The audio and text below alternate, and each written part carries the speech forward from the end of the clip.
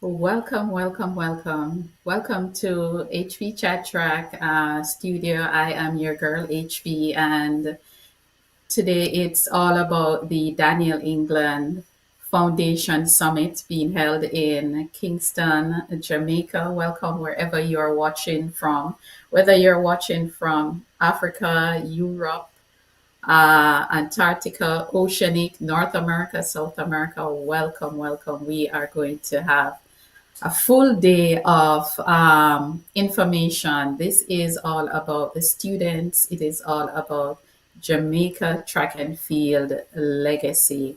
And as I said before, we're coming from Kingston. A nice day in Kingston, very sunny and bright. And we will be giving you a lot today. So, welcome if you're watching on Facebook, if you're watching on YouTube, if you're watching on LinkedIn. Welcome, welcome. This is retired athletes giving back and giving back in a big, big way. And already we have the students coming in and settling nicely. And of course, they're here to learn. They're here to learn as much as they can on navigating the next level of their legacy, building their legacy, continue to build their legacy. So special welcome to each and everyone. Special welcome to the viewers. I know it's early. Yes, it's early. It's now 8:53 in Jamaica, 9:53 if you're in the United States Eastern Standard Time. It's 9:53, 8:53 in Jamaica. So welcome, welcome each and everyone. Of course, they're going to be starting at 9 a.m. Jamaica time. So we have 7 minutes before our speakers get on the microphone. They will start with prayer. Then they will go into a welcome with Daniel England himself, who is the brainchild behind this project. Some of the schools that are expected to be in attendance are most of the schools are from the corporate area because we're coming from Kingston, Jamaica. So most of the schools should be, we should have Excelsior should be in attendance. St. Andrew High School for girls should also be in attendance. The Tivoli Garden High School should also be there. St. Andrew Technical, another school that has produced many of Jamaica Olympians. Calabar themselves will be there, the school that has produced the most male Olympians. Vauxhall High should also be in the building. St. Hugh's High School, a champs winner on the screen now. We are looking at St. Andrew High School from the heart of Kingston and St. Andrew. Glenmuir from Clarendon should also be in the building. Holy Trinity should also be there. Heidel should be in the building. On screen, we have Calabar. We are looking at Calabar on the screen right there. 61 Red Hills Road, as they would say. Holy Trinity should also be in the building. I did say Heidel. Camperdown should be making their appearance.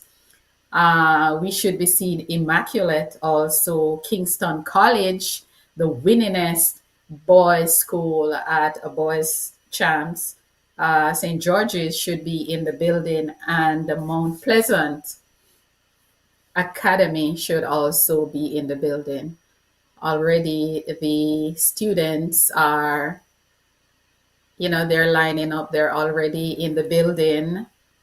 Seeing a few schools there. I think that's St. Hugh's right there on your screen. But as I said before, this initiative is really by Daniel England, formerly of Calabar himself. And how the day will run is, as I said earlier, we start with prayer. They will start with prayer. Then we will get into the welcome by Daniel himself. Then we will have We will have the Calabar Old Boy Association doing a presentation. We should have government minister should also be there.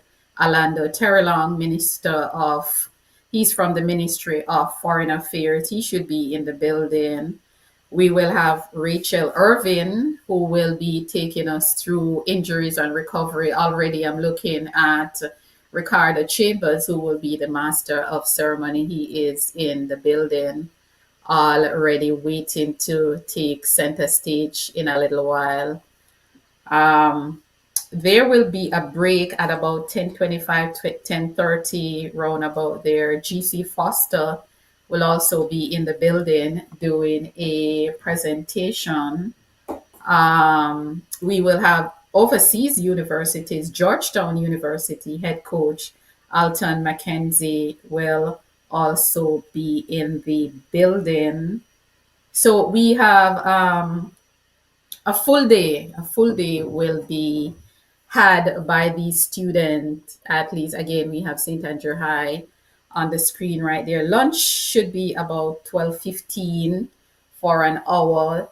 Then we should have Carol Beckford in the afternoon. We will have anti-doping.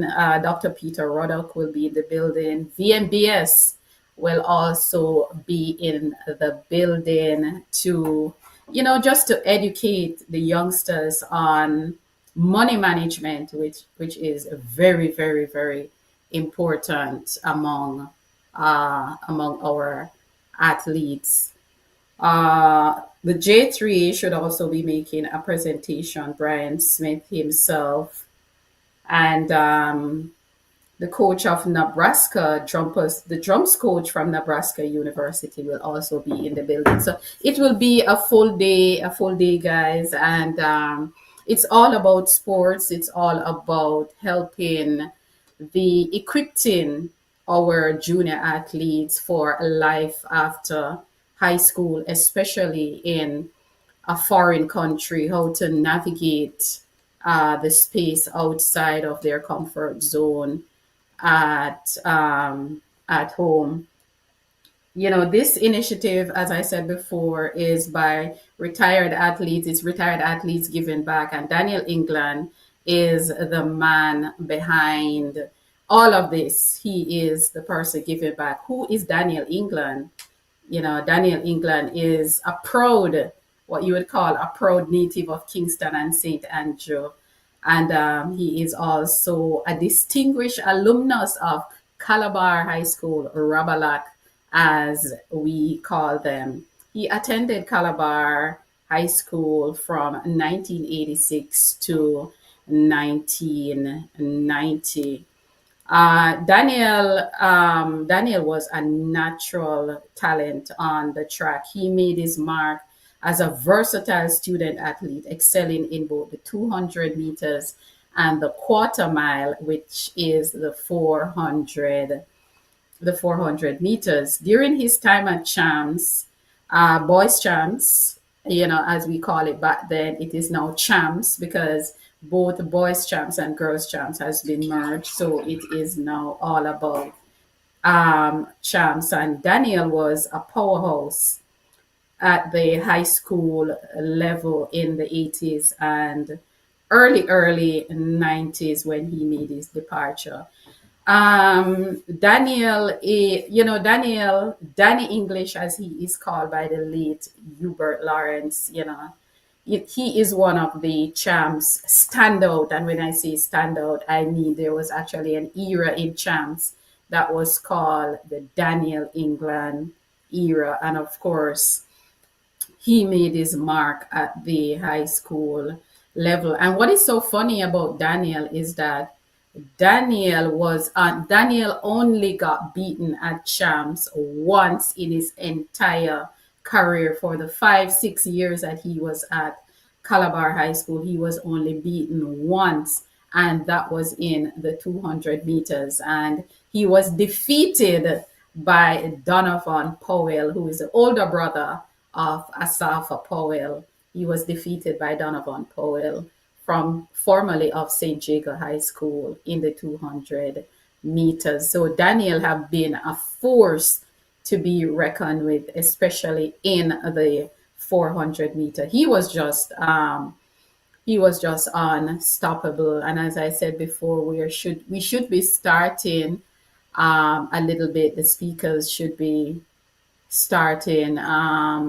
It is scheduled to start at 9 a.m. Jamaica time. It's just a minute after 9. So very soon, I think we should be getting into the mix of things. There's Calabar High School there on your screen.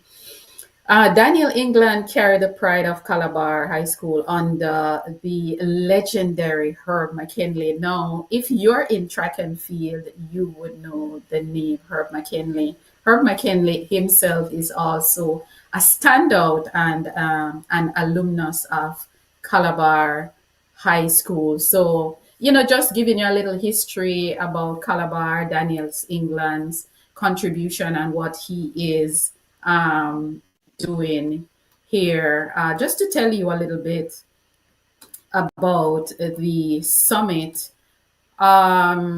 This summit was organized by the Daniel England Foundation, which was established in 2018 in Gilbert, Arizona. And 2018, this was just a little bit before the pandemic in 2020. The vision of the Daniel England Foundation is dedicated to empower young athletes through education, mentorship, and just an holistic development. That is the aim, and that is what Daniel and his foundation set out to do.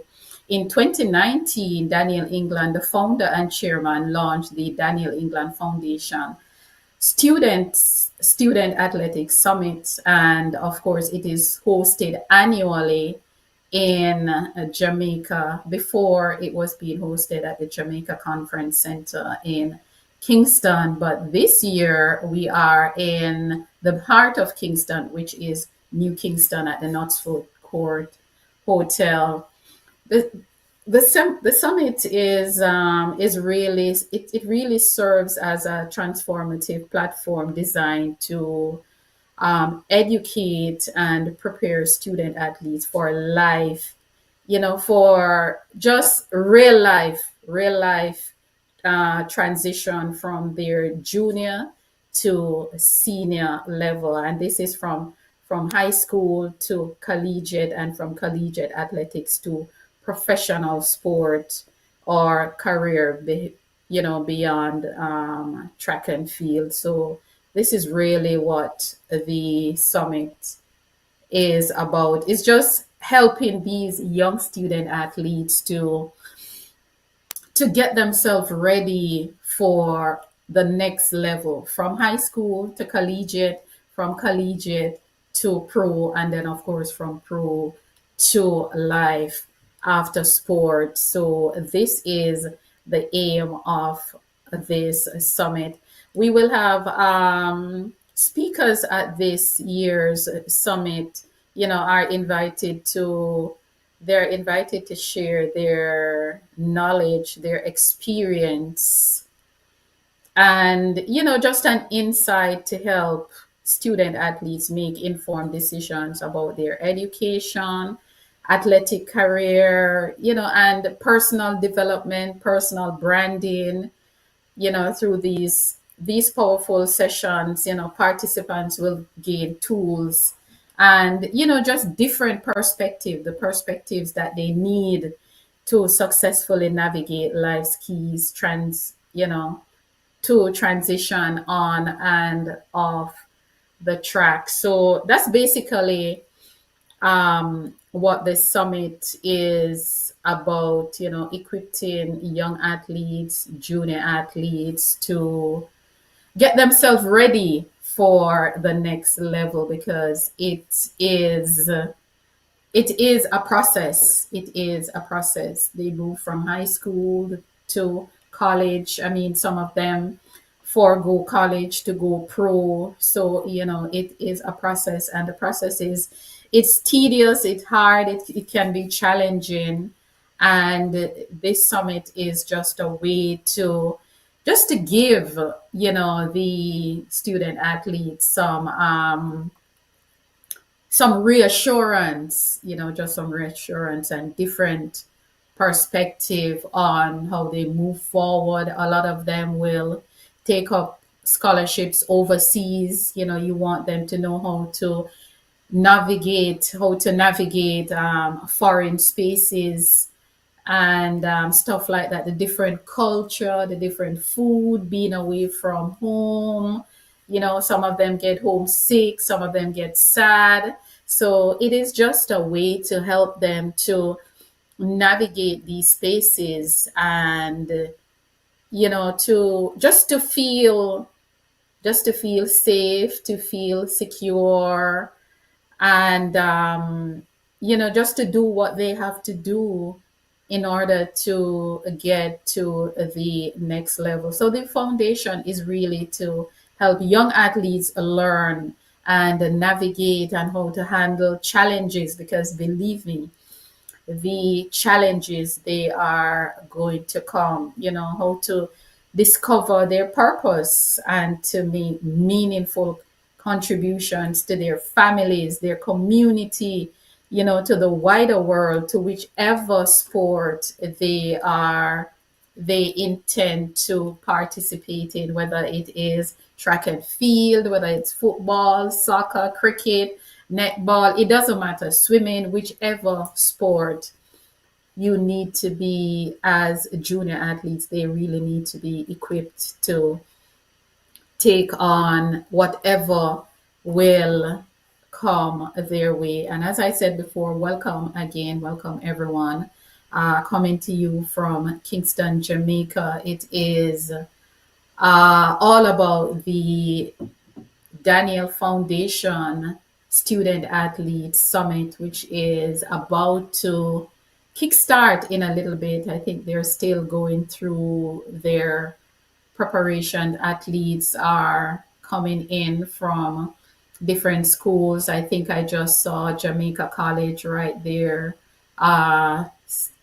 Calabar is there. Excelsior is in the building. St. Andrew High School is in the building.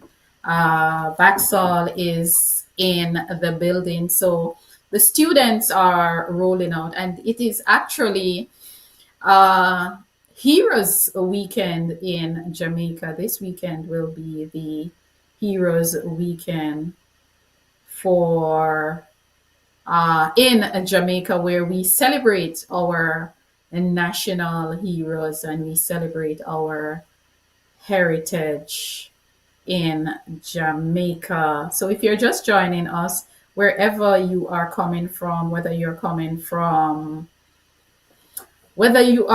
from Africa, Europe, Antarctica, Oceanic, North America, South America, it doesn't matter where you are coming from, Asia, welcome, welcome. It is all about sports today. It is about the Daniel England Foundation Student Athlete Summit, and this is us preparing our junior athletes, giving back, retired athletes, giving back to junior athletes who are looking to make the next move in their career, and that is from high school to collegiate or the professional level of the sport of their choice. Of course, we will be starting with prayer, as we said. And, just to look at the Jamaica track and field legacy, the Jamaica track and field legacy officially, and I will say officially, started back in 1948. 1948 was when Jamaica suit up for its first Olympic Games. Yes, it was 1948. And this was after World War II, which had started 1939, which interrupted the Olympic Games for 1940 and 1944. So 1940 and 1944, there were no Olympic Games no Olympic Games was held during 1940 and 1944 because of World War II. But of course, by 1948, Jamaica was ready for its first Olympic Games, and we were there. Of course, we created history.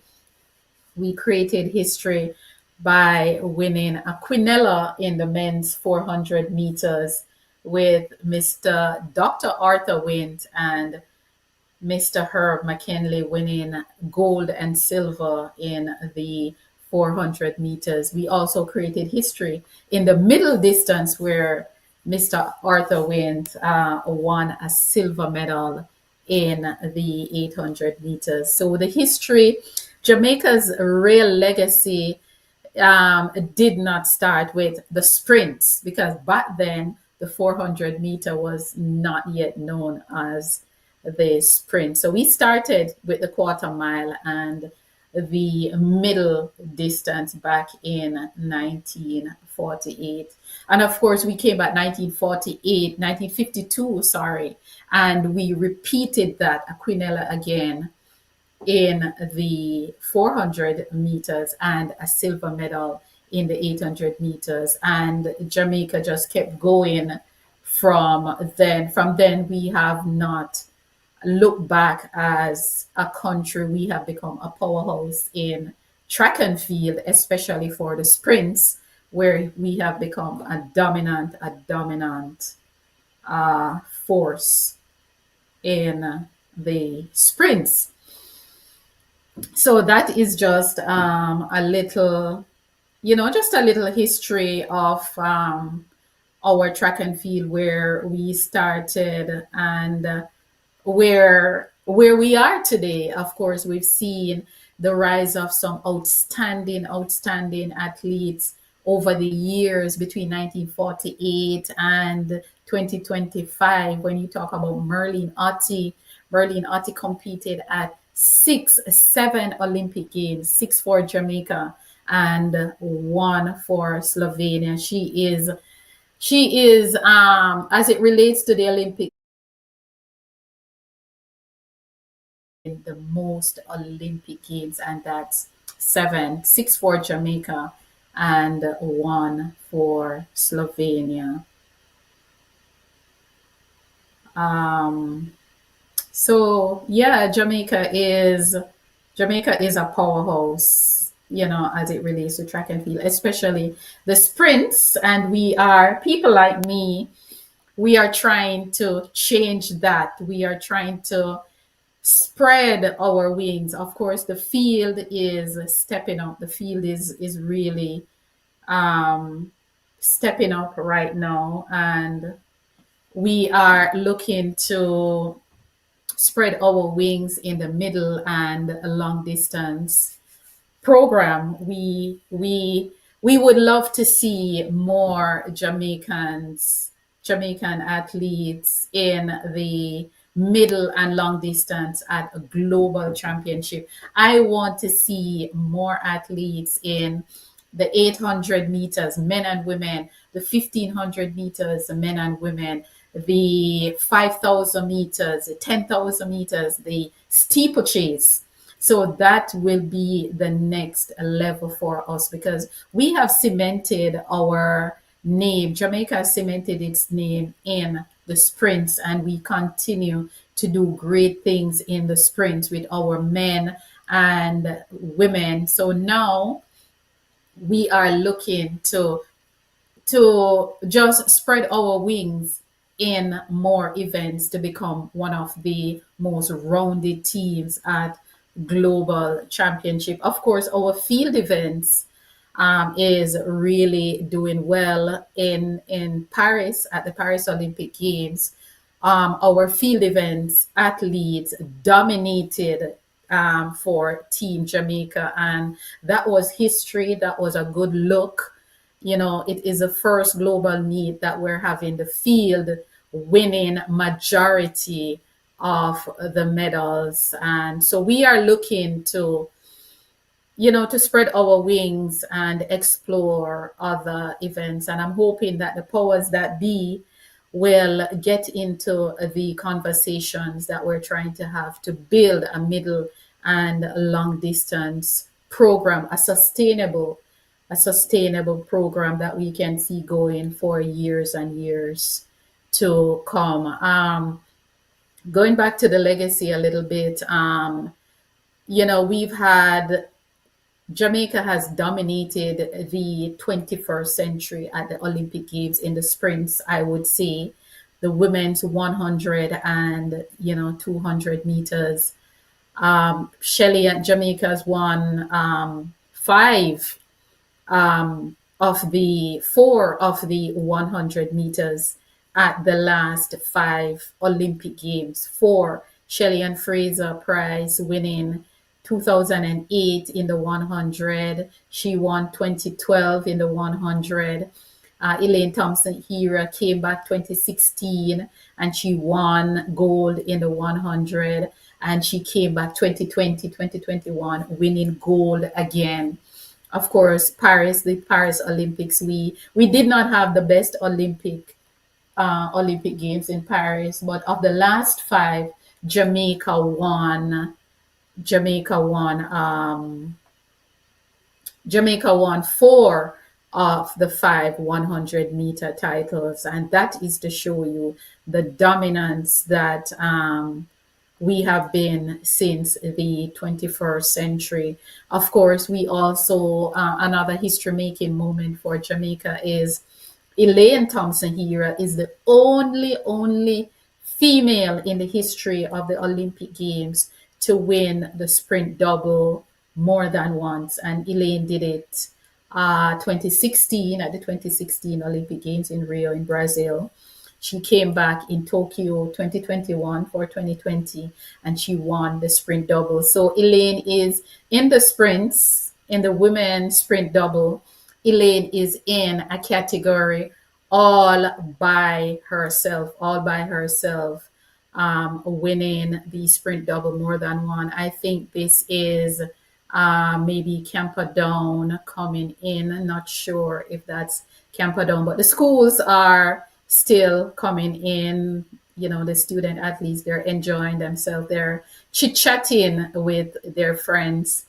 And as I said before, it is a holiday weekend in Jamaica, and these student athletes made themselves available to be at this summit. That's Glenmuir. Just saw Glenmuir High School was just on the screen. Glenmuir High School is traveling to Kingston from Clarendon. They're actually coming from Clarendon, which is central Jamaica. So that's Glenmuir. They're also very good in football or soccer, if you want to call it that.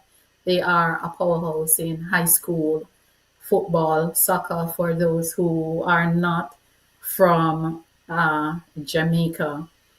So the athletes, they are coming in. So good to see them making the journey when they could be at home, because it's a holiday. It's a midterm holiday right now in Jamaica, and they are making the effort to be here. So this is a good look for our athletes and how dedicated, how committed they are to their legacy, because this is where their legacy actually started. It is all about legacy building for our student athletes. Their legacy actually started at the high school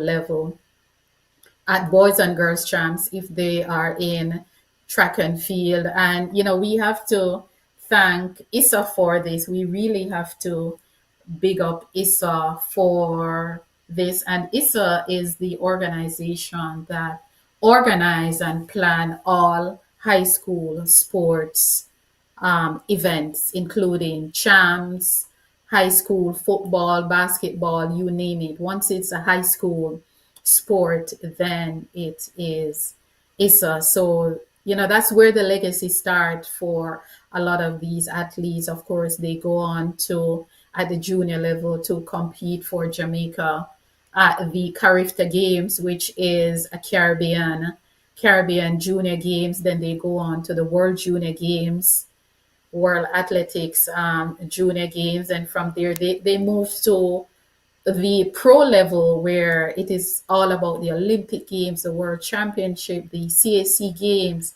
the NACAT Games, the Commonwealth Games, the Pan Am Games.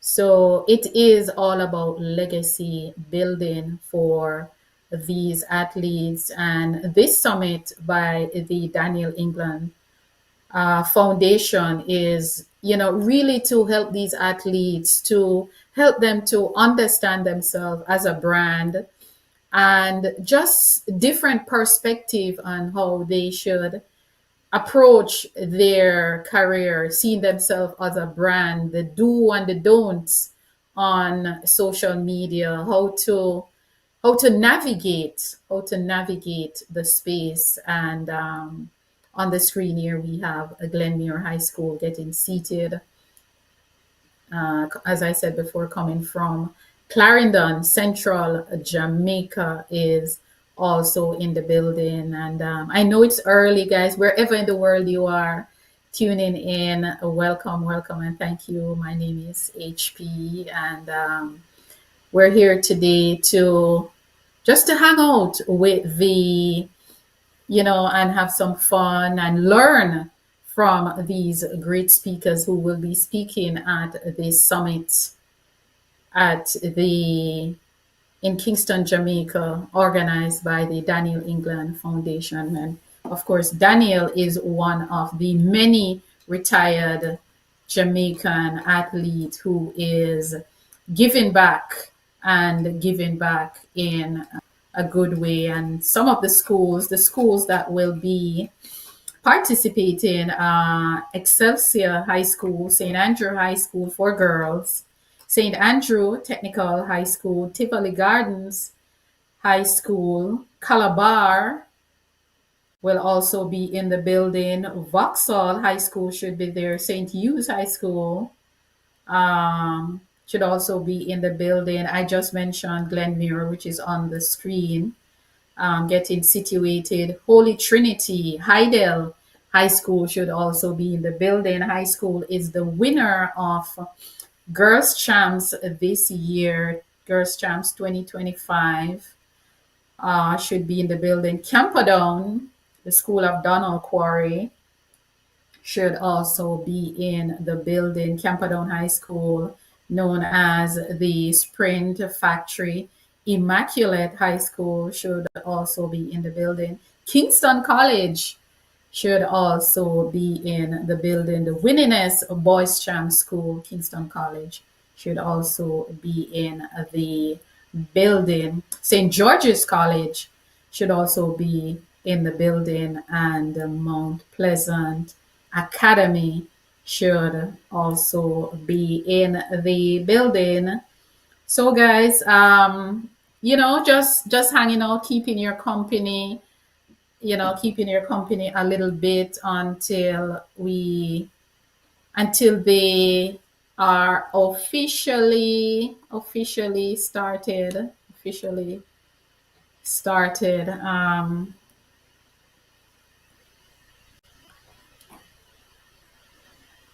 Yes. So yes, back with you.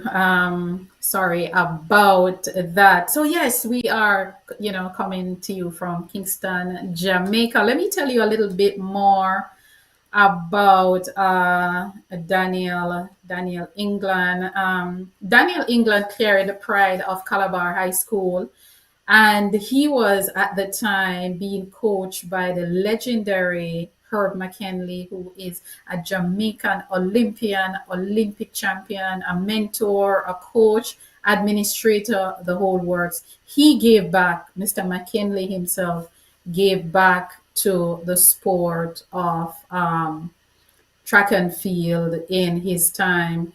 Daniel helped Calabar to 3 boys championship, 1988, 1989, and 1990. Calabar was just unstoppable. And of course, he hold the high school record twice, both in the 200 meters and 400 meters, which is what we call the quarter mile. He represented Jamaica at the Carifta Games, and the Carifta Games is a junior games for the Caribbean region.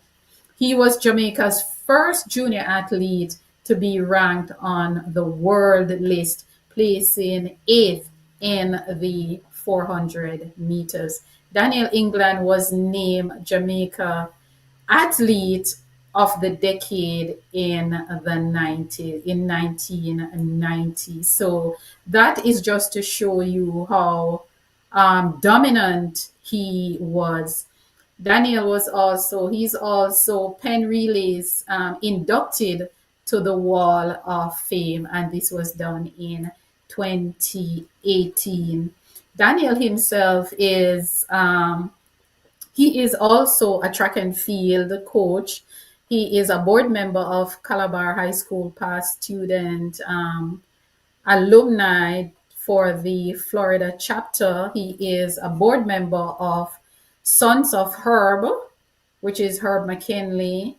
And through his competitive days, even though his competitive days are behind him, Daniel loved the sport of track and field like many of us. And of course, he continues to be a loyal supporter to his alma mater, always looking forward to, returning to the national stadium to watch championship, not as a competitor, but as a proud old boy cheering on the next generation of Calabar athletes who are now carrying the green and black for 61 Red Hills Road. The green and black legacy is a very rich legacy in high school track and field. Of course, on your screen we have a Glenmuir, the Glenmuir team, the Glenmuir athletes. They are there hanging out, of course, browsing and chit-chatting with their peers before things get started. Of course, Daniel attended Northern Arizona University, where he completed a Bachelor's of Arts degree in hotel and restaurant management, where he graduated 1996. He also attended Central Arizona College, where he did an associate degree in business. Daniel is a USATF and IAAF Level 1 and Level 2 certified coach. Yes, he is. So Daniel England is still very much connected to the sport, where he is a certified Level 1 and Level 2 coach himself. He is also a substitute teacher from pre-K to 12. So he can teach up to a high school. This is from kindergarten to high school. He is the founder and chairman of the Daniel England Foundation, which started back in 2018. So Daniel is really doing a good thing here for track and field, where he is, giving back to the young athletes, because believe me, the young athletes, they need the education, they need guidance, and we have to be there to guide them. We must guide our young athletes. And while we're just basically here waiting for them to officially start, while I just tell you a little bit about what's going on, and just a little bit about the foundation, Daniel himself, uh, a little bit about Jamaica track and field history, and just keeping your company until they are ready to get started. Which school is that right there? I think that maybe is St. George's College right there.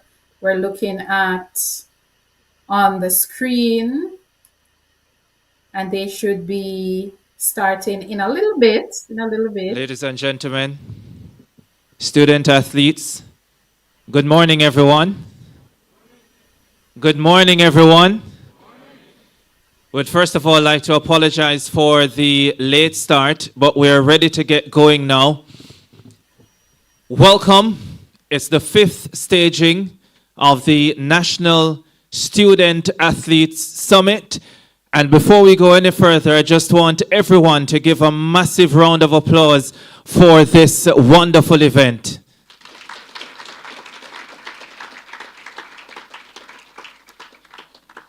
Now, throughout the course of today, you'll be hearing from a number of distinguished presenters. You will meet them throughout the course of the day. But before we do anything else, let's invite Reverend Eddie Jennings to ask God's blessings on today's proceedings.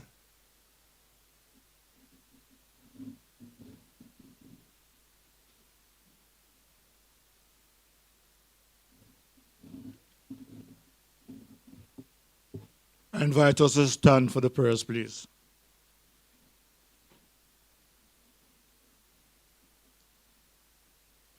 Let us pray. We shall pray in thanksgiving to God for those whose insight and foresight conceived this great project, even as we pray for the efforts and energy of those who continue to be part of the process.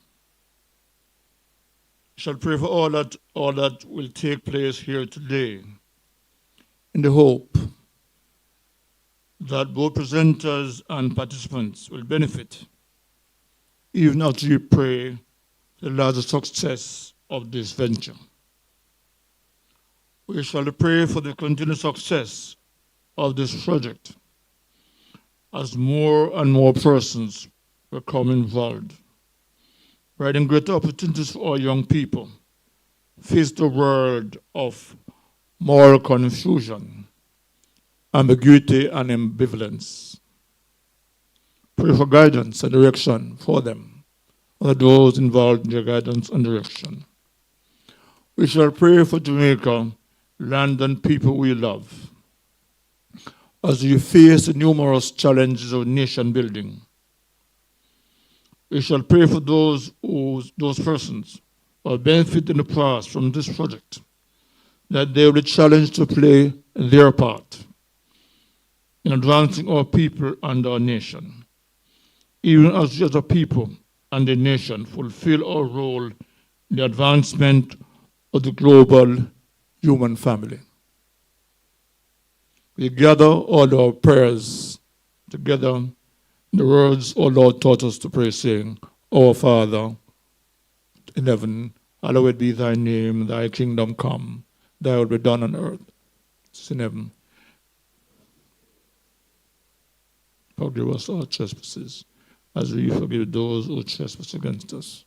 And lead us not into temptation, but deliver us from evil. For thine is the kingdom, the power, and the glory, forever and ever. Amen. And the peace of God, which passes all human understanding, keep our hearts and our minds in the knowledge of God, the Lord Jesus Christ, our Lord. The blessing of Almighty God, the Father, the Son, and the Holy Spirit, rest, remain, and abide with us now and always. Amen. Thank you.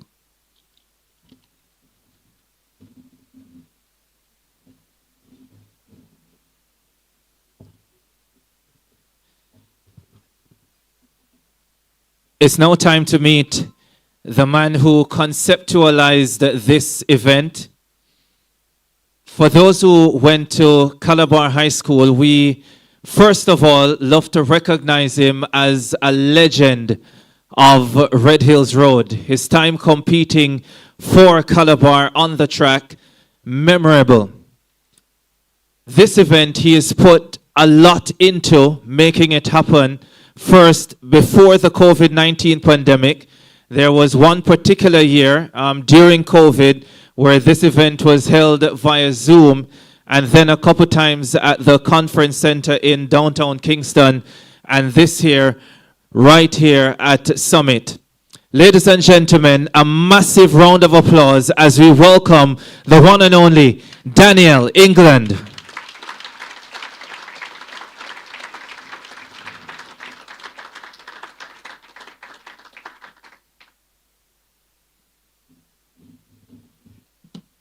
I'm a little short. This guy is very tall.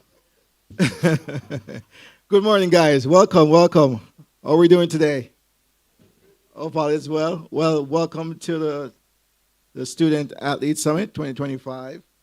I would like to personally welcome each of you to the National Student Athlete Summit.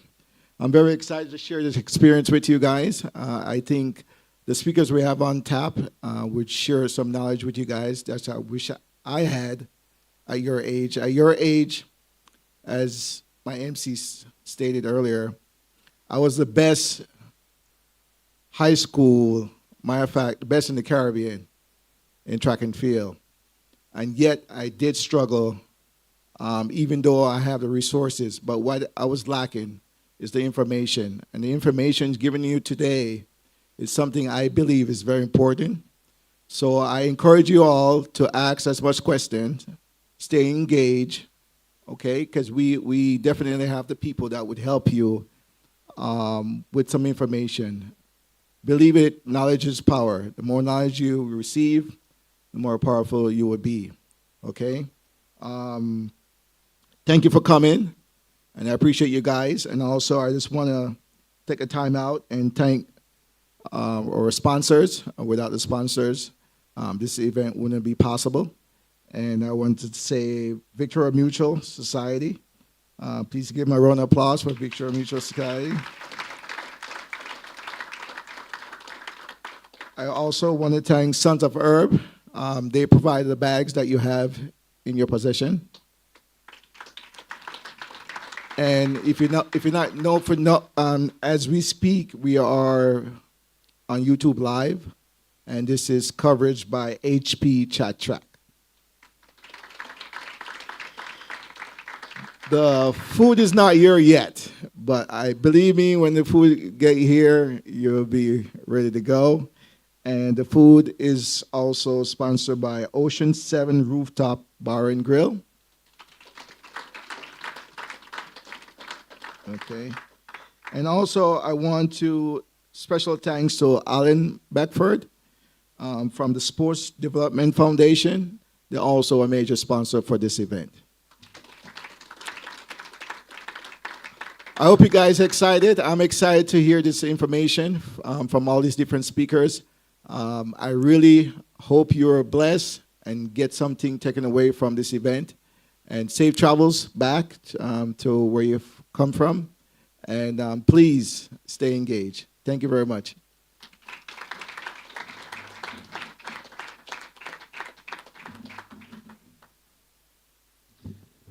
All right, so we will not be trying to bribe you or anything like that, but as motivation for your participation today, and this only includes the student athletes, of course, I think these are our phone cards, and whether you are Digicel or Flow, there might be one or two here for you, but guess what? You're going to have to answer some very difficult questions, so just ensure that you listen up to all the presenters, because after each presentation, you'll get an opportunity to win some phone cards today. And maybe, just maybe, we'll also have a special prize for the best table. So I don't know if that's going to be St. Andrew High. Yes? Glenmuir? No? St. Hugh's? St. George's? All right, how about Calabar? Sounds like a winner, ladies and gentlemen. All right, it's time to introduce our first speaker for this morning. Now, he is a mechanical engineer. He spent 16 years in the Jamaica Defense Force. Now he has a postgraduate degree in public transport management. Interesting. You may have seen him on television a few times as general manager of Independence Park Limited, and that simply means he's in charge of the entire complex at the National Stadium. So if anything goes wrong, he is the man to blame. He's also president of the Calabar Old Boys Association. Ladies and gentlemen, welcome Major Desmond Brown.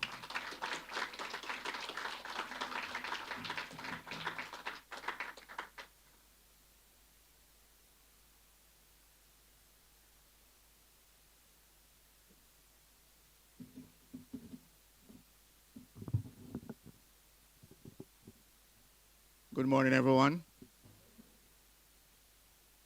It's good to be here to see so many wonderful young people. I'd like to thank Daniel and his team for conceptualizing this summit. And we hope that at the end of this day, you will benefit from it. Unfortunately, I will not be able to stay with you for the day because I have to go to a ministry retreat when I leave here. Why is sport an integral and vital part of a school's educational program? For a few of us, we think about the glory of the school, but that's not what it's all about. Sports teaches us the most important principle. You have to put in the work. If you want success, you have to put in the work. You have to make the effort if you want to succeed. No matter how much talent you have, if you don't put in the work, you will not succeed. You will not achieve what you can achieve. You may do well, but you could do much better if you put in more work. And that is the principle why schools get involved in sports, because they want you to translate the effort in succeeding on the track, on the football field, on the cricket pitch, into your schoolwork. You will not succeed if you don't put the work in. I don't want to disappoint you, but let me give you some facts. Less than 2% of you in here will become professional athletes and get a position that you can earn good money. You can live off what you learn from track and field. So why are we all involved? Because what sports does, sports can open doors for all of you. The 98% who are not going to make it as professional athletes. And I tell you something, sometimes it's not how good you are why you become a professional athlete. Sometimes you just have to be in the right place at the right time. You have to get the right coach, the right team behind you. So it's not all about you all the time. But what I can guarantee all of you, that if you put your effort into your education, sports can open doors for you. It will allow you to make a decent living. And nowadays, there are so many opportunities in sports. Coaches, administrators can become involved some way. So what is my message to you? My message to you this morning is, whilst you're busy and ought to be working hard at whatever sports you're involved in, I'm asking you to pay equal attention to your schoolwork. Many of you will be able to get academic scholarships. When I was in school, there were a few. There are much more now. You'll get opportunities to go to school that you could never afford. You'll meet people that can help you later in life. Unfortunately, I had a fella come to me, said that he went to Calabar. I'm a Calabar old boy. He went to Calabar. He's looking at jobs. I say, what qualifications do you have? None. I can't help him. Nobody can help him. If he had the qualification, I could say, okay, let me see what I can do for you. Don't focus only on your sports. Think about down the road. I tell you something else that happened to me. When I was at school, many years ago, long before any of you were born here. I had a choice when I reached fourth form, that's all, 7, 8, 9, 10th grade now. I had a choice between geography and physics. Geography was my best subject. Physics was my worst subject. But guess what? I knew from I was this high that I wanted to be an engineer. And I knew that I had to do physics. So what I had to do? Drop geography and take up physics. Part of the problem with some of our young people, they don't know what they want to be. And they just do what they feel what is best to them. And later in life, they realize that, hell, I need to do this. You know? I mean, when I was at school, for instance, Calabar didn't offer, they now do, technical drawing. Again, very integral to engineering. So I had to go and learn technical drawing when I went to university. I'm asking all of you to think about life down the road. What do I want to be? What are the subjects? I speak to young people. Oh, I want to be a lawyer. What subjects you need? I'm not so sure. You need to decide what you want in life and use sports to get there. If you want to be an engineer, you want to be a lawyer, you want to be a doctor, whatever it is you want to be, know the subjects you need to achieve it. Start reviewing. All of you have phones, you can type in, what does it mean to be an engineer? What subjects do I need? You fellas, you ladies have so much, and men have so much more information at the tip of your hands. In my days, we had these big encyclopedias. So anything you want, you have to go to the library and spend hours trying to find what information you need. You are the generation that information is at the tip of your finger. You go to Google and you type in. Use that information, not use the phone, not only to watch movies and play games. Information. I'll give you another example. When I was at school, we used to swat the tables, swat the equations. Because you know, if you came into the exam and you put an equation, you at least get 2 marks. So we used to swat it. Nowadays, that's not important. When I went to university, you probably never heard about slide rules and log tables. You have calculators now. We never had those. When I went to university, they gave you a computer. Because what is important now is not knowing the equation, is can you apply it? Can you apply it? So I want you now to start thinking, how can I use sports? What are the educational possibilities? The scholarships available.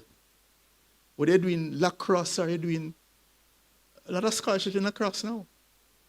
Cricket. Well, we know about cricket. Football, there are scholarships.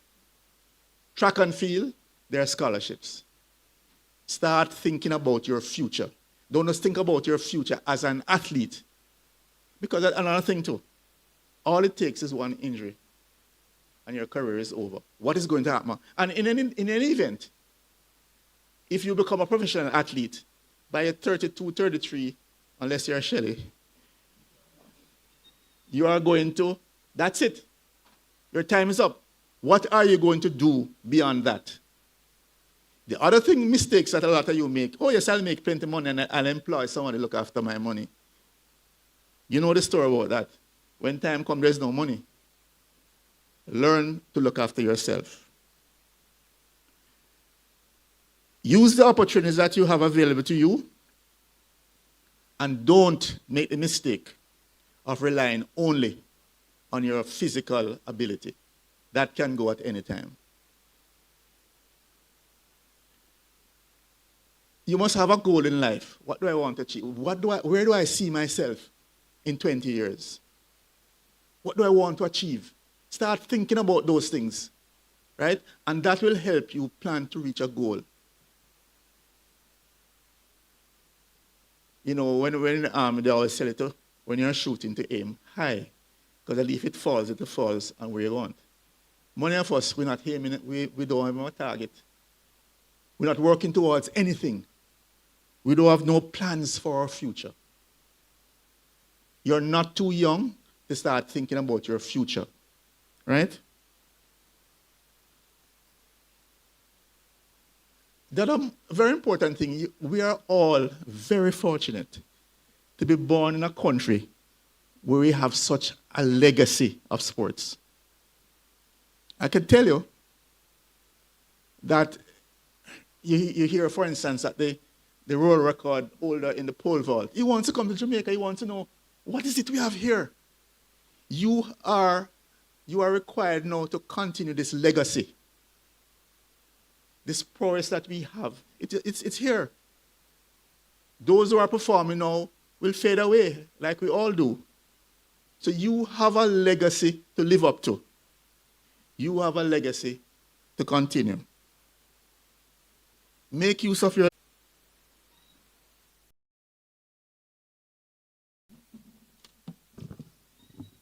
All right, thank you very much, Major Brown. Another round of applause, please, for Major Brown. All right. Is it time to give away our first phone card for today?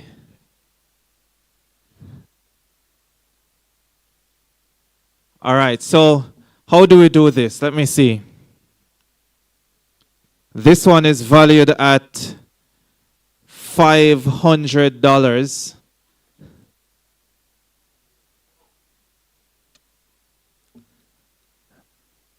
That's not bad. Okay, here's how we're going to do this. So there's a chance for 2 schools or 2 individuals to win this $500 phone card. I need one person to come up here, and they're going to ask a question of the second person. You have to be from separate schools, and if it's answered correctly, it has to come from Major Brown's presentation, by the way. And if it's answered correctly, then you'll each get $500. Got that? All right, who is coming? Ah, St. Hughes, here we go.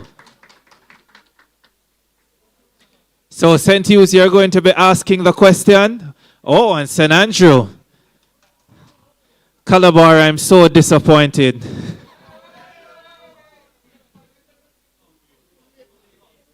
Too late. All right, let's go. Who is asking the question? You're asking? Come and tell us your name and a little bit about yourself. Hi, good morning, everybody. My name is Justage at Longbridge, and A little bit about yourself. What sport do you do? okay, I do track and field, and I do 800 and sometimes 400. Okay, so the question that I'm going to ask is, what was his presentation aimed at? Tell us a little about yourself before you answer. Okay, good morning, everyone. I'm Zoe Marie, and I'm from St. Andrew High School for Girls. I play netball, and my position is goalkeeper. I'm going to answer the question now. His presentation was aimed at, number one, telling us what sports, teaches us. And one thing that sports teaches us is that we have to put in the work to succeed.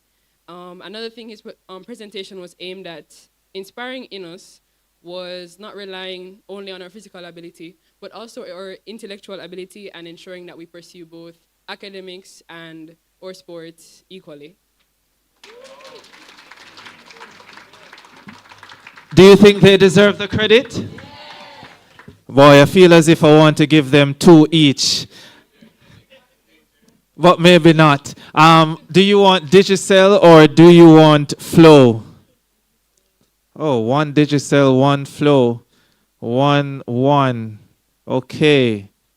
Flow and Digicel. All right.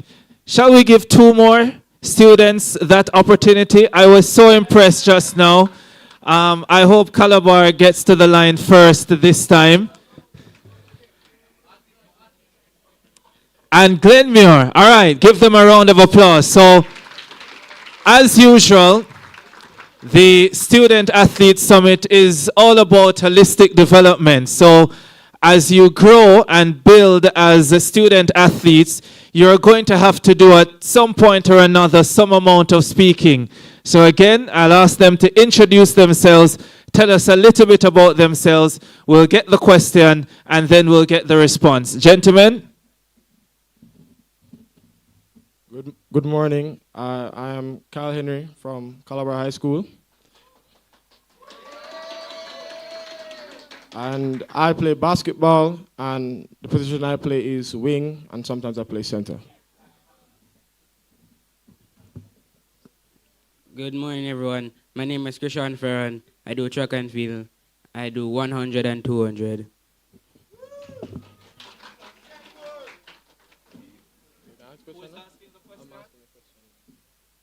Okay, so the question that I'm asking is, what were his qualifications, as well as how long did he take in one particular aspect of his qualification?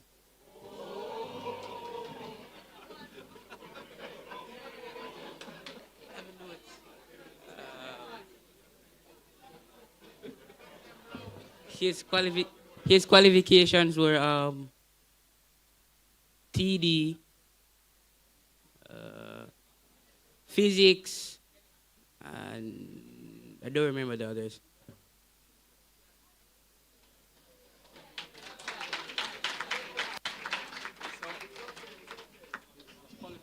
So here's the thing. If he can't answer the question fully, then the man who asked it must answer the question fully, right? I want to know the answer too. So, Mr. Desmond, his qualifications was he had a mechanical engineer for 16 years, as well as one of the leaders in the transport management, as well as he is the president of the Calabar Old Boy Association. I don't know if he got all of that right, you know. Is there anybody who can answer that question fully and accurately? No, man, San Andrew High. Why are you behaving like this? All right, come.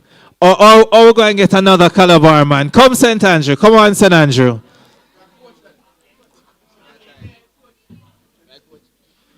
St. Andrew, you're not coming? Somebody has to bail them out. Sir, so maybe introduce myself too? Yes, sir. Let me. Alright, good morning. My name is Tariq Daly. As you can see, I attend Calabar. I do track and field, specifically javelin. And the answer to that question is he did 16 years in mechanical engineering, then he did a postgraduate degree in public transport management. And yeah, that's all I have to say. Boy, there's a part of it that you're not getting right. Glenmuir? Glenmuir, are you bailing them out? Oh, another Calabar man is coming. St. Andrew?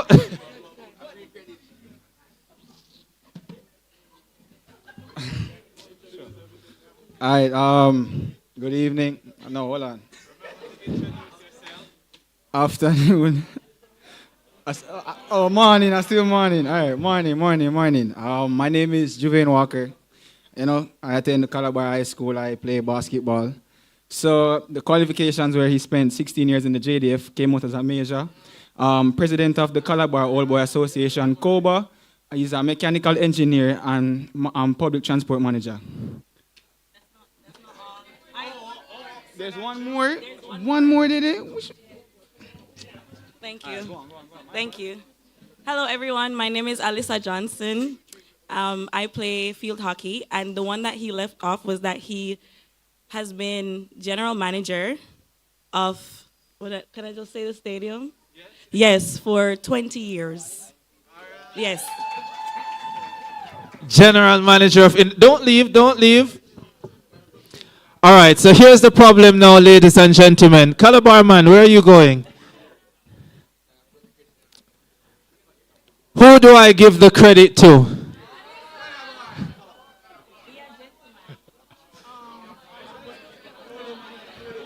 All right, here's what I'm going to do. So, Calabar, Glenmira, where are you going?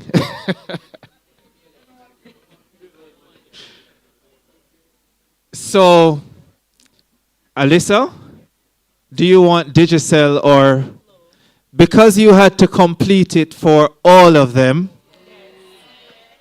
I'm going to give you one for just you.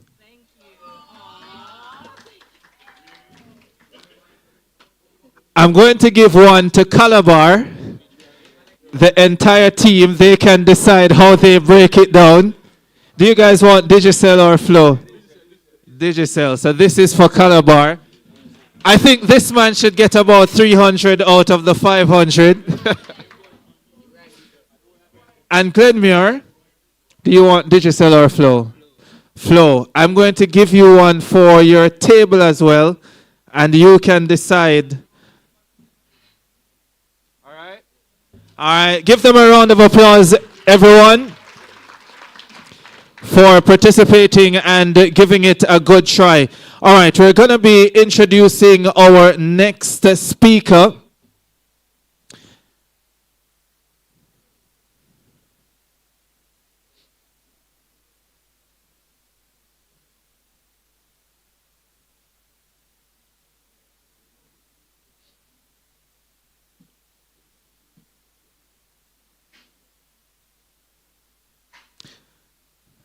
Now we're going to be going into an extremely important area for athletes. And we're going to be touching on the scientific aspect of your overall development as athletes. And when we talk about that, we're also talking about injury prevention, we're talking about recovery. As athletes, that is something that you are definitely going to encounter at some point or another. And it always helps when you have the tools to help you prevent. But if for whatever reason you get injured, it's also important that you understand some of the things that you are able to do to ensure that you recover fully and in good time as well. So I'm going to invite our next speaker. She is the first female professor of sports science and biochemistry in the English-speaking Caribbean. So not just Jamaica, in all of the English-speaking Caribbean. She has a PhD in clinical biochemistry. And the next time we give away phone cards, I don't want that question, so ensure that you listen to her full presentation. Welcome, Professor Rachel Irving. Medical science, injuries, and recovery is what she will be focusing on. Professor Irving.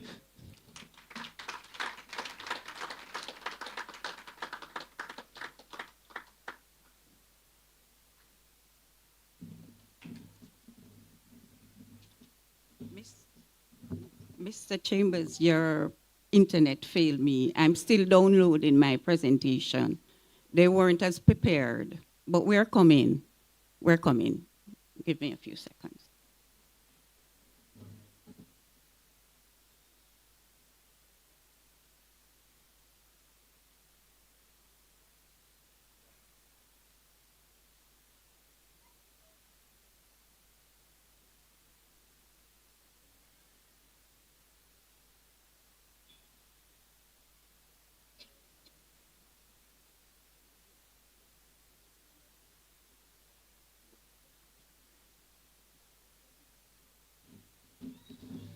All right, we'll take a 10-minute recess and then we will have Professor Irving's presentation. Thank you.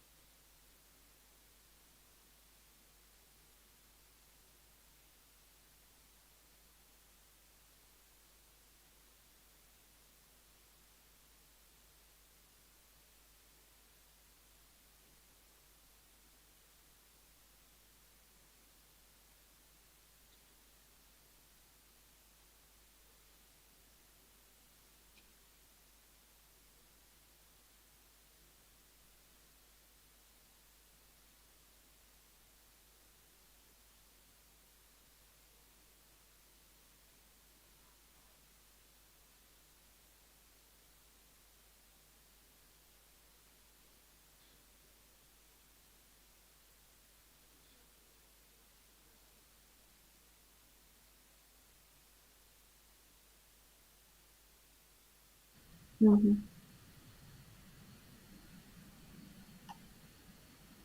Hello, ladies and gentlemen. I hope you are enjoying the summit. As I explained earlier, this summit is really to equip these young athletes, just to equip them in different areas, different perspective, um, just of their journey. And I like what I was just seeing with Ricardo Chambers, interacting with them, have them answering questions because public speaking is going to be a big part of their career, their journey, because once they start moving up the ladder, then they will need to do interviews, they will need to talk to people, they will have to be engaging. So that what I just saw with what Ricardo Chambers is doing, it is really I like that. I like that. And so far it is going good. I think they're on a break now. The next presenter is having some technical difficulties with her presentation, so she's just trying to get her stuff printed or presented.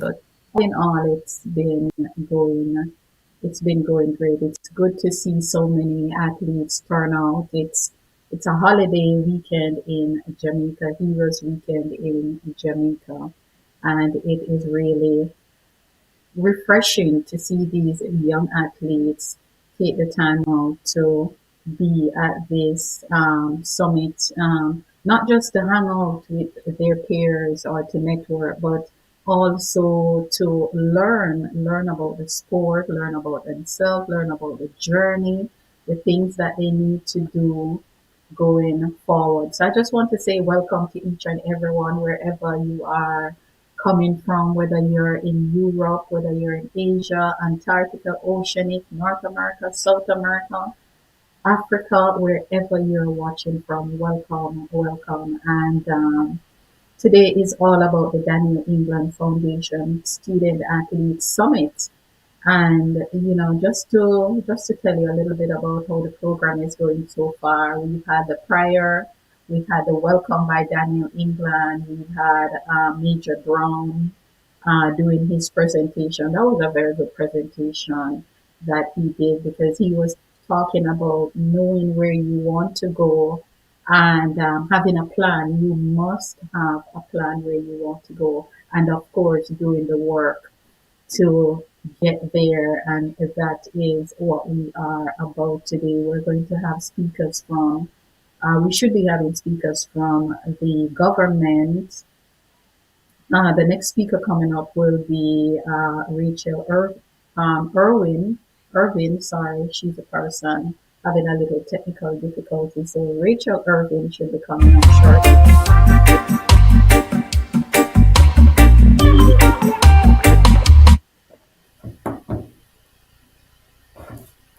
Uh, should be coming up shortly. Uh,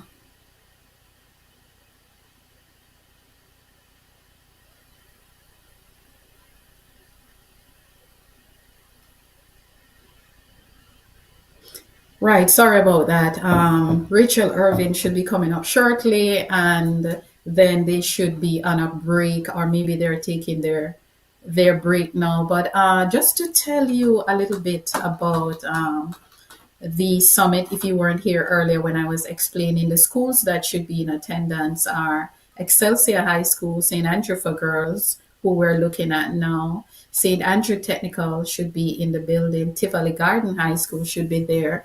Calabar High School is there also. Vauxhall High School should also be there. St. Hugh's High School, Glenmuir High School, Holy Trinity High School, Heidel should be in the building. I'm not sure if Heidel is there. Camperdown High School should also be there. Immaculate should be there also. Kingston College, St. George's College, and Mount Pleasant. But this initiative This initiative is really retired athletes giving back to the younger generation or the future generation. Let's say the future generation. And Daniel England is the man behind all of this. Who is Daniel England? Daniel England is a proud native of Kingston and St. Andrew, and he is a distinguished alumnus of Calabar High School, Rabalak 61 Red Hills Road, whatever you want to call it. He attended Calabar High School between 1986 and 1990. He was there from 1986 to 1990. Daniel is a natural talent on the track.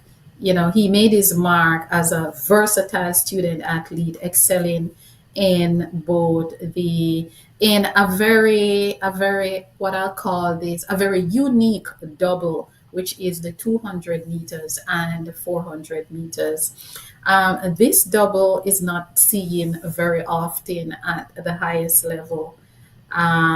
Michael Johnson, we've seen Michael Johnson done the 200 and 400 double, but it is not something that we see a lot in global sports. So Daniel, his time at Calabar, he ran at the boys champs. At the time, it was just boys champs and the girls champs. Now it has been merged and it is called champs.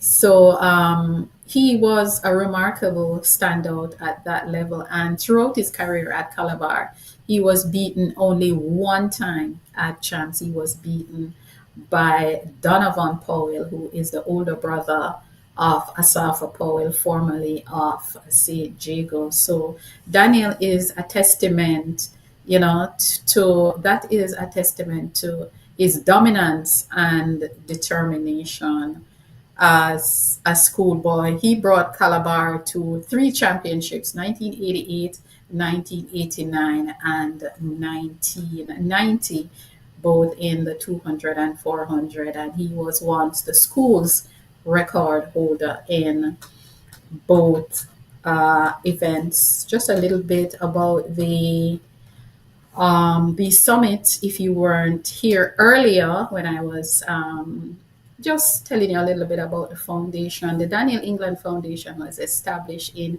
2018 in Gilbert, Arizona. And the vision is really dedicated to empower young athletes through education, mentorship, and a holistic development. It is not just about what they can do in the sport of play, but also what they are able to do off the track, what they're able to do in the classroom, what they're able to do as a brand, how they're able to carry themselves as a brand. In 2019, the foundation, which is Daniel being the founder and the chairman, he launched the foundation's first student athlete summit, and this was hosted in Kingston, Jamaica, at the Jamaica Conference Center in Kingston. The summit served as a transformative platform designed to educate and prepare student athletes for life, just for life's transition, because as we know, it is a process. We transition from one level to the next, and this is to help the athletes to transition from their junior level, which is their high school level, to the collegiate level, which is university, and from the collegiate level to pros or even beyond sport. Speakers at this year's summit, are invited to share their knowledge, their experience, their insight to help student athletes to make informed decisions about their education, their athletic career, their personal development. If you were there earlier for Major Brown's presentation, he did spoke about having a plan, having a vision, know where you want to go, research your area of study. So if you want to become a lawyer, you should know the courses that you should be pursuing. Your academic achievement should not be random. but you should have a plan. If you want to become an engineer, then you know that you have to do certain subject areas. If you want to go into business, you know the subject areas. So you should be very calculated in choosing your area of expertise and pursue the prerequisite subjects that you need in order to move from one level to the next. So this summit is very important and very informative. It is also turning out to be very entertaining for these youngsters to also be a part of it and also get them to speak in front of an audience, in front of a camera. And we saw Ricardo doing that, and that was a good look. I really liked to. That was one of the things that the part that I enjoyed so far. See the students come up asking each other questions, answering the questions. So it is all about Kingston, Jamaica today for the next few hours, just educating, imparting knowledge to these young athletes, helping them to equipping them with the right tools to make informed decisions, because believe me, they are going to need it as they leave high school and decide what path they want to take. And as Major Brown said, the percentage, the data in the number of athletes that really matriculate to the pro level is very, very, very slim. So student athletes must have a backup plan. In the event your talent doesn't work for you, then you should be able to use your academics in order to get to the next level. No child, no student athlete should be left behind. So and that is the aim of this summit. And just to say a big Asking you to thank you. return.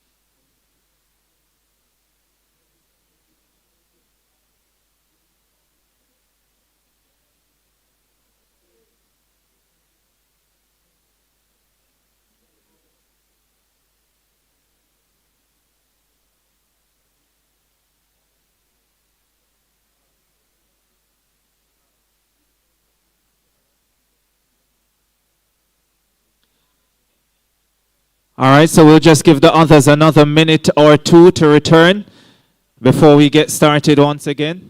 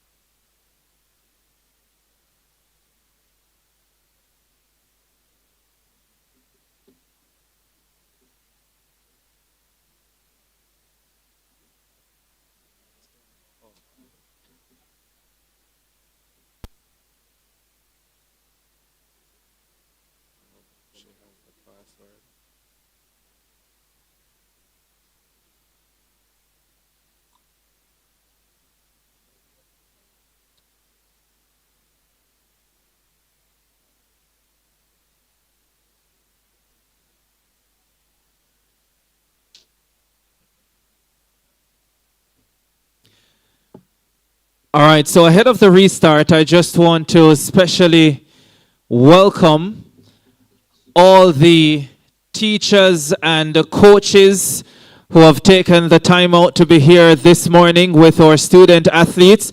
Everyone, a massive round of applause for all our... Wow. I feel as if you don't really appreciate your teachers and coaches.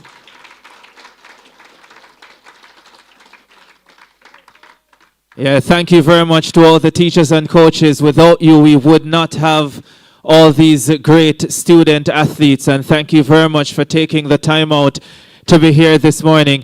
I'm going to save a $250 credit for Glenmuir because they were the only ones who didn't leave. Well, at least this Glenmuir table at the front, they were so disciplined. So there's a special prize for them.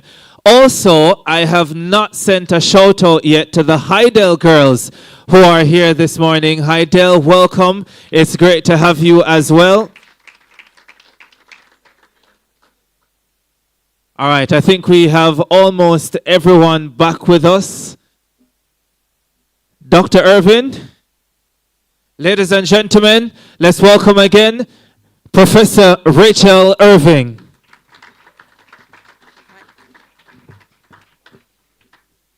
Good morning, Olympians and world champions. Good morning. You are our future. Let's start. How do we unlock performance when you have trained and you have done everything? We have to be aware of our body. So you do the biology, you do the chemistry, but you're not using your biology and chemistry. It's just the coach. It has to be more than that. This is a different time, a different era, where you don't have to be perfect to win. You just have to be prepared. There are some injuries that you need to be aware of. This is a time of climate change. You have the heat-related injuries. So you might get very, very cold. What do you do when you're very, very cold? The coach told you everything, but you're freezing, and the coach is not there. You're on the block and you're freezing. What do? You have to be aware of your body and be aware of the signs. What do you do when you are very, very hot? Hypothermia. You're sweating and you're weak. You've been through the rounds and you're just not getting anywhere. Or you're dehydrated, like what happened in Tokyo a few weeks ago, where it was hot and humid, and the athletes just drink water, and it never worked. What happened when there is some imbalance? There is a hamstring injuries. There is inflammation. we need to be prepared. And that's when technology meets coaching. And one doesn't have to be there. The technologist, the scientist doesn't have to be there with you. There is WhatsApp, there is TikTok. So one can say readjust. Do not drink Gatorade because your system is too viscous, because we see you're fidgeting on the block in the rounds. So you're in the semifinals now. So we have to do some remote science to say, listen, drink some water because you need to be a little more loose. Or you ate and you have food in Japan. You're used to the oxtail, the curry goat, but you have fish and you have some taste bad food. How do you match it up? You have to know what the oxtail is related to and what the curry goat is related to, and eat that. That gives you the same energy as the oxtail. It gives you the same energy as the rice. So you might be eating a little piece of taste bad bread, but the taste bad bread must give you the energy you need to run. So you will always be imperfect. None of us. At some time you're going to be cold, you're going to be injured, but we can mitigate the inflammation. We can mitigate the problems, and you can still win. So how do we do this? We look at your profile. If there is no major injuries, it might just be hydration, nutrition, your weight, your lactate. We will tell you that, listen, you don't have no egg like you eat in Jamaica, but you have kefir and you have yogurt, and that can move the lactate by transportation. So it binds the albumin in the protein, binds to the lactate, and it moves it. And you're not fatigued. So you don't have to bawl for miss lactate, kill me. No, because you kill the lactate with some protein. You move it. And then you drink some water. You flush it out of the system. So the lactate is not there. So you're ready for the semifinal. But what happened? Like Seville, when you're injured, you have a sore toe and there is inflammation. And if there's inflammation, you're going to have creatinine kinase being high. Those are what we call inflammatory proteins. Your muscles will be making noise. We call it muscle echo. Your resting and exercise lactate will be high because your system is not working well. So your system is not functioning, but we can mitigate it. It can't be perfect, but we are going to reduce that creatinine kinase, that inflammation, by diet, by nutrition, and we are going to flush it out with the electrolytes. So, you drink, what you do, you electrolyte pool. So you put some Gatorade in your mouth, push it down the system, wash it out, and use water, and you will be okay. So there comes a time in your career where your talent meets physical limitation. We saw that with Oblique. He had a sore toe. He would go to finals after finals after finals and never made it to the podium. But we had to change it. So he was our first test case, and we started in London at the London Diamond League. What did we do? We moved from struggle to goal.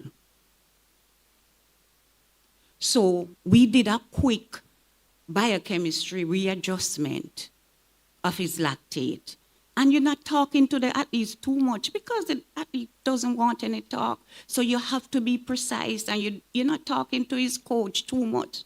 You're not telling him too much science. He doesn't need that.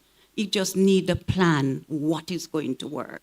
So we had to buy kefir yogurt in London. We had to allow him to breathe in a certain way to push the lactate out, deep breathing. He had to eat at a certain time. As a matter of fact, he had the 4x100 meter relay that he had to do 1.5 hours before. And because he had problems with his lactate, we had to move the lactate after the 4x100 meter relay. And when we moved that lactate, the rest was history. This was it. He beat Noah Lyles with fantastic top-end speed, but we top-ended him in the science. We fixed it. And this is where science meet innovation and coaching. Glenn Mills is a wonderful coach, but he was ready to listen to some innovation. And it went further than that. So we worked it in London. Could we work it in Tokyo? Yes. So we saw in the heat, and we were afraid. He was testing whether he could catch people at 70 to 100 meter. And he came third. Almost didn't make it, but he made it in the semifinals. And guess what? This is what happened.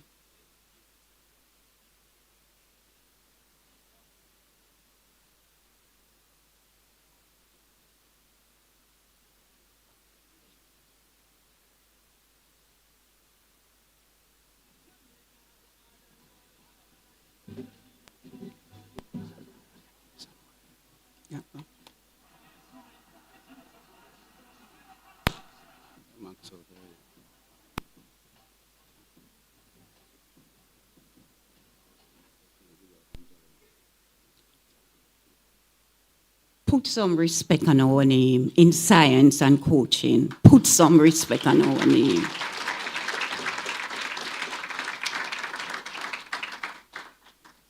And then there was Orlando Patterson. I knew him from Calabar.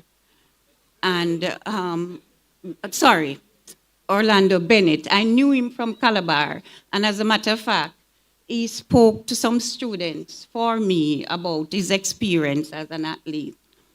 And I saw him on TV, and I felt he could probably win the gold. So I immediately WhatsApp him, because he had been to Doha, he had been to Paris, and he was frustrated. So we started a plan, a 3-day plan, and how to work the hurdles. He had to keep his feet clean because it was a sweaty, hot Tokyo. His feet had to be dry. He had to push oxygen to the extremities because he was working with his feet. You know, he's jumping over the hurdles. He had to eat in a special way. He had to get electrolyte to the feet. And you know, we kept our fingers crossed. Change up, just 2 days of science, AI. You don't need to be there. And guess what happened? The rest is history. And that's his picture he sent to me. Thank you, Miss Silver.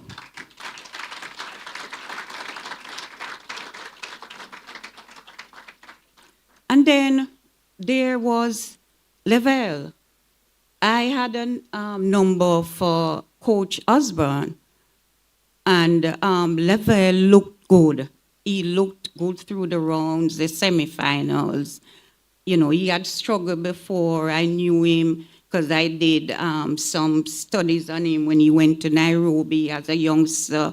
So I had some data on him, and he had struggled, and he looked good, and I swore he could do a 19.48. That was my prediction, winning the gold medal. But just before the final, I saw that he wasn't thermoregulating. The climate was hot, he was sweating, he was losing electrolyte, he was dehydrated. So, I was talking to Shanike probably once or twice before because I didn't think that I had to do any intervention. But when I saw he was, not thermoregulating, I said, listen, we have to do something. But, so what did we do? We applied science. And what sort of science did we apply? He had to electrolyte pull.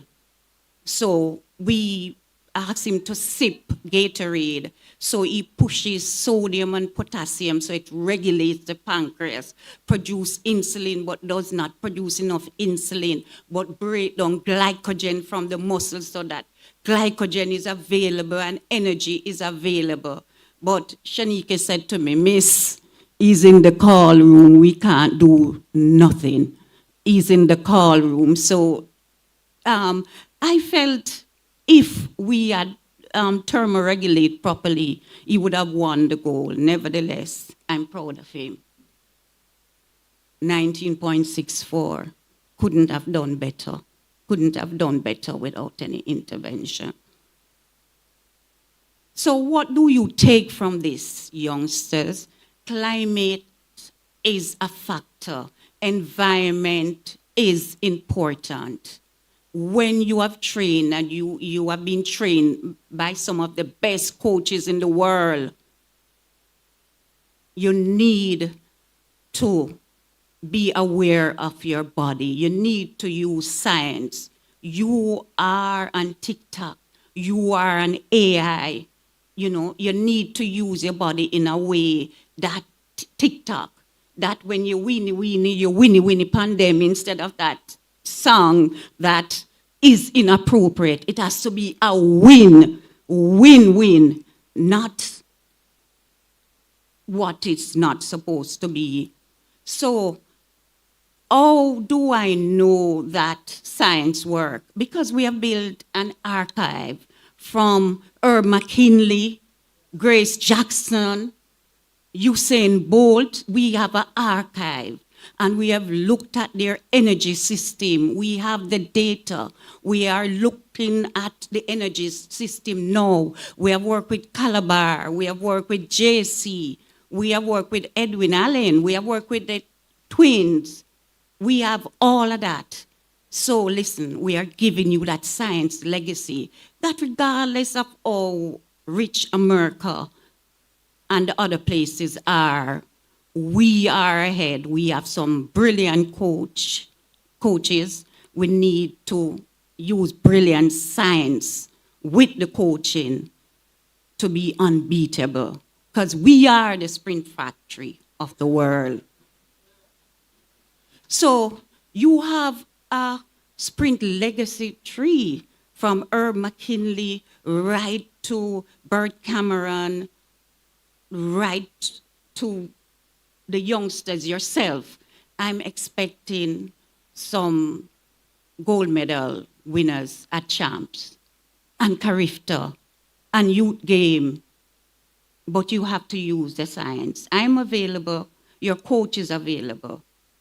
We can work it out. So what am I saying to you? Coaching and science will make a perfect partnership. Coaching, I can't coach. The coaches know you. Intuition and leadership science measure precise data and know what to tweak when the body reaches the limit. And we have to retweak to be invincible. And I tell you something, there's this coach from Europe. that came here, and she was working, not coach, she's an exercise physiologist. She was working with our team. She went to some of the championship. She's now Noah Lyle's exercise physiologist. She called me and she said to me, listen, I need some frames. I said, we can't give you Jamaican frames. The Jamaican frames are for Jamaicans. And they have all they have, but they don't have what we have. But we need to use it, and we need to use it properly. So, what is my message, final message to you? The future is you. Listen up.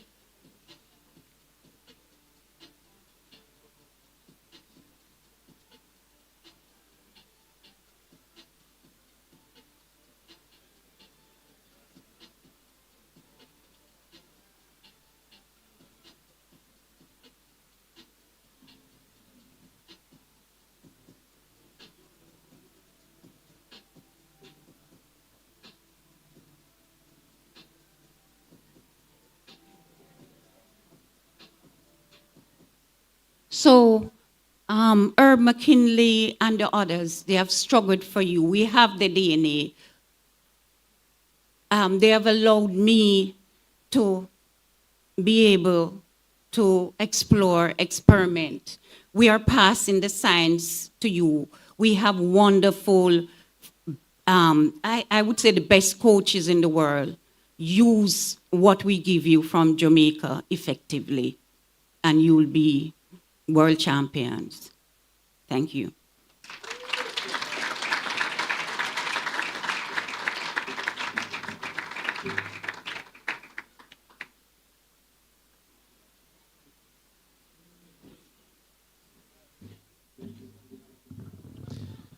Thank you very much, Professor Irving. Another round of applause for Professor, please. Now, this is what you call a CAPE level question. So, if you are at that level of education, or if you aspire to get there, you can attempt to answer this question. Now, listen, this is not a $500 credit question. This is a $1,000 credit question. All right? So you know that you have to come with your answer proper. Otherwise, you don't stand a chance of winning this $1,000 credit. Who is volunteering?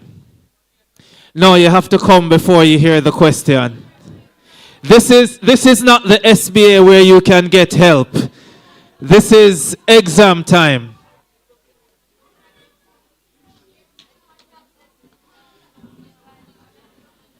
I realize I don't see some schools represented just yet, you know.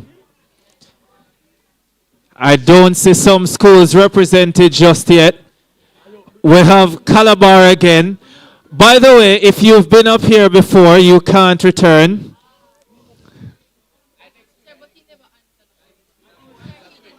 Oh, he didn't answer. Okay. This one is not an SBA teamwork. This is individual work. It's you alone in the exam. How many do we have? 1, 2, 3, 4.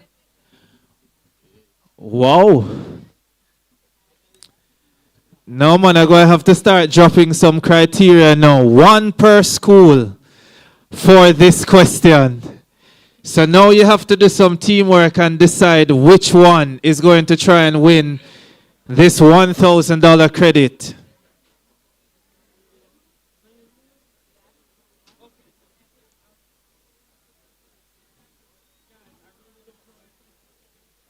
Nobody knows the question, my friend. All right. So, earlier today, Major Brown spoke about application. It's one thing to know the equation, but then you have to apply. This question is more of an application question. Yeah, and that's why it's for $1,000 and not just $500. And they are each going to have to answer individually, and then you are going to decide who the winner is. All right? So here's the question. In minimum 1 minute, explain how sports science can assist with peak performance in your specific area.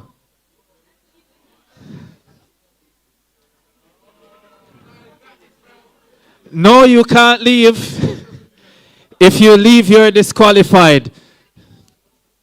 All right? You can't get assistance. Should I disqualify her?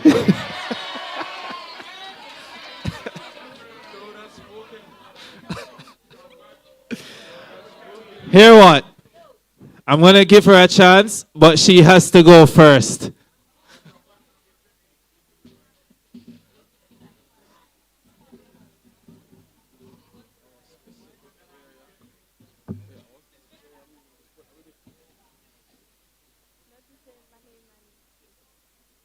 Okay, good morning, everyone. My name is Kiana Walker. I do track and field. Okay, so to answer the question, using sports science in my specific area, it can help in many different ways. Repeat?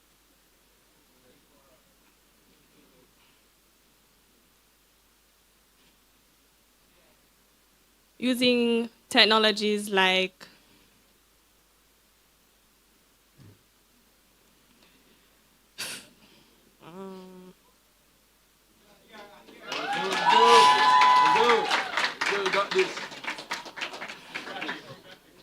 okay. Using clinical researches from other athletes, like their lactate levels, as our presenter said, their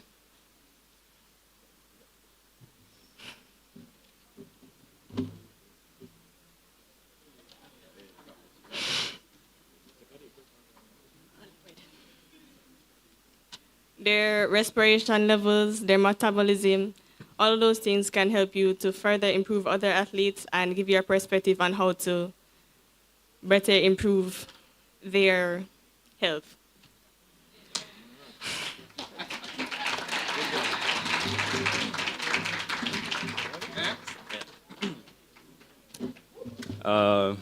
Good morning.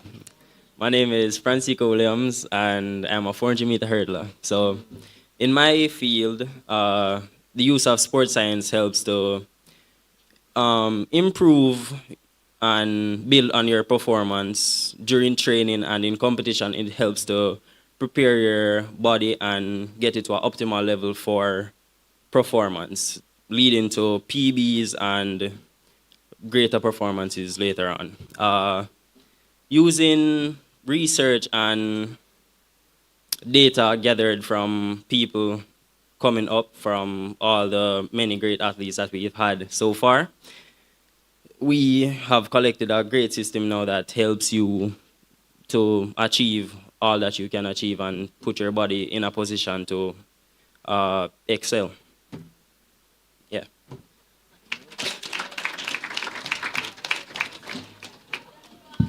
Good afternoon, my name is Joshua Campbell. I run track and field for Glenmere. I do 400 and 800.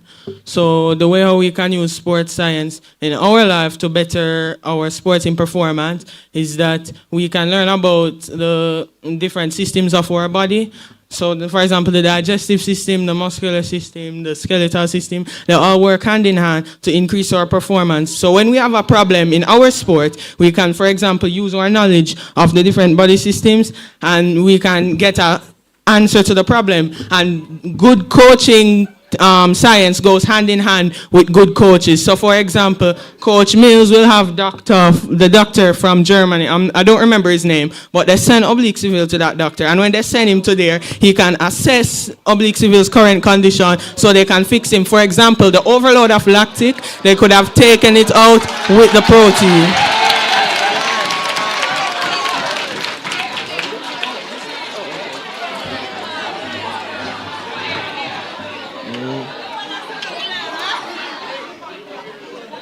All right, all right. So, hello again. I'm Kyle Henry. I'm a twin, so twin brother over there. Yeah. So, one way, yes, I'm a twin. Yeah. So, few ways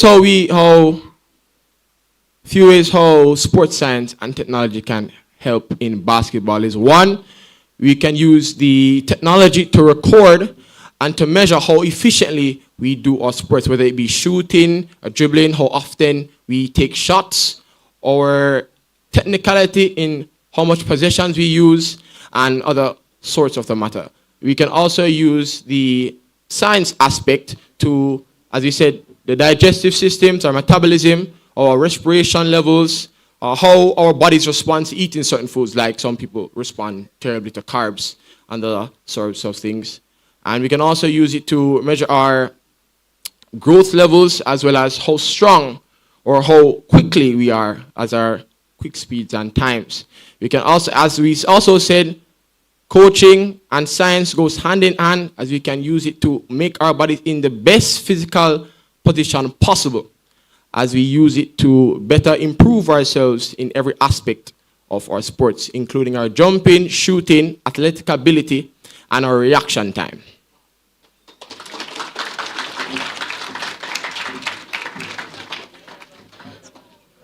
Good morning. My name is Jayana Lowers. I attend the St. Hugh's High School for Girls, and I compete in 400 and 200.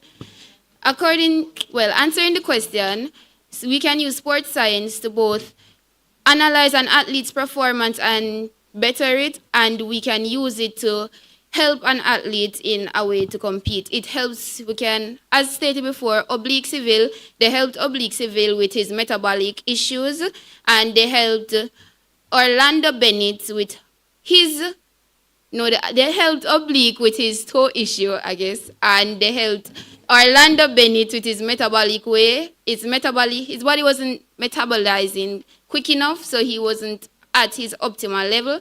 So they helped him with a 3-day program to get there, and they can help other athletes now as they have a great DNA archive to help athletes. As they looked at many athletes before, they can use it to help other athletes to reach their optimal level for competition, and having good coaches and a good sports scientist helps an athlete reach their ability quick enough. All right. Step to this side. Everyone, give every single one of them another big round of applause.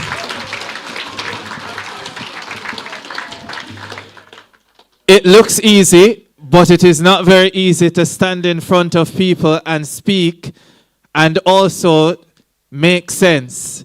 And I have to say that these youngsters did a wonderful job just now because they were called upon. It's not as if they knew before. They took up the challenge, and I thought they all did well. So give them another round of applause. But we have to select a winner.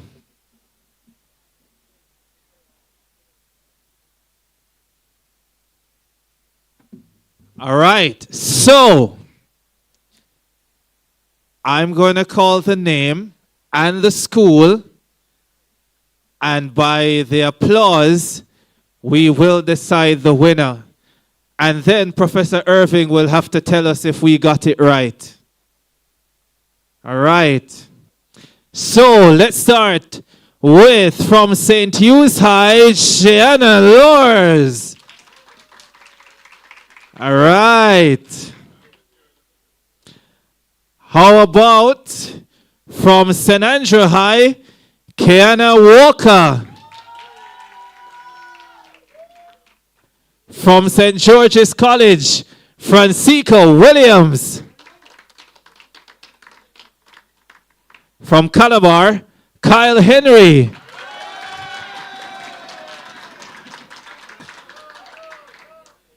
And from Glenmuir, Joshua Campbell.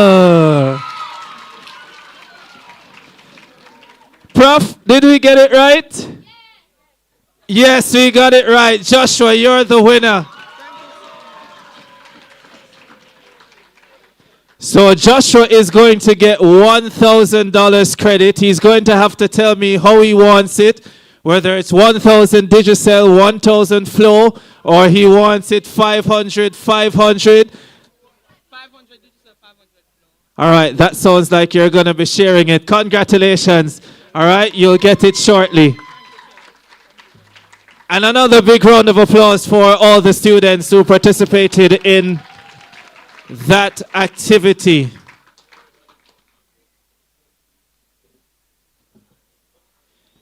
Yes, they will get extras on lunch.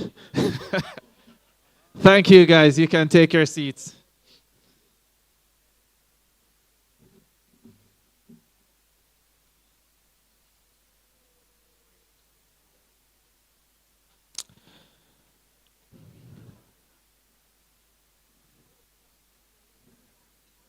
All right, let's welcome our next speaker.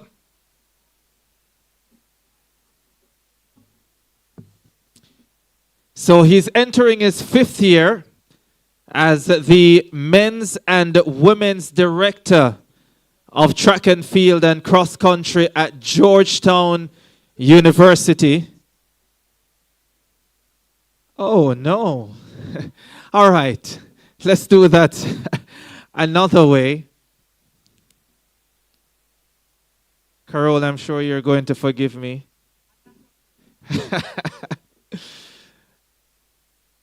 When I just entered the business, not too long ago, I'll never forget, I was doing a meet at the Stadium East Field, and Carol was there. And she came over to me and she said, "You're so good. But why do you have all these papers all over the place? And why don't you have somewhere to put them together?" That was Carol. Well, Carol, she has over 3 decades of experience in media, marketing, and public relations in sport. And we're talking about at the global level. She's worked with elite sport athletes and politicians, administrators as well. And she just launched her 4th book. It's a children's book, Play Your Way. She played NCAA Division II volleyball for Mercy College. Carol, should I tell them how long ago that was? No? 30 years ago, not so long ago. Welcome, Carol Beckford.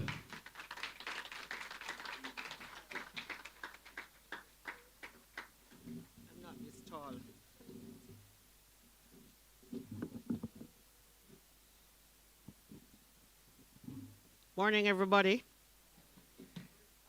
Thanks, as usual, to Daniel and his team for inviting me. I think I've done all of his summits.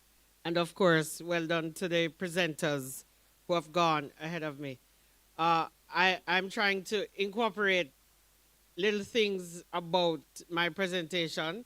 So if you notice, although the mic was up, I didn't touch it. As a speaker, don't touch microphones. There are technical people to do that. So when you come to the lectern, this is a lectern, this is a podium. Don't touch the mic, because you're not supposed to. I'm going to have a conversation about branding and marketing. And I want just to engage you a little bit, because if you learn nothing else from my presentation, you're what you post. You are what you post. So I hear Miss telling you about music and so on. Do not. There are certain things you don't discuss in public. religion, gender, and your thoughts about other people's life. That's none of your business. You're an athlete in whatever sport, and just focus on that. So how you present yourself to the public is really about branding and marketing, and that's online and offline. So the image of the Instagram with the, well, in my age, we used to say Coca-Cola bottle shape. I don't know what they call them now. Dollies, I think, is the term. If you're a dolly on Instagram, you have to be a dolly in real life. Let me just warn you. So you can't look one way on Instagram and then when I see you, I'm like, what is that? What's the name for the equivalent for the boys? You see, I don't really know these things. The what? The swag? All right. Because the idea of how branding and marketing has changed over the years is that you can now monetize it. So it's not just to maintain a presence. I had the pleasure of working with one Usain Bolt some years ago. And back in the early days, Facebook was the main space. How many of you are on Facebook? One. Oh, okay. Facebook, that says for older people. I won't call us Brian for old people, but we're still on, the grandparents are still on Facebook. I will speak for myself. All right, how many of you are on X? X, Twitter? How many of you are on Twitter? All right. How many of you are on Instagram? All right. How many of you have TikTok accounts? All right, so clearly, this is a TikTok IG audience you have here, Mr. England. The truth is you can monetize that. And as athletes, there are some ways that you can get paid or get support for your work. And in that space, your work is your content. Now, there are three things, main things about what you put online. It's credibility, visibility, and marketability. Let me hear those words again. Credibility, visibility, and marketability. Because when you go to college, when I went to college, I was getting $7 per diem to travel from within my conference. I went to Mercy College D2, so once we went within the greater New York, it was $7 per day. And if we went out of town, it was $12. That was 30 years ago. So now you have NIL, you have image rights, you can get money. And I think it's $2,000 now you get. And so, but with that, you have more responsibility. So the money looks good. So you have more eyes and ears looking and hearing you. But in all of that, you have to be authentic, consistent, and you have to tell a story. So no longer, we know all the Jamaicans can run fast, and for some of the basketballers, they probably can score, and you can play football. That's not the story anymore. We want to know what you eat, who your grandmother is, who your uncle is. We need stories.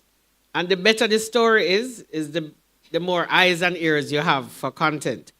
But with all of that, as I said, you have more responsibility. Who can probably tell me who are the top 3 world global sports on social media? Not just anyone. Who you think are the top 3? And I know you're going to Google it very quickly and find out. Or which sport you think that athlete plays? Football. Who you think has the most? Cristiano Ronaldo, yes. Followed by whom? Messi. Wow. And then what? And then who? No. A cricketer. No. Chris is up there. Chris is in the top 10 Caribbean athletes. Virat Kohli. Very good. Who is the cricketer in here? Ricardo, can he get something? He guessed Virat Kohli. Where's Ricardo? You're giving away things. Give him some credit. What school are you from, sir? George's, all right. Cool. So the top 10 people are Ronaldo. Every time Ronaldo does this to his hair, he gets money because the hairspray that he uses, it's a brand for him, and they post it. I think he has like 300 million followers just on Instagram. Then you have Messi, Virat Kohli, Neymar Jr. is the next. LeBron James, Mbappe, Ronaldinho, David Beckham. You all know who David Beckham is? All right. Karim Benzema, and then Serena Williams. Those are the top 10 globally. And so think about those athletes. Everything they post. Serena got up, I think, on Monday, and her daughter was photobombing her. And in less than 2 minutes, it had 300,000 impressions. She gave Shelley the crown last week at Aslos in New York. And so I hear complaints about, Shelley being on Good Morning America and thing, and they never spoke to her. It doesn't matter. This one of all the people in the world that Mr. Ohanian could have chosen is this one like a Jamaican girl out of 3 million people that live here. And so 5 minutes and 40 seconds and 47 seconds on CBS, I think was incredible for us. And that is where you can go. I mean, when I toured with you saying we went on every station everywhere, NBC, ABC, CBS, night and day. And so when you're developing your content, aim for the stars because you never know where you can end up. If you can cook, post those things. If you love your community, those are some of the things you post. So outside the fact, because your regular content as an athlete is natural. So if you're winning gold medals at the junior level and at the senior level, that works. But it's the extra things that you do tells the story. Because one major thing about branding and marketing is that they want what is called the authentic experience. So Oblique is from St. Thomas. And sometimes when he goes, the bigger he gets, I've said to him, listen, no bother with that. Him go down to country and him ride him bike and thing. That little thing where he was riding, picking up stuff for his mom to take to market, that got a lot of hits very quickly previously. So now, as the World Championship, we would suggest that you don't do those things because that's where you get hurt. Don't play no scrimmage football. All right? I remember Bolt used to get into trouble because he would want to go down to UA. And before Mr. Mills come in more and kick ball, and we said no, because those legs of his, can't run. So don't get yourselves into any other trouble. And even if you do it, don't post it. Please, don't post yourself kicking a ball, running, playing scrimmage, or for the girls playing netball with your friends, because that's how you get hurt. And so everything now, what you post becomes you.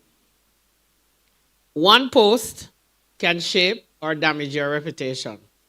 True story. I think it was Ronaldinho, when he was playing with Brazil, had a Coke deal, but the press conference served Pepsi. Of course, he just came off the field, put on him gear shirt, the press conference shirt, and took up the Pepsi and had it. He lost the deal right there. And so if you have an agreement with a brand, stick to it. You're saying he's a Gatorade athlete. He ran in Stockholm, probably 2008. In one of the Diamond, it was called Diamond League at the time. And so the meet was a Powerade sponsor.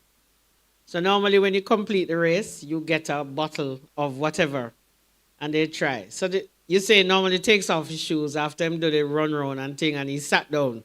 The young lady presented. So you say knows he can't take the thing from her because he's a Gatorade athlete. So she put down the bottle beside him with him taking off his spikes. A photographer took the picture and posted it. At the time I was working for him. And I got a letter from Gatorade's attorney saying Hussein was promoting Powerade. Luckily for me, I was watching. So I actually saw it. So I could write literally word for word what took place. Otherwise, from that, would have had to get the tape from the Diamond League organizers to show proof that Hussein did not, in fact, take the Powerade from the young lady, because that would be a conflict of his brand. And so when you're doing those things, you have to be very careful. As youngsters, I think you believe that you can say just about anything without offending people. What are the 3 things you don't talk about online? Anybody remember? Religion, personal people business, leave that alone, right? And gender. So you don't, and now it's not only male and female they have about 26 others. So, all right, so be careful what you say and who you're saying it to. And don't tag people unnecessarily. Mind your business. Look how much students. Some of you have from 2,000 other students at your school. and you have friends and you have family, tag them. Don't tag other people because that's how you get into trouble. And the truth is, you can make money. You can make money off it, you know. So if you just steer the narrow path, train, and you have so much to balance now between the schoolwork. And congratulations to my friend Tariq.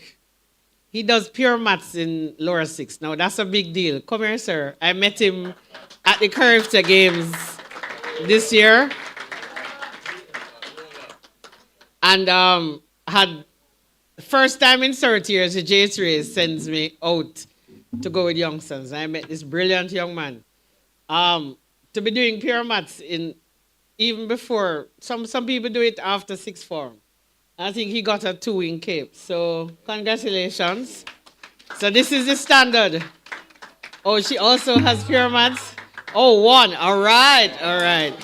Congratulations. All right, well done. So we look forward to that. The other thing is, just one more thing before I go. If you have a contract and you're under 18, you're contracted by the institution that you attend.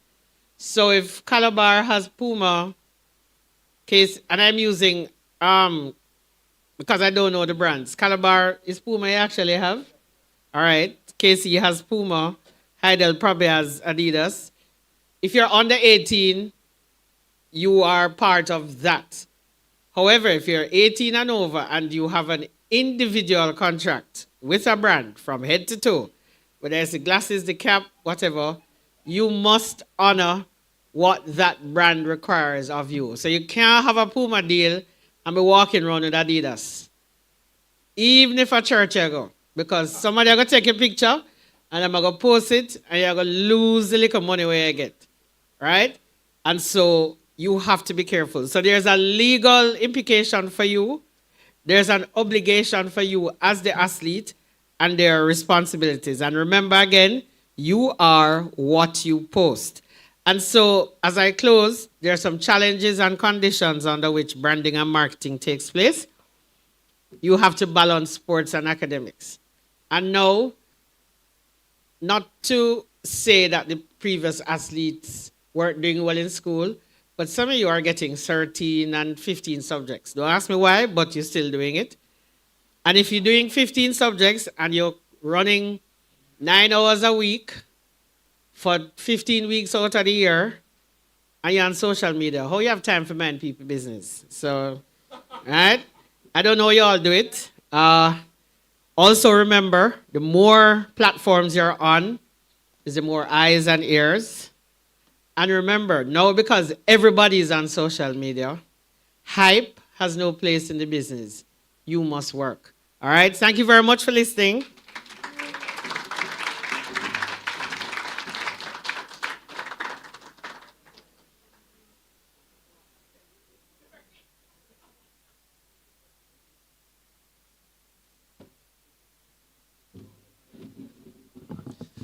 All right, thank you very much, Carol, marketing expert. Another round of applause for Carol Beckford, please. Carol decided that she would give away her prize during her presentation, so there's nothing else to give away except maybe a snack or two. So we're going to take a break. We're going to get refreshed, and then we will be back.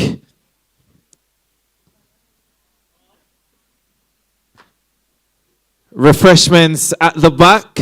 Be disciplined in lining up and enjoy yourselves. Thank you.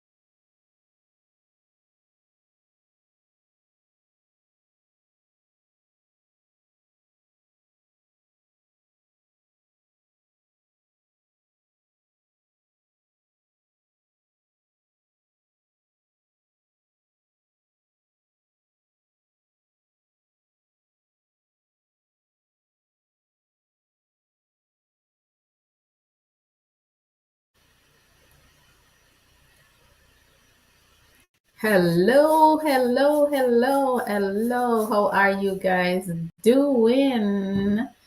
I hope you are enjoying the summit. I'm enjoying it myself. Very, very informative. Good afternoon, good morning, good night, wherever you are. It is now 11:21 a.m. in Jamaica. And of course, this summit is coming from Jamaica, Kingston, Jamaica. It's very, very informative.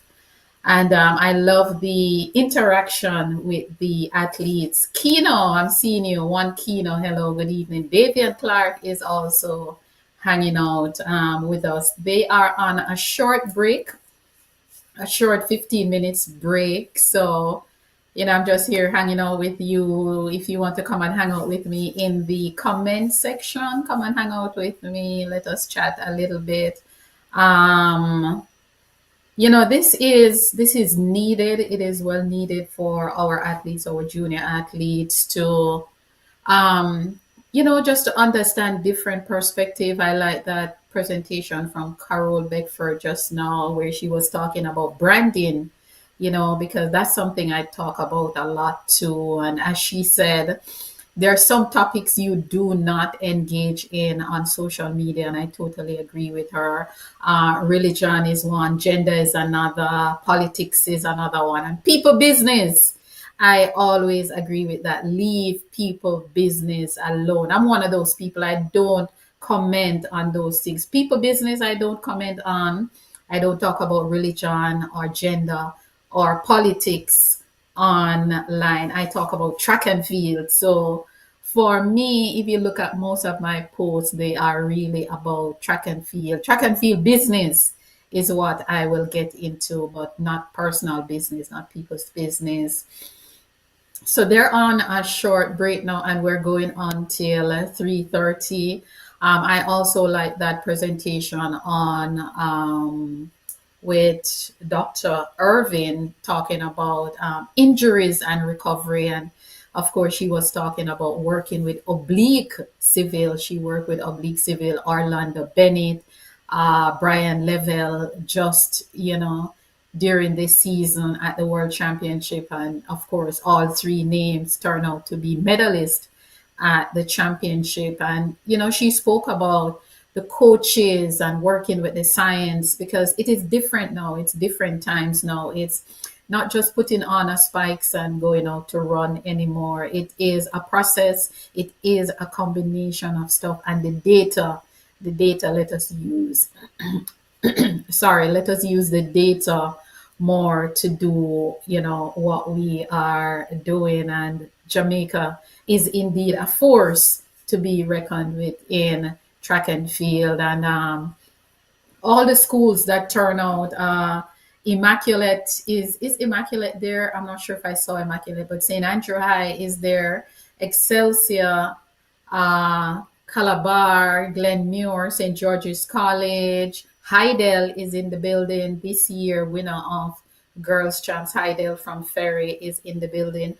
The St. Hugh's High School is also there in the building, and they're all having fun. And I love the idea that the young athletes are not afraid to face the audience and to just talk, and what Ricardo Chambers is doing with them, it is really good, engaging them, getting them to talk and express themselves.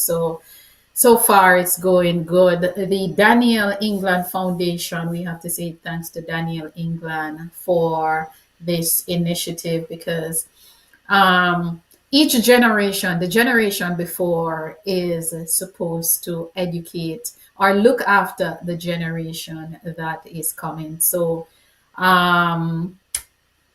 retired athletes giving back, and Daniel England is one such person. He is really giving back to the sport, and this is a good look. Davian Clark was here earlier. Davian Clark said, "Great to see the ladies in the house this year. Indeed, it is always good to see the women representing, especially in sports that is, a male, I would say, a male dominated space. It's good to see the women coming out. And as I said before, it's a holiday weekend in Jamaica. Heroes, we call it Heroes Weekend. And the athletes really turn out. They make the sacrifice to come out, and this will help them going forward. And they're enjoying it because they are being engaged, so they are enjoying it themselves. So welcome again wherever you're tuning in from. They are on a short break now, and I'm just here keeping your company. And let me just tell you a little bit about our track and field history. Our Jamaica track and field history started officially, I would say 1948, and this is after World War II. World War II, which started 1939, interrupted the flow of the Olympic Games. So 1940 and 1944, there were no Olympic Games. Of course, even before Jamaica um, entered into its first Olympic Games in 1948 in London. The first Jamaican to obtain the qualifying mark for an Olympic Games is one Mr. G.C. Foster.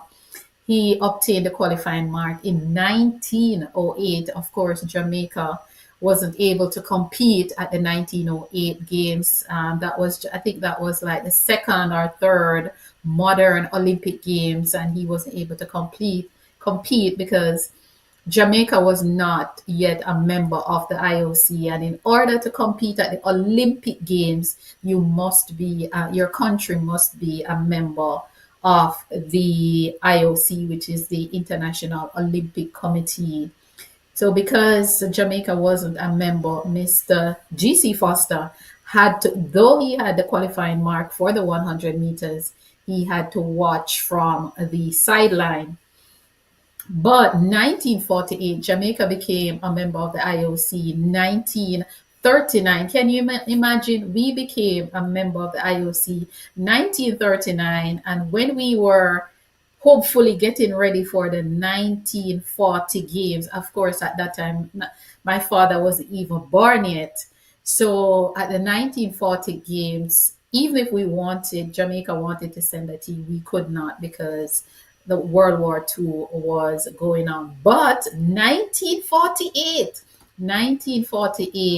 when life was now coming back to normal and the Olympic Games was going to resume, the year my father was born, 1948, Jamaica went to the Olympic Games for the first time as a country.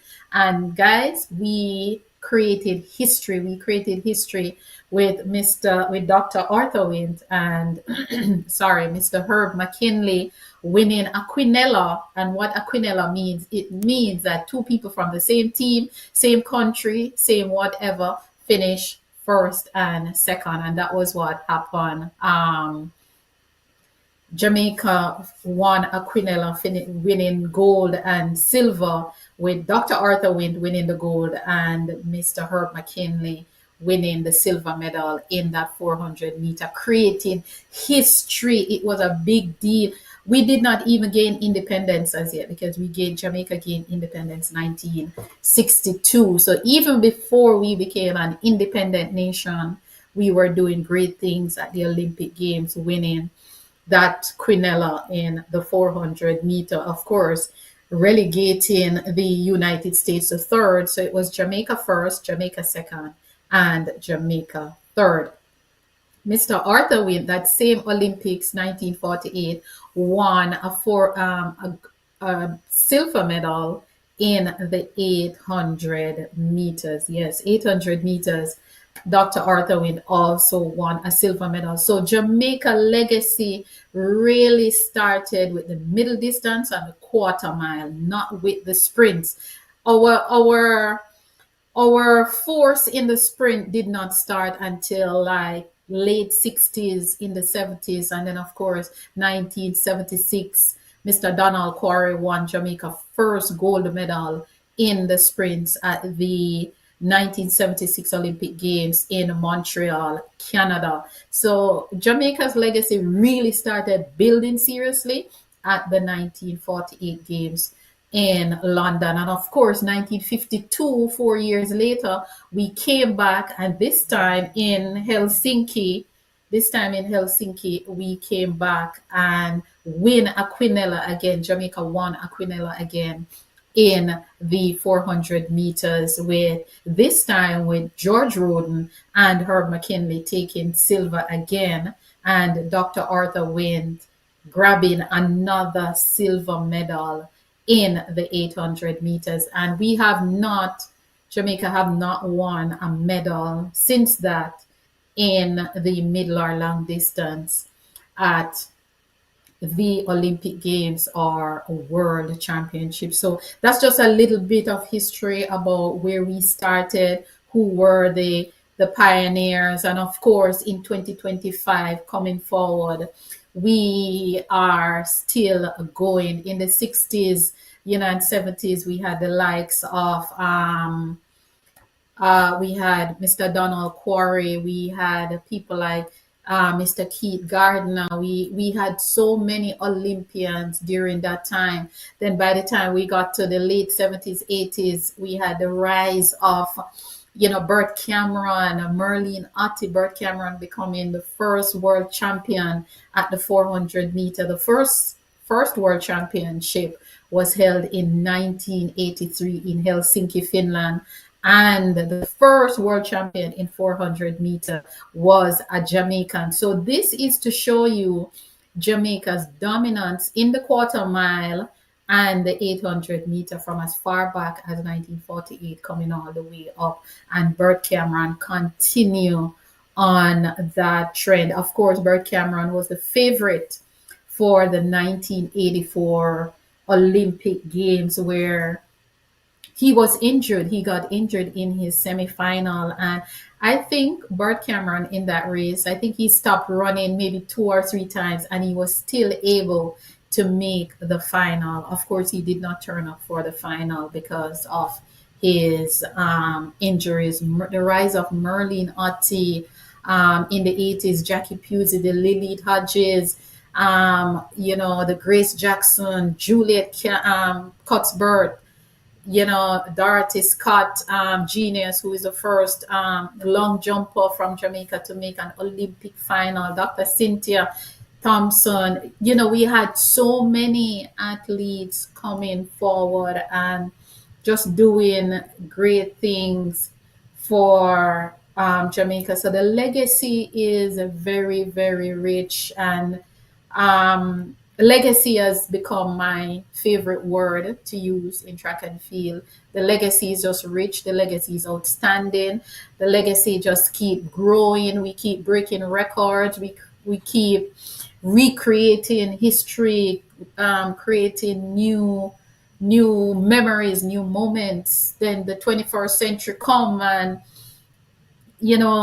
we had the likes of the Tina Lawrence, Sharon Simpson, Veronica Campbell just led the 21st century like a boss. The 2004 Olympic Games, coming home with 3 medals and creating history for Jamaica, winning Jamaica first sprint gold medal was won by Veronica Campbell Brown. Of course, before Veronica, our first gold medal from a female was Dion Hemmings McCarthy, and that was in the 400-meter hurdles in Atlanta. It was 1996 in that historic run by Dion Hemmings, formerly of Front Court and Veer Technical. And, Veronica Campbell led a new generation in the 21st century, formerly of Veer Technical herself, formerly of Veer Technical herself, and Arkansas University. So our legacy is just rich. By the time we get to Beijing, we were looking at some new stars. Shelley and Fraser Price rose to, she shocked many of us at the trials, including myself. I was shocked because I was at the 2008 Olympic trials in the National Stadium when Shelley and Fraser Price won that 100 meters at trials, making the team. Karen Stewart was a part of that team. A matter of fact, the four top women at that time was Karen Stewart, Shelley and Fraser Price, Sharon Simpson, Veronica Campbell Brown, and Veronica Campbell Brown did not even make the team for the individual 100 meters. The entire stadium went quiet because Veronica, of course, was the golden person coming in, the person who was taking home the bacon on the women's side, and she did not make that 1, 2, 3. But of course, she went to Beijing, and defeated her title in style in the 200 meters at the time, becoming the second woman to um, to retain her title in the 200 meters. Of course, Usain Bolt did the treble how many times, both at the Olympic Games and the World Championship. And it just got better from there. It just got better. We got 1, 2, 2. Nobody else in the history of track and field has gotten a 1, 2, 2 in track and field at a global championship, at any championship. But Jamaica did it with Shelley and Fraser Price, Karen Stewart, and Sharon. So Jamaica was the first country and still the only country to sweep the medal in the 100 meters at the Olympic Games. And Jamaica did that. Of course, by 2012, we went there again. Shelly Ann won again. The rise of Elaine Thompson Hera just came in, and Elaine again created history. So more history for Jamaica, where Elaine is the only female sprinter to have won the sprint double back to back and more than once. Nobody else in the history of the Olympic Games has done that. So if you notice, and then we went to Tokyo and we swept the podium again. Jamaica swept the podium 3 times at a global championship in the 100. No other country has done that. And when I said no other country, I mean no other country has done that. Jamaica did it 3 times. 2 times at the Olympic Games, 2008 and 2020, 2021. And we swept the podium at the Eugene World Championship in 2022. So our legacy is so rich in the sprints. And to talk about our field, we are getting better and better in the field. Our field rose to the occasion in Paris, and we came home with gold medal, we came home with silver medal, we came home with bronze medal, all from the field. The field was on fire in Paris, and we created history again. I don't know, there's something about us, there's something about Jamaica where history is, we are pioneers, we're history makers, we're innovators, we're just so dominant that I don't know, we just keep going, and we just keep doing the right things. And Tokyo recently, we had another very, very good showing in Tokyo. So this summit that Daniel England is putting together it is really a good thing, because it is moving our athletes from one level to the next. And as Carol Bedford said in her presentation, it is no longer just about what you can do on a pitch, kick a ball, run 9.7 or 9.8.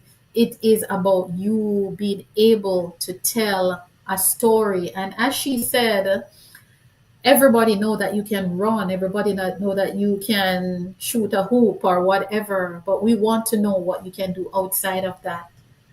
Tell us a story, tell us about the little things that you're doing in your community. You're helping your neighbor to carry water, to fill their drum. You can cook a good turn cornmeal with steamed fish, that kind of thing. Tell that story. That is what sponsors want to hear. And excuse me, there's something that Carol touched on that I like very, very, very much, and I've been saying this for a while. If you are not sponsored, do not wear a brand, especially if you're at the elite level, if you're no longer in high school. If you're not sponsored, if your club, all right, if your club is sponsored, if your kit, if your club kit is sponsored by a sponsor, okay, and if the deal is you wear it, then I can understand. But if you are not sponsored in anywhere, in any way, shape, or form, do not wear a brand. If you're sponsored by water, the water brand, do not let anybody see you drinking. Even if you drink it, do not drink another brand water, because your brand is going to feel as if you are not loyal to them. So if you're a Puma sponsor or if you're Adidas sponsor, you should not be wearing the competition's clothes or another brand.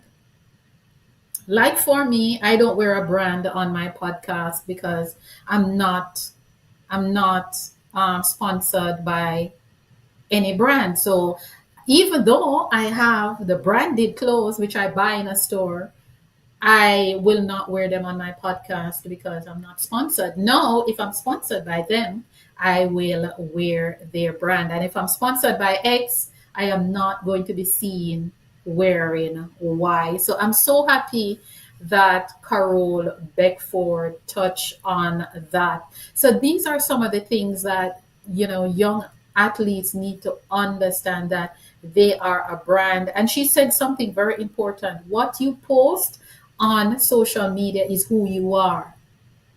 And what this is saying is be careful what you are posting. Know what you are posting, because at the end of the day, that is what it is going to come back to. And just to say to student athletes, speak, talk. Do not be afraid to talk.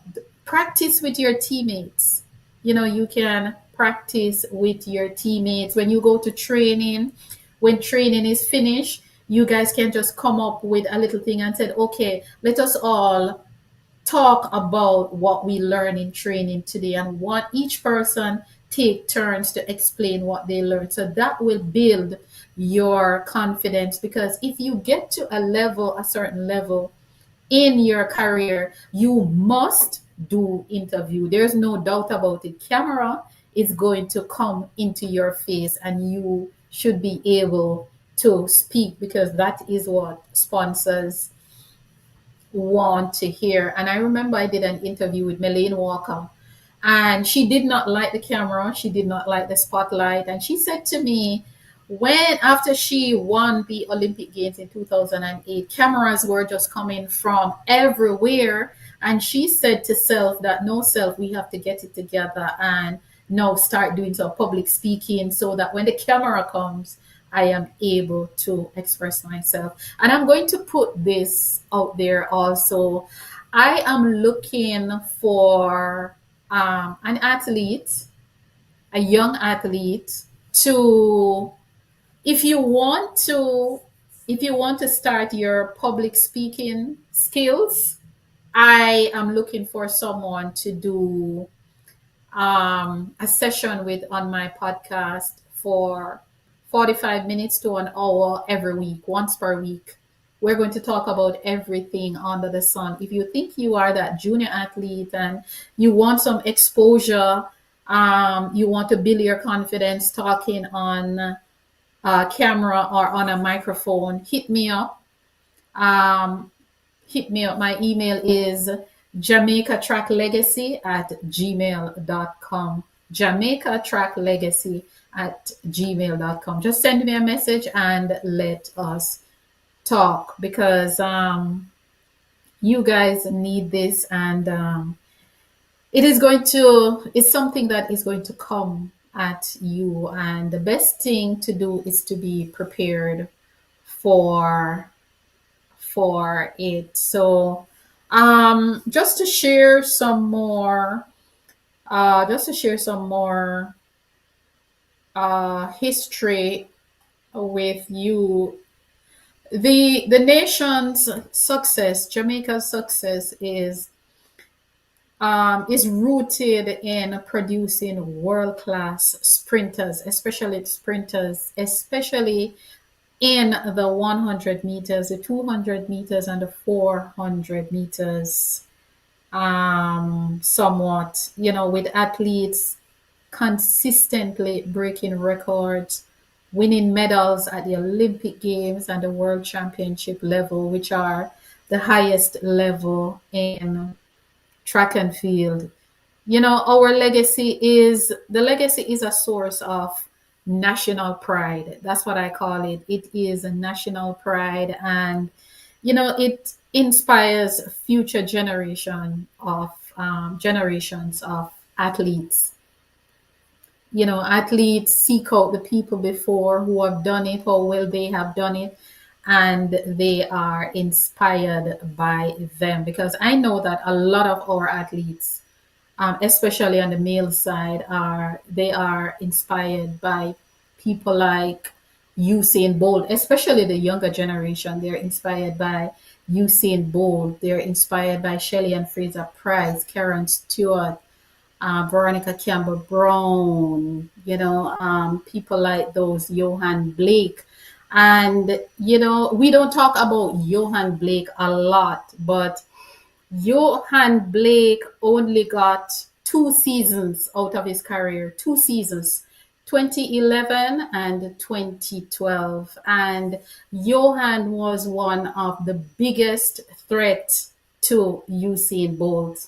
He only got 2 seasons, and Johan Blake became the second man alive, or the second man ever in second fastest man in the 100 meters and the 200 meters. Johan Blake is the youngest world champion over 100 meters.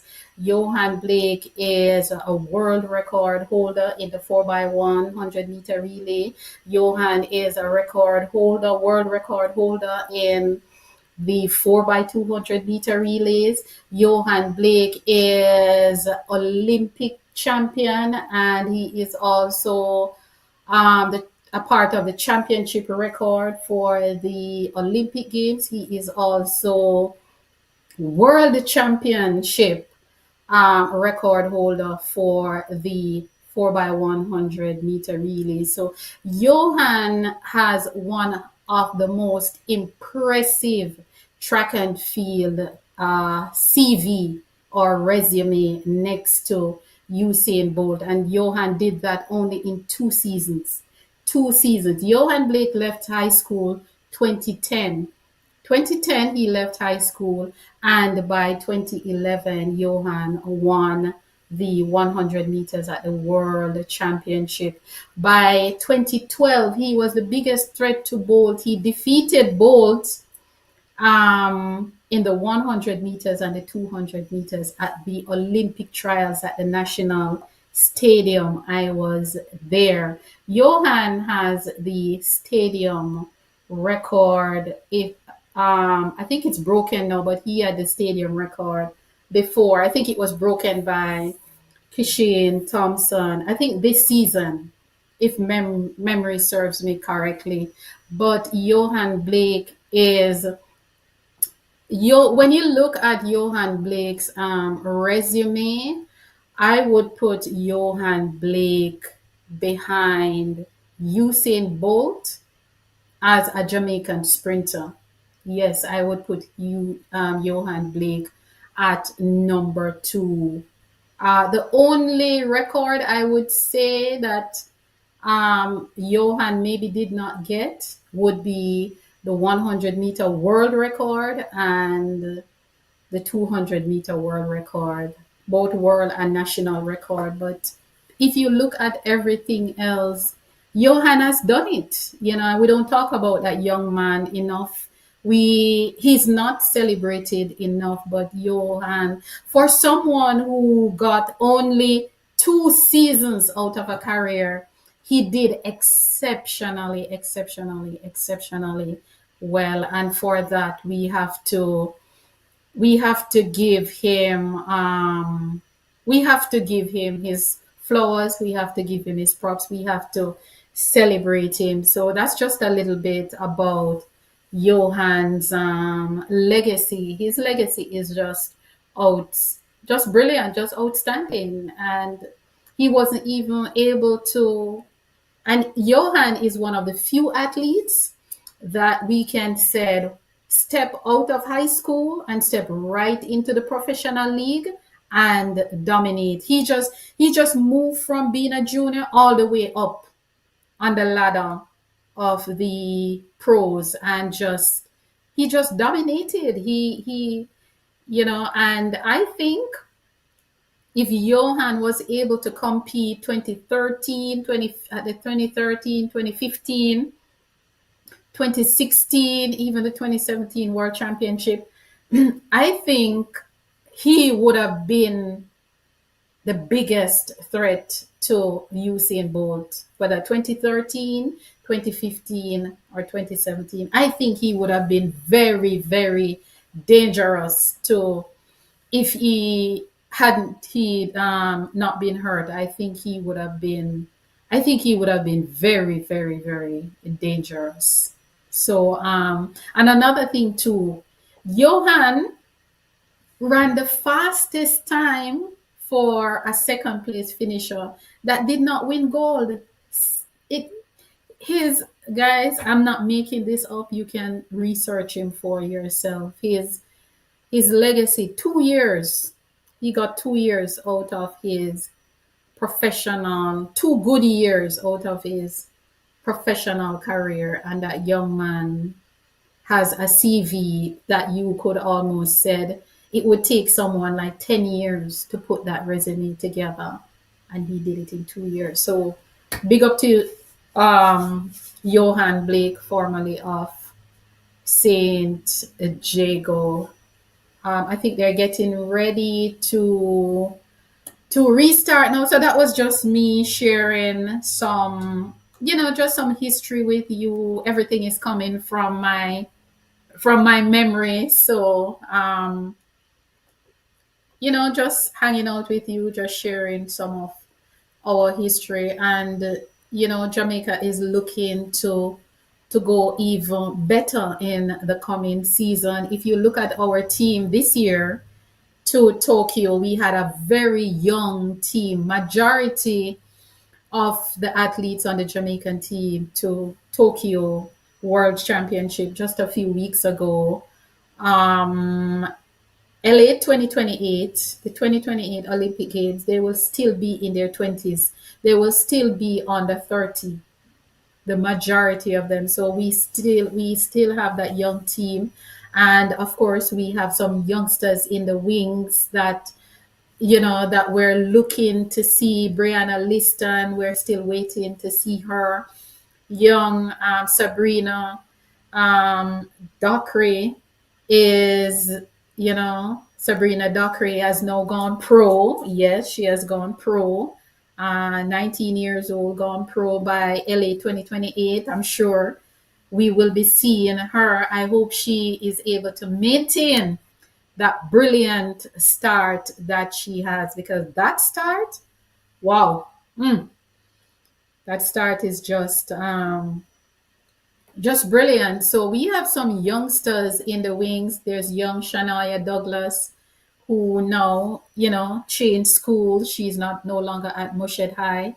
She's now at Holland. And, people are saying, why would you switch? But I, while we on the outside, we do not have all the information on why athletes move or switch. They know what they are doing. And if her coach is leaving, then it would make sense, because Shania Douglas, she's now at a certain level. She is just getting better with every season, getting better with every year. If her coach leaves her behind, who is going to coach her? If she was to stay at her high school, who will be coaching her? next year is a World Junior Championship year. I'm sure she wants to be a part of that. She is a junior bronze medalist from last year. So I'm sure she's looking to go one better this year in Eugene. The World Junior Championship next year will be in Eugene, right in the United States. So I'm sure she is looking to improve on her bronze medal won back in last year, 2024. So a lot of switches, a lot of student athletes at the high school level have changed schools. Athletes from Calabar athletes from move on to other places. So it is a part of the game. She's in sixth form, so there's no need for her to sit out. I think that's where she is in sixth form. But it is a good look. We have a good crop of young athletes in the wing. Serena Cole, is still there. Is still there. I see Serena Cole coming through. Yes, I do. Yes, yep. Serena Cole is a super athlete, a jumper herself, and also a very good sprinter, a very good lead-off leg on the relay team. So I'm looking to see good things from these future athletes. I mean, Twinny, what can we say about Twinny? And if you don't know which athletes are we classified as Twinny by now, it means that you just started watching track and field last night. But the Clayton twins out of Jamaica, formerly of Edwin Allen High School, stand out. Brilliant at the high school, the junior level. They are now at the pro level. Did very, very well at the World Championship in Tokyo. Tina Clayton winning double silver, two silvers. Her sister winning silver with the relay team, Tia. So they're only going to get better from here. So we have a lot of young athletes on the male side. Of course, we have still looking forward to young DeAndre Daly, formerly of Herbert Morrison High School. There's Boaji and Krume, formerly of Kingston College, Adrian Carr, formerly of Kingston College himself. We have some young ones just left school recently. One, Marcinia Rose, formerly of Kingston College himself. So we have so many of them in the wings doing this, doing their thing, getting ready to move to the next level. So, I'm just calling out to the people who are guiding our athletes, just guide them in the right way. Look out for them. Ensure that they're not being exploited by anyone, because at the end of the day, they are a part of the Jamaica track and field legacy. They're a part of the future. They are a part of the legacy. They're a part of the history. So we want to know that they're all okay. We're serving them well. And this is something I normally ask fans to do. Be kind in our words and in our comments, towards the athletes. If we're going to criticize them, let us be constructive in our criticism. Let us criticize to empower. Let us criticize to encourage, and not criticize to discourage, because they're babies. At the end of the day, they are still children. They might be running fast times, throwing very far, and doing performing as adults, but at the end of the day, they are still babies. They're very fragile. They are young, and they need our guidance. So let us continue to be kind to them, and to be kind with our words, with our actions. And another thing I want to call out to is Jamaica we call ourselves a track and field country. And please, fans, if we are a track and field country, let us go out and support track and field. Let us go out and support the track and field meets when they're at the stadium, wherever they are having them. Let us go out and support our team, support our country, support our school, support our community. Because at the end of the day, when they're wearing the black, green, and gold, it is one country. And I think they're about to start now, and they're about to resume now. So I think I'm going to go shortly. Yes, I think they are about to start. I am seeing Ricardo. I'm seeing Ricardo on screen.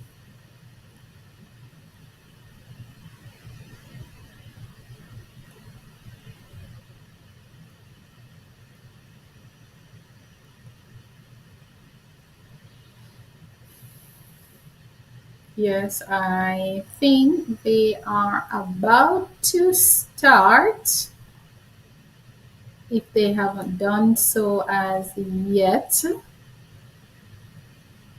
But all in all, let us support, let us support our athletes. Let us support our athletes. Let us support. And guys, I'll be back here tonight with my usual interview. Tonight, I will have Chelsea Hammond in the building. If you want to know who Chelsea Hammond is, join us tonight for a chat with her tonight on my podcast. My usual interviews tonight continue with Chelsea Hammond, another Jamaican who created history for Jamaica, winning a bronze medal at the Olympic Games in Beijing 2008. So that's just some information for you to be back here with me tonight.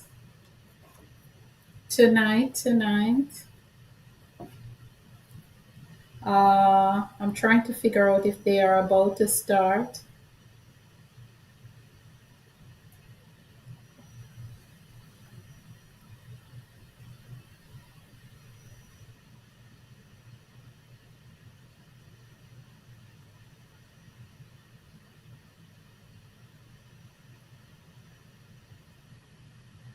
Right, yes. So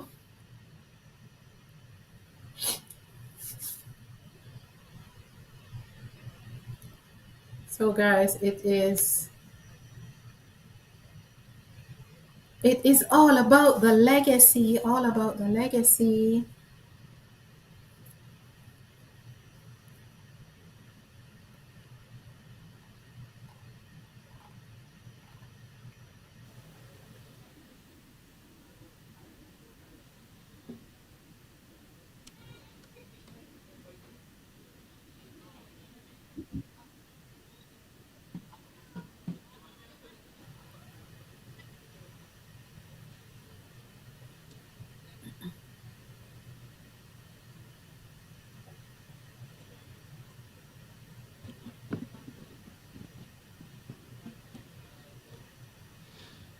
All right, good afternoon, everyone. We are ready to go again.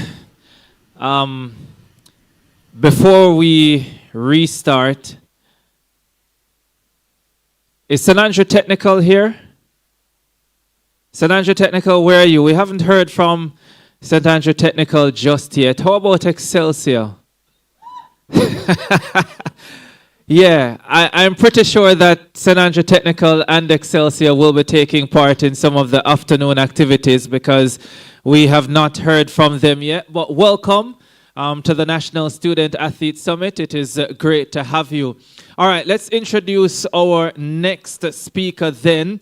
As I had started to tell you earlier, he's entering his 5th year as the Men's and Women's Director of Track and Field and Cross Country. And this is at Georgetown University. And he was named in that position in 2020, so it's a pretty big position. You can probably go on Google and look up Georgetown University. And if you want to talk scholarships, then guess what? This is the man to talk to. But he will be telling you about that and a lot more. Let's welcome, ladies and gentlemen, Alton McKenzie.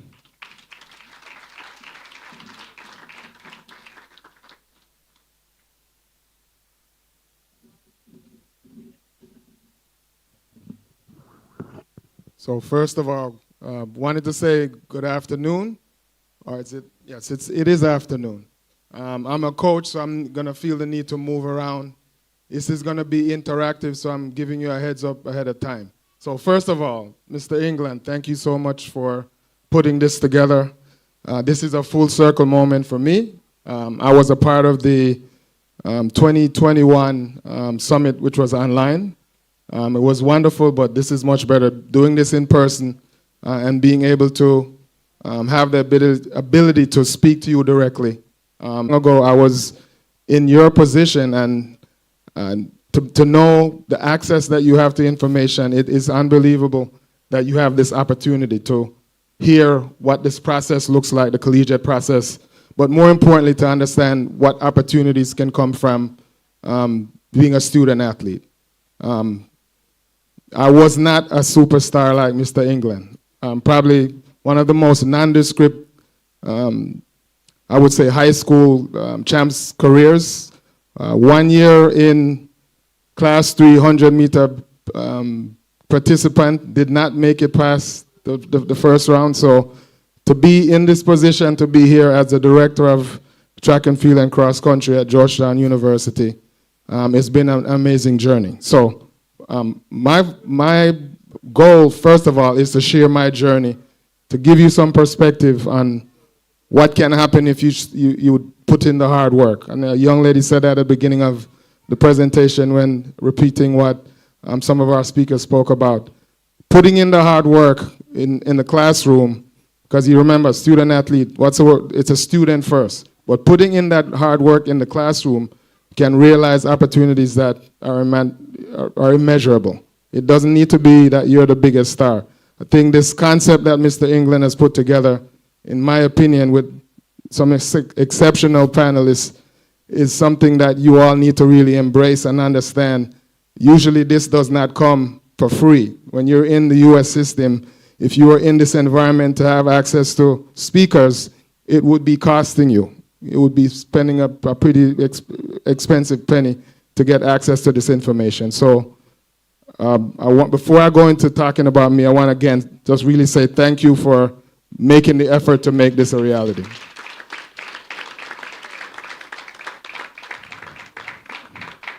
So anyway, so to start my journey, to share a little bit about my journey, there is a Calabar connection, yes, but I'm from Spanish Town, so I represent Spanish Town first. My mother was a San Diego girl, was a high school, was a high jumper. Unfortunately, San Diego is not here, but I would be remiss if I didn't mention the fact that that's part of my journey. So again, not much presence, not a major career. Matter of fact, hurdling, that prelim first round knockout had me retire from track and field. I actually said, that's it, I'm not that good. I think I'm a football player. And so I moved to the US at 15 years old, moved to New York, and thought I wasn't gonna be the next Messi, but maybe I was gonna be the next Walter Boyd. That didn't work either. So football was an opportunity to create. I developed later. I ended up being a 400, 800 runner, going from being a hurdler to running the 800. It's a very vast difference, right? But that came from, I was supposed to be staying in shape. I was supposed to be using football or soccer, as they call it in the US, to stay in shape. I was supposed to be running to stay in shape to get ready for the football season. And lo and behold, ended up being an All-American in the 4x8, ended up having the opportunity to compete at Georgetown University, ended up being the team captain. So again, you never know what your journey is going to be. You always continue to work. You never know what that journey will take you on. Again, Georgetown was a life-changing opportunity for me. Very, very, I would call it very rigorous academic environment. So I wasn't Mr. Smart guy, the math guy over here. I wasn't a fan of math. I thought I was going to be an accountant. I don't think accounting and coaching necessarily goes hand in hand. But my journey took me to getting a business degree. I have a bachelor of science in business administration, a major in marketing. a minor in English. So a lot of what Ms. Beckford talked about, she actually talked about some of the things I'm going to mention to you all. Some of you love being on IG and TikTok. College coaches are paying attention to that, your presence there. So I'm going to talk about that a little bit. So social media has its value, but understand it stays with you. So what you post, we're going to pay attention to. So I'll touch on that a little bit. I'll talk about that in a few minutes. But wanted to make sure that you understand the student aspect of what you're doing. That's the thing that's going to first stand out to coaches. Talented athletes are everywhere. Talented athletes are all over the world. But your ability to balance the two can be a game changer for you, okay? Some of you might have already, I would say, understand the recruiting process. I'm not here to talk about the recruiting process of track and field. I'm talking about the recruiting process of all of athletics and NCAA, NAIA, every area that you could think about. So my goal here is not to just tell you about what it means to go to a Division I school. Carol Beckford worked with probably the biggest brand in Jamaica's current history with Usain Bolt, and she was a Division II athlete at Mercy. I started my coaching career at the University of the District of Columbia, which is a D2 school. And if not for that, launching my career, I wouldn't have been given the opportunity to be the director at Georgetown. So Division I, Division II, junior college, whatever that option looks like. You don't have to be the champs winner to create opportunities for you at the collegiate level. How many people know, and this is the part where now you start interacting. I don't know who's giving away what, but I have information that's more valuable than those cards, so you need to make sure you're paying attention to me. How many know what the NCAA Eligibility Center is? You know what that is? Do you know the process of registering with the NCAA? Anybody? You don't have to come up, just speak. You have to hear how loud you guys talk, and have no voice big. Do you understand the process of registering for the NCAA? Yes, no? Somebody? Yeah, man, you've been talking all day. Come on, share. You can speak from there, you can speak loud.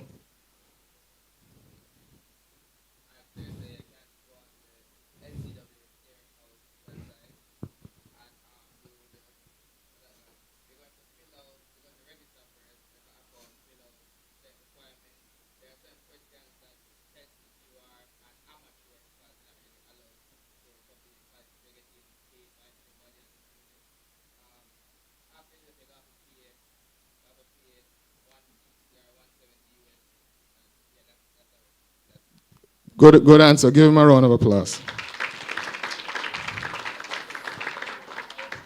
Why that matters? Do you need to wait until your second year one and you're about to leave to do that? Yes or no? Do you know during the recruiting process, do you know, I would say, what we call juniors in high school in the U.S. system, which would mean you could be second year class 2, first year class 1. Do you know that the people you are competing against for scholarships are already registered from their junior year in high school? You guys aware of that? So you are behind the 8 ball if you think you need to wait until you figure out how fast I'm running or how good of a player I'm on the soccer team or how good am I at field hockey. You don't need to wait to do that. Matter of fact, you're already late if you've waited until your last year in high school to register. So you guys need to be aware of that. Does anybody know what the transfer portal is? What's the transfer portal? No, not you. You answered enough. Somebody in the back, somebody. Hi, Dale, I'm going to pick on you because your coach was somebody I spoke to very well. Somebody in the back.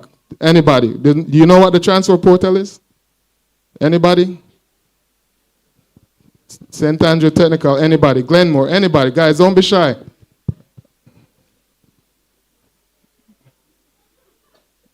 Yes, sir.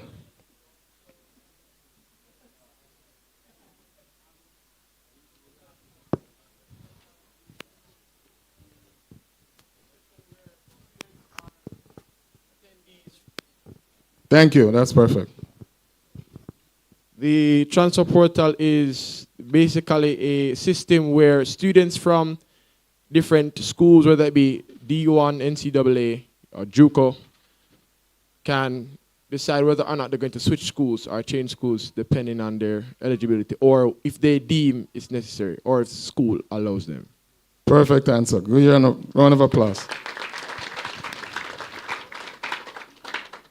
Why I segued from registration for the NCA to the transfer portal, again, that's who you all are competing against to get scholarships. Just so you're aware, because you're in the transfer portal does not mean that you're guaranteed to find a home, one, and two, the place where you're transferring from could decide that your scholarship is now up for grabs because you've decided you want to leave. Why I'm mentioning both worlds, one extreme to the next, is because you all, as incoming underclassmen, that's what they would refer to you as if you're coming in as a freshman, are now competing against those same people for scholarships. Okay? You have schools that are bringing in freshmen who might be in their 20s. Okay? That's the environment you guys are walking into. So the transfer portal is valuable. As a coach, we shop in the transfer portal. We have people who want to come to Georgetown or wherever else they want to go. You all need to be starting the process early. It's not the same as when 10, 20 years ago, the environment has changed. So before this week is over, the people who have not registered for the NCA on the eligibility center, you don't need to pay that fee right away. I would suggest, and the coaches hold me accountable for saying this, please encourage your student athletes to start that process early. The next thing, how many people, if you're interested in a school, what's the first step or what's the first thing you do if you're going to garner interest in a school? What's the first thing you all try to do?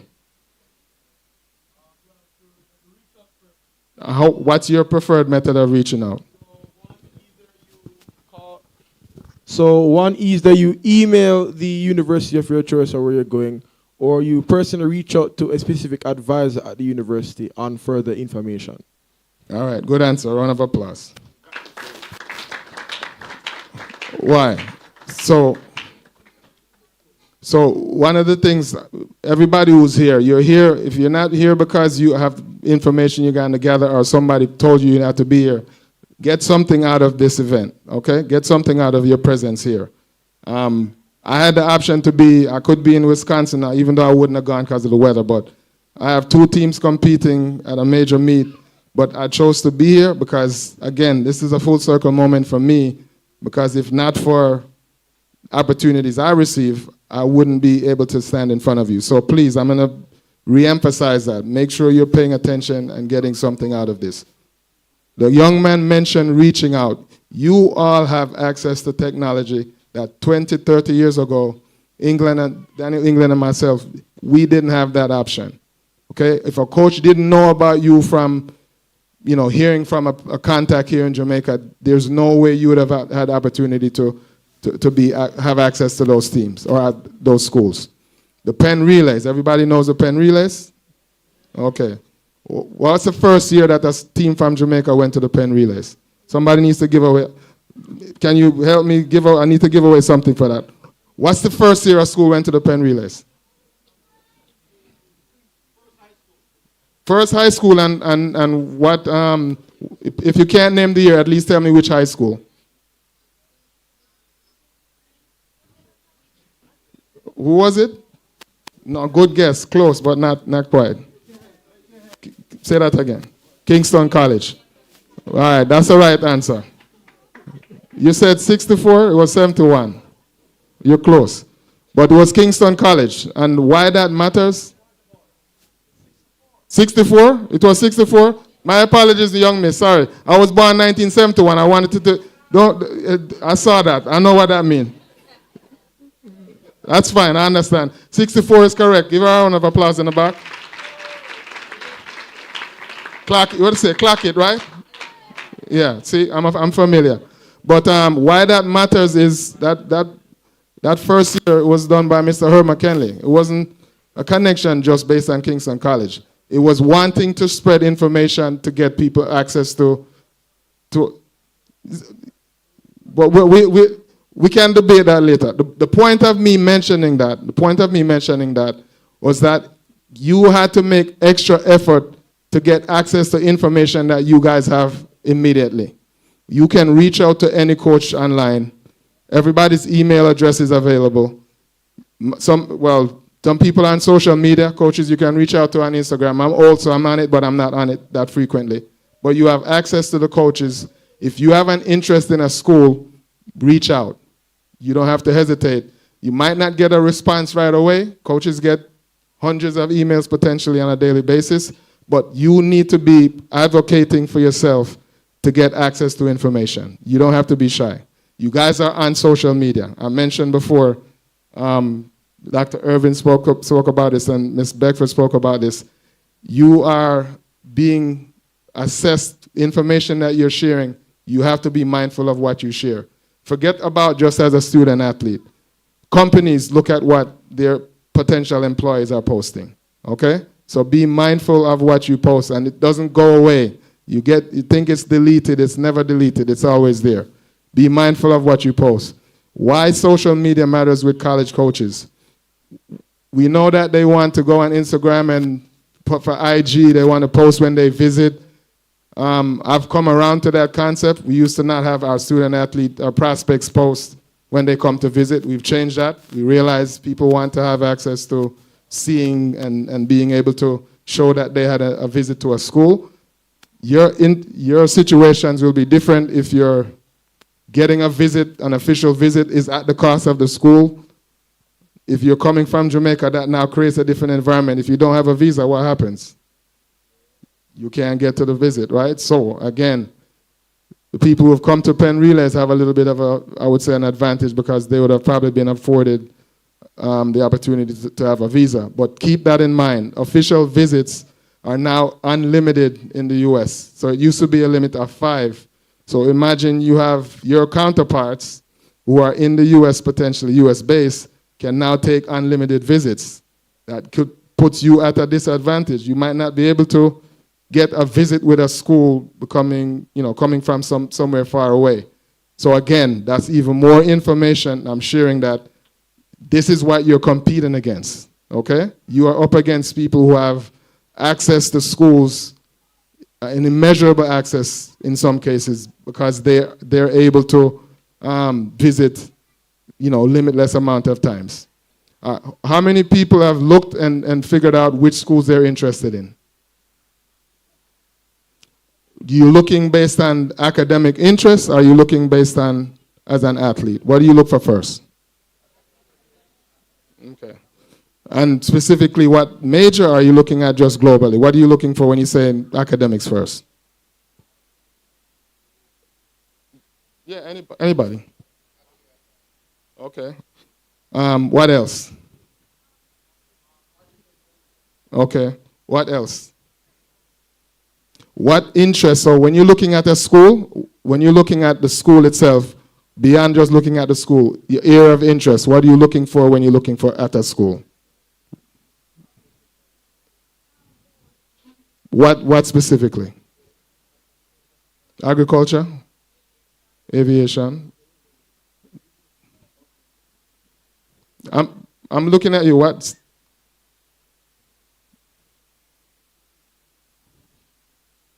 Give her a microphone, please. Don't be shy. Listen, don't be shy. If you're visiting a school, the coach wants to hear your voice. Don't be shy.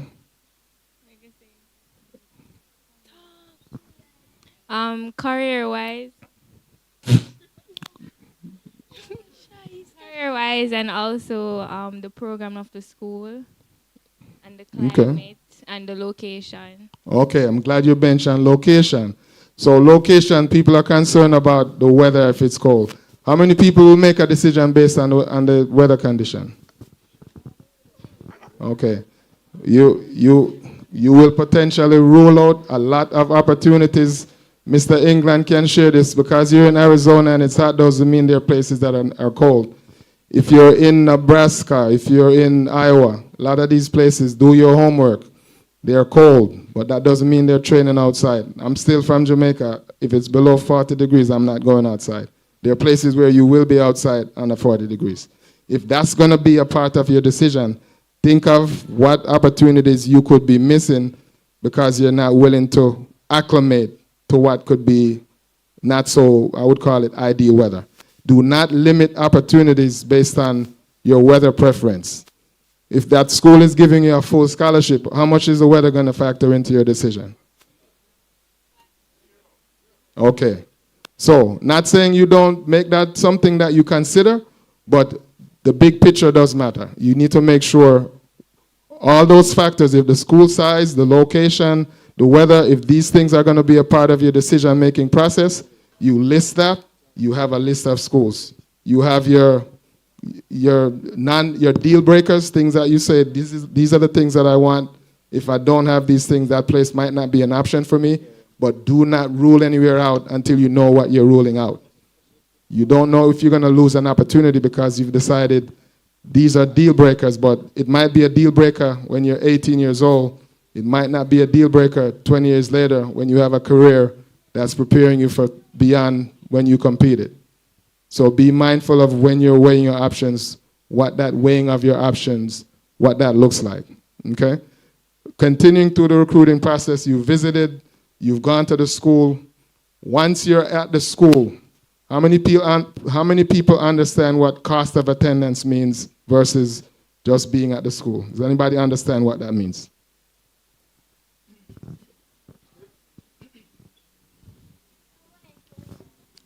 All right, so just being at the school means that you just go to the classes, you just show up for training and anything like that. But cost of attendance, you actually put out for the school, like if there's any events, you go for the school, represent for them. Any champ meets or sports event, you go, represent for the school, and if there's anything happening for the school, you just show it for the school. Partially right. Give him a round of applause. Partially correct. What I'm referring to when we talk about cost of attendance is the other things beyond what you do when you're at the school. When you leave Jamaica to get to the school, who do you think is paying for your flight? Parents. Okay, your parents if they can, right? But if they can't, you're going to have to figure out how that is. Not every school will provide cost of attendance, additional funds to assist with helping you to get to school. When you're at school, you need to do laundry. Who's getting the laundry detergent and everything else? Who's responsible for that? Anybody? You get it yourself. Oh, okay. If you are at the cafeteria, you think that the cafeteria have jerk chicken? No, they have other many items.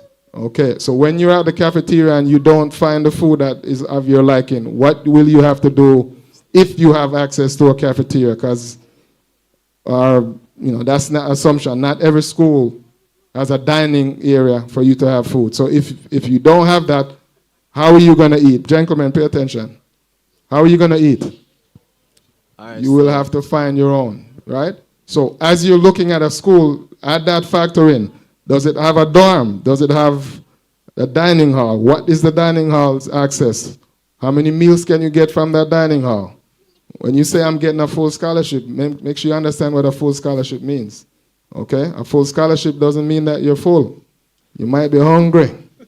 You might be at school and you're struggling because you might have, I would call it, food preferences that don't align with what they can provide. So all these things are things you have to think about when you're in college. So you're at school, you've gone through this process of adjusting to being in a new environment. You guys have access to technology now. 30 years ago, there was no, I can call home or I can be on my phone and get access to everybody easily. In some cases, you might not hear from anybody until it's time to come back home. So when you're away at school, what's going to be your plan to continue to interact with people who are with you? So what you think of when you're away and you're gone for the semester, and you might have decided to go somewhere because they can provide you some support financially, but you're not not such a fan of the weather. What are you going to do to ensure that you, in a sense, don't get homesick? How do you measure that? How do you figure out how to deal with that?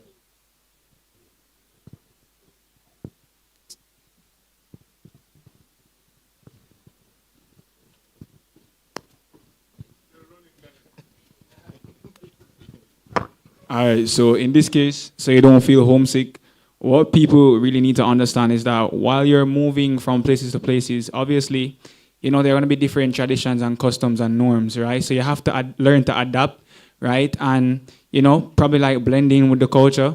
And if you want to feel more at home, then I suggest you can like bring a piece of home with you. Like, adapting your cultural norms and bringing it into that environment probably gives you a better advantage at learning, making you feel safer and more at home.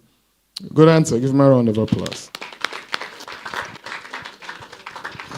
And another approach as you're looking at the recruiting process and you're doing your homework, find the network. There's a Jamaican community everywhere in this world, everywhere in the US. It's for you to find places that have a network that you can connect to. So I'll give you an example. You might be in Florida, you might be in Nebraska, but you understand through the process, potentially from your school, is there an alumni community in that area that supports people from your school, right? That's, in Jamaica, people ask you first which high school you went to. They start with that. And so if you have a community already in that area, you have the potential to have some support. That's the biggest factor with people, and these are kids in the US. As a college coach, I have people who are in DC, Washington, DC, who have family in New York and they're homesick, and it's a 3-hour drive from Georgetown. And so imagine if you have to get on a plane to go home. Find a network, not just you're going to have a community at the school, but find outside support network that might be able to provide some support for that laundry you can't afford to pay for, or to provide a home-cooked meal on a day that you're pretty tired of what the cafeteria has to offer or what the dining hall has to offer. So in your recruiting process, you kind of are steering the ship. You have to advocate for yourself to figure out what you're looking for in a school and what support system can be available once you're at that school to ensure that you're thriving there, not just trying to survive.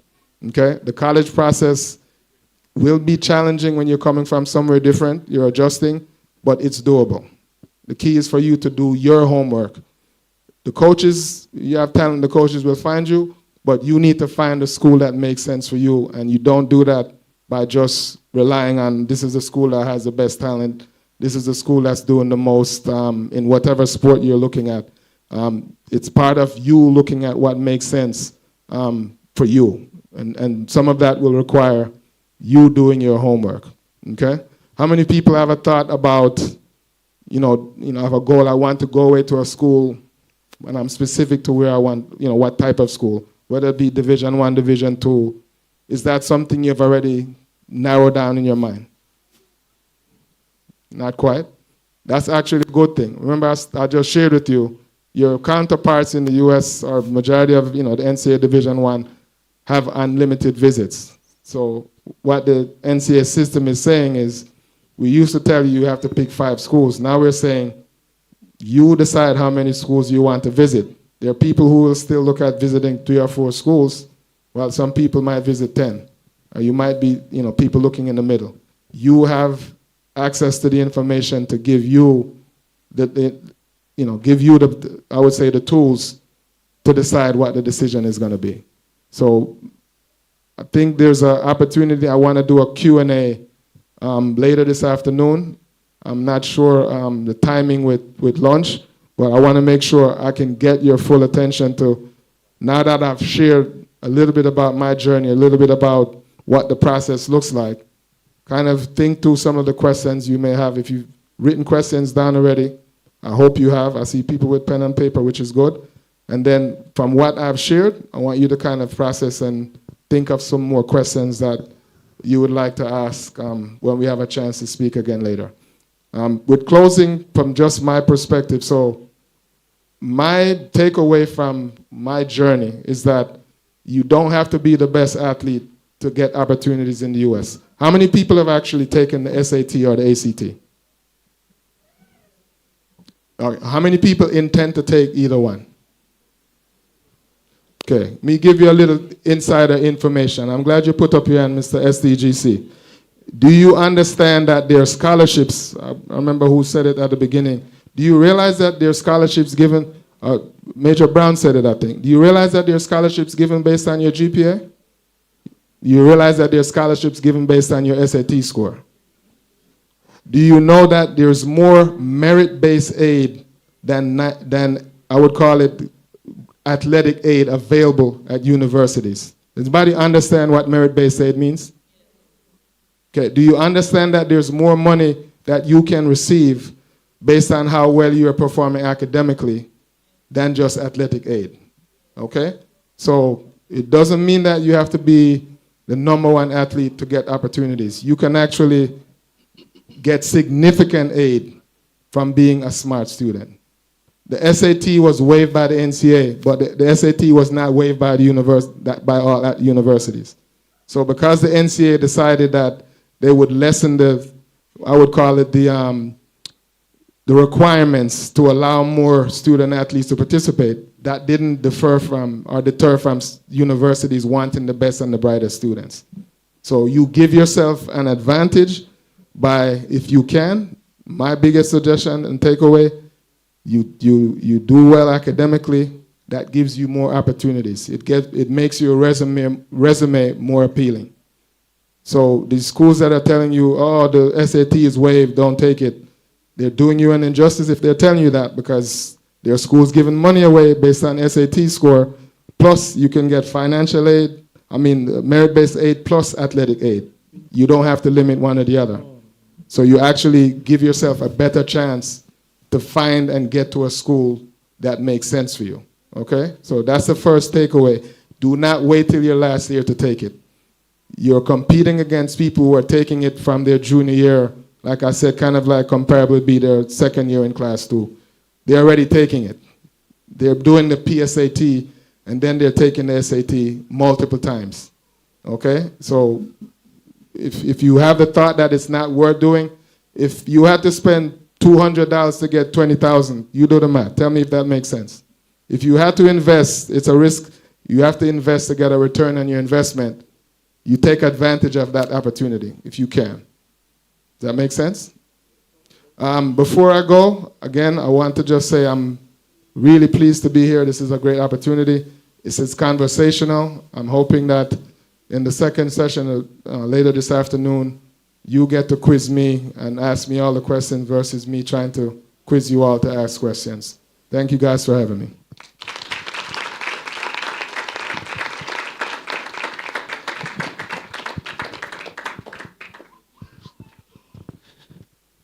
All right, another round of applause for Coach Mackenzie. Coach, thank you so much for joining us here today. All right, so we're now up on our final break, and this break is the lunch break, which will be for about 50 minutes. We will return at 1:30. Here is how we're going to do it, though, in terms of how we're going to serve lunch. We're going to start with we're going to go 2 tables at a time. So we're going to start with the Heidel table. And this special table here with Mr. Smith. So those 2 tables we will start with. Then we will go to one Calabar table and the St. Andrew High table, second Calabar table and the St. George's table. So we'll start with Heidel and the table in front of Heidel. Those are the 2 tables that we will begin with. And one Calabar table, St. Andrew, and then the second Calabar table and St. George's College. And then we'll come to the center and go across here, 2 tables at a time. All right, Heidel?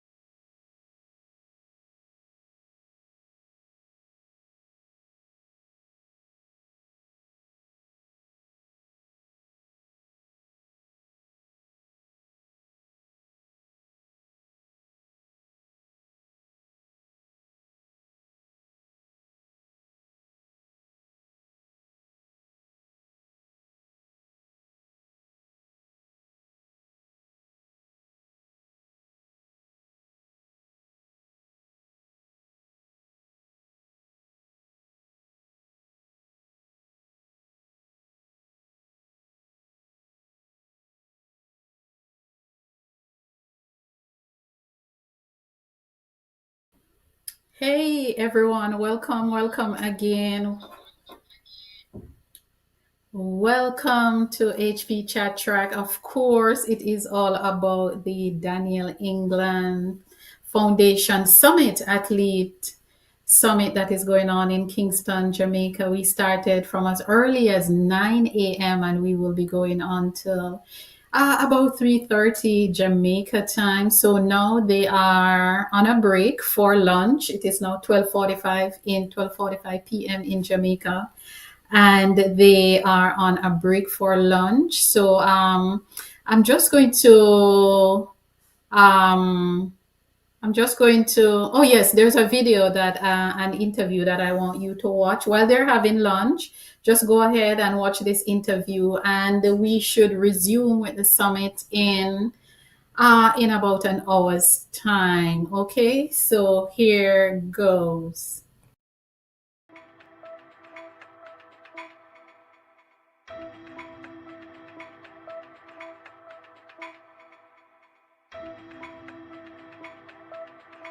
With the program, and an important part of, an extremely important part of sports is anti-doping and understanding what to do and what not to do. So as an athlete, you do not get into trouble with the anti-doping authorities. And to lead this presentation, let's welcome Dr. Peter Ruddock.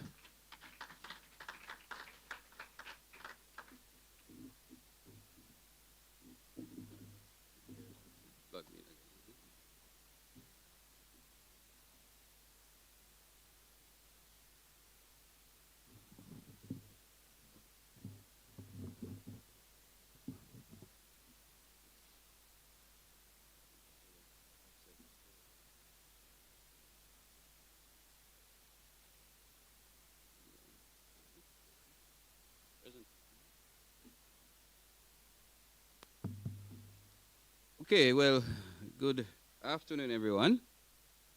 Sorry about your lunch, but it works out for me because I know after you have your lunch, everybody will be sleepy.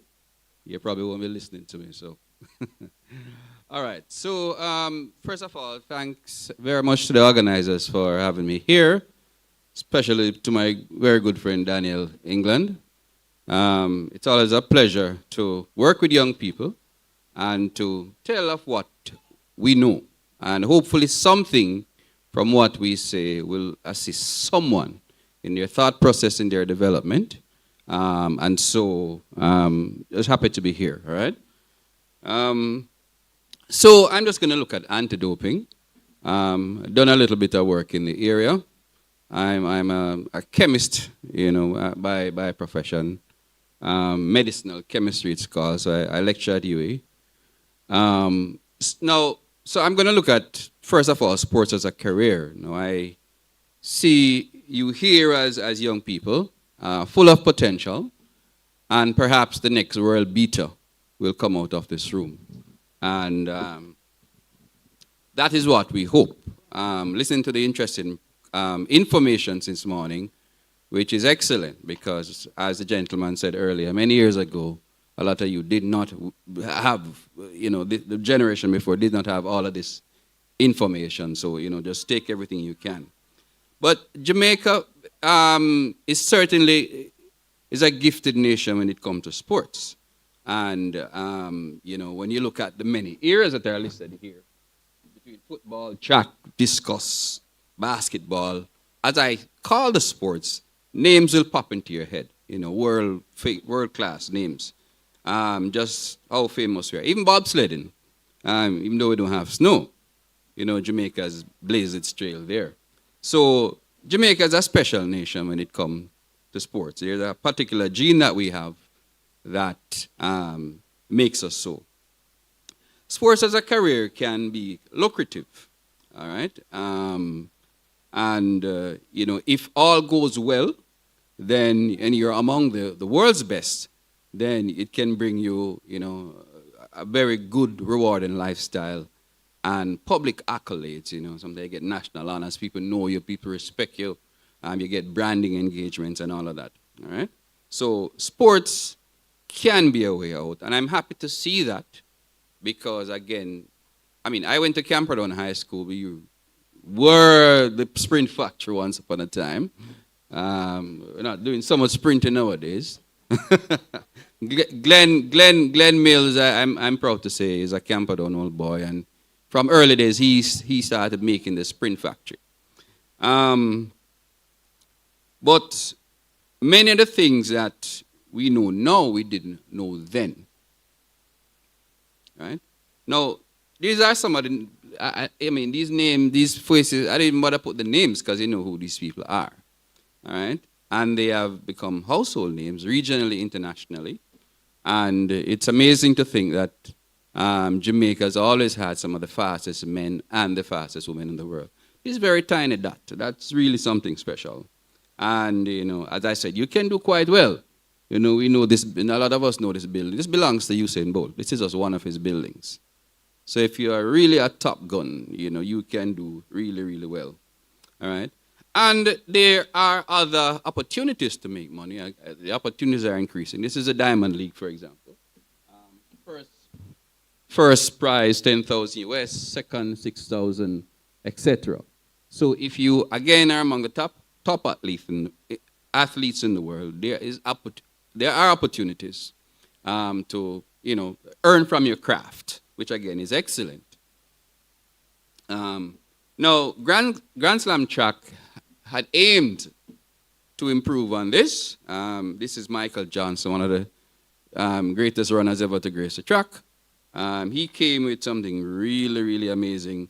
So $100,000 for winning a race and up to even $10,000 for 8th place finish. Unfortunately, his league is having some issues. But he had a very ambitious idea about where to take sports. And, as somebody watching, especially from a nation with so many high-profile athletes, I was very hopeful about this. But, I wish it comes back and does very well. But, as I said, we are gifted. And we have the culture, the passion, and we do have some genetics. It's very interesting to see how exactly, based on all our history and, the part of Africa we came from with a mix of, European blood and all this other blood in us, out of many one people, made a special genetics that makes a lot of Jamaicans, certainly for speed. There is a speed gene that resides in Jamaica. Now, we start young as well, and, so from primary champs, or part of the culture, sometimes you do well at something, then you tend to hone the craft. All right? So I still conclude, that we are really one of the most athletically gifted nations on planet Earth, pound for pound. So it's amazing to see, when they put up like the Olympics and Jamaica is like 5th. And you do a per capita. And you say, but America has 300 million people. Jamaica has 3. What are we doing in the top 10? Then you hear India with its billions, have never won a gold medal or something. And you're like, no, Jamaica, what? But Jamaica suffer from something called audacity. We just think we can do it. So if it's bobsled, we're dead. All right? If it's driving dogs through the snow in a thing called mushing, we're dead. All right? We just think that, yes, we can do it. All right? And even our boys and girls champs, have been dubbed the best junior champs in the world by no other than World Athletics. You recognize, when a stadium gets pulsed in with 35,000 people, then you recognize that, you're in a special place. Little but Talawa, as Miss Lou would say, but that is really what Brand Jamaica is all about.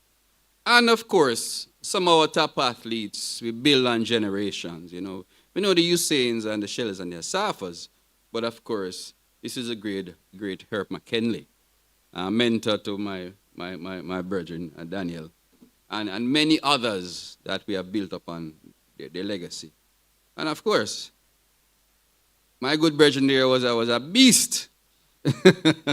in the champs era. I live near the stadium, I could hear the champs of England, England, England, between 87 and 90, you know, so little but Talawa. All right? And the legacy continues. All right? We know this iconic photo. Run tear, she said. Right? The race has concluded as she handed over. Really significant, saying passing the baton, metaphorically and physically. All right? And then, of course, number 2 in the world, young 21-year-old Tina Clayton. So we're still there. All right? Passing the baton and passing it well. And as we spoke about this man, Oblique said them dead. Very happy. So again, we still have the fastest man in the world. So looking pretty beautiful for Jamaica. But there is a side, and which is part of which I'm here to talk about today, that you have to look out for as an athlete. My colleague, Professor Irvin, spoke about injuries. And sometimes it's really painful to see that athletes with so much potential get injured. And sometimes you never hear anything else about them. As I said, I went to Camperdown and we had some outstanding sprinters. And sometimes they went away and just never heard anything about them anymore. Overwork sometimes on the circuit. And, you know, that injury process just takes them out. And it's just always a pity to have so much gift and never be able to materialize it. You know, it's always very painful. But besides that, then there's also things that they call performing and enhancing substances. And that is something that one has to be aware of. All right? Now, we talk a little bit about the World Anti-Doping Agencies and Jamaican's own doping agencies. So the issue is that if you see a final, say, of the 100 meters men, the winners are not separated by a second, you know, sometimes not even half a second. It's by sometimes milliseconds between number 1 and number 8. These are the best people on planet Earth. But guess what? Number 1 often gets all the attention, all the prizes, all the contracts, and the face. So it makes a huge difference. Okay? And sometimes you are tempted to say, you know, I'm going to tweak my body a little bit. I'm going to do something to enhance my performance. All right? It's very, very tempting. All right? Now, I worked with a couple of athletes on a case some years ago, and you'd be surprised at the many, many supplements that they take. And sometimes their supplements are actually duplicating. So they're taking a bottle of this, and when you check the label and check the bottle of something, it's actually the same thing. You know, and they're not necessarily reading the label so much, but they're interested in just having that little bit of extra magnesium or selenium or calcium.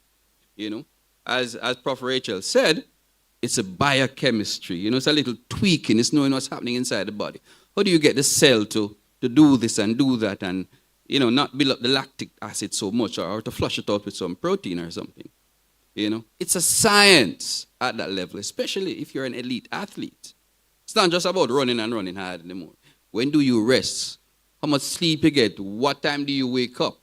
How long you train? When do you stop? How do you warm up? How do you warm down? All of those things that takes place at the very highest level. All right. So a lot of people are tempted to get involved in things which can enhance their performance because that is really what you want to do, enhance your performance. All right. But these things, for short, called performance-enhancing drugs or PEDs, seem like something like, why not?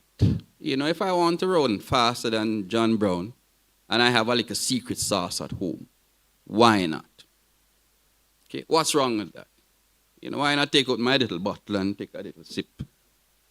And run faster than the guy next door. He's training. You know, him run faster than me most time. Most of the time. But when I drink a little bit of this, can't catch me. All right? But performance-enhancing supplements or drugs, they are not new.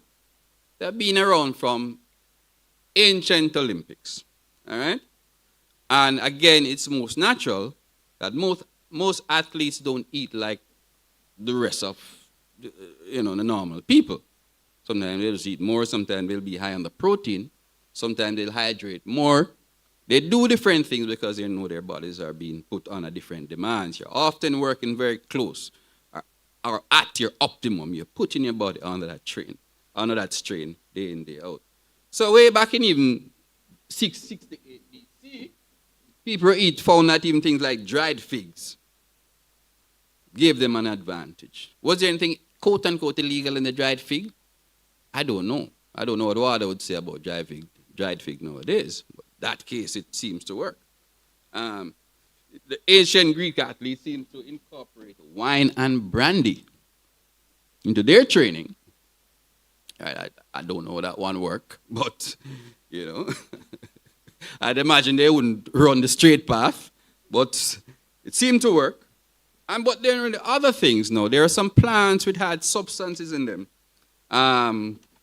which seem to give people an advantage, such as a cola plant, Nitida, and people like the Roman gladiators would use them to overcome injury and fatigue. And indeed, there are plants such as the coca leaf. What does a coca leaf contain? Talk to me. Say, I think it's on the tip of your tongue. Say it. Cocaine. Cocaine is something that occurs naturally in nature, And certain tribes used to just chew on it, and it gave them that little buzz, and they could work a little longer, a little harder. So it's really provided by nature to reduce fatigue. But guess what? Modern man decided that you're not going to chew one leaf. You're going to take 100 leaf, extract the cocaine, and it'll take all of this. You know what chicken I'm talking about, right? Because why everybody line up for it? 24 hours a day, Right? But athletes have always wanted to find a way to get ahead. And something like testosterone. You've heard of testosterone, right? Male hormone. It's actually a steroid. And there are other things which are steroids. There's estrogen, which is more a female hormone. It's a steroid as well.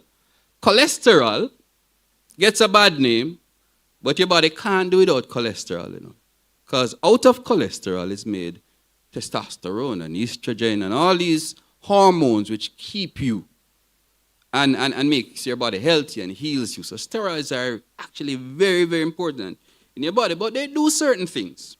But athletes found that, for example, when they injected themselves with blood from testicular veins and semen and fluids from the testicle of a dog or a guinea pig, now you see how far these athletes were willing to go? You see how far they want, so much they want to win?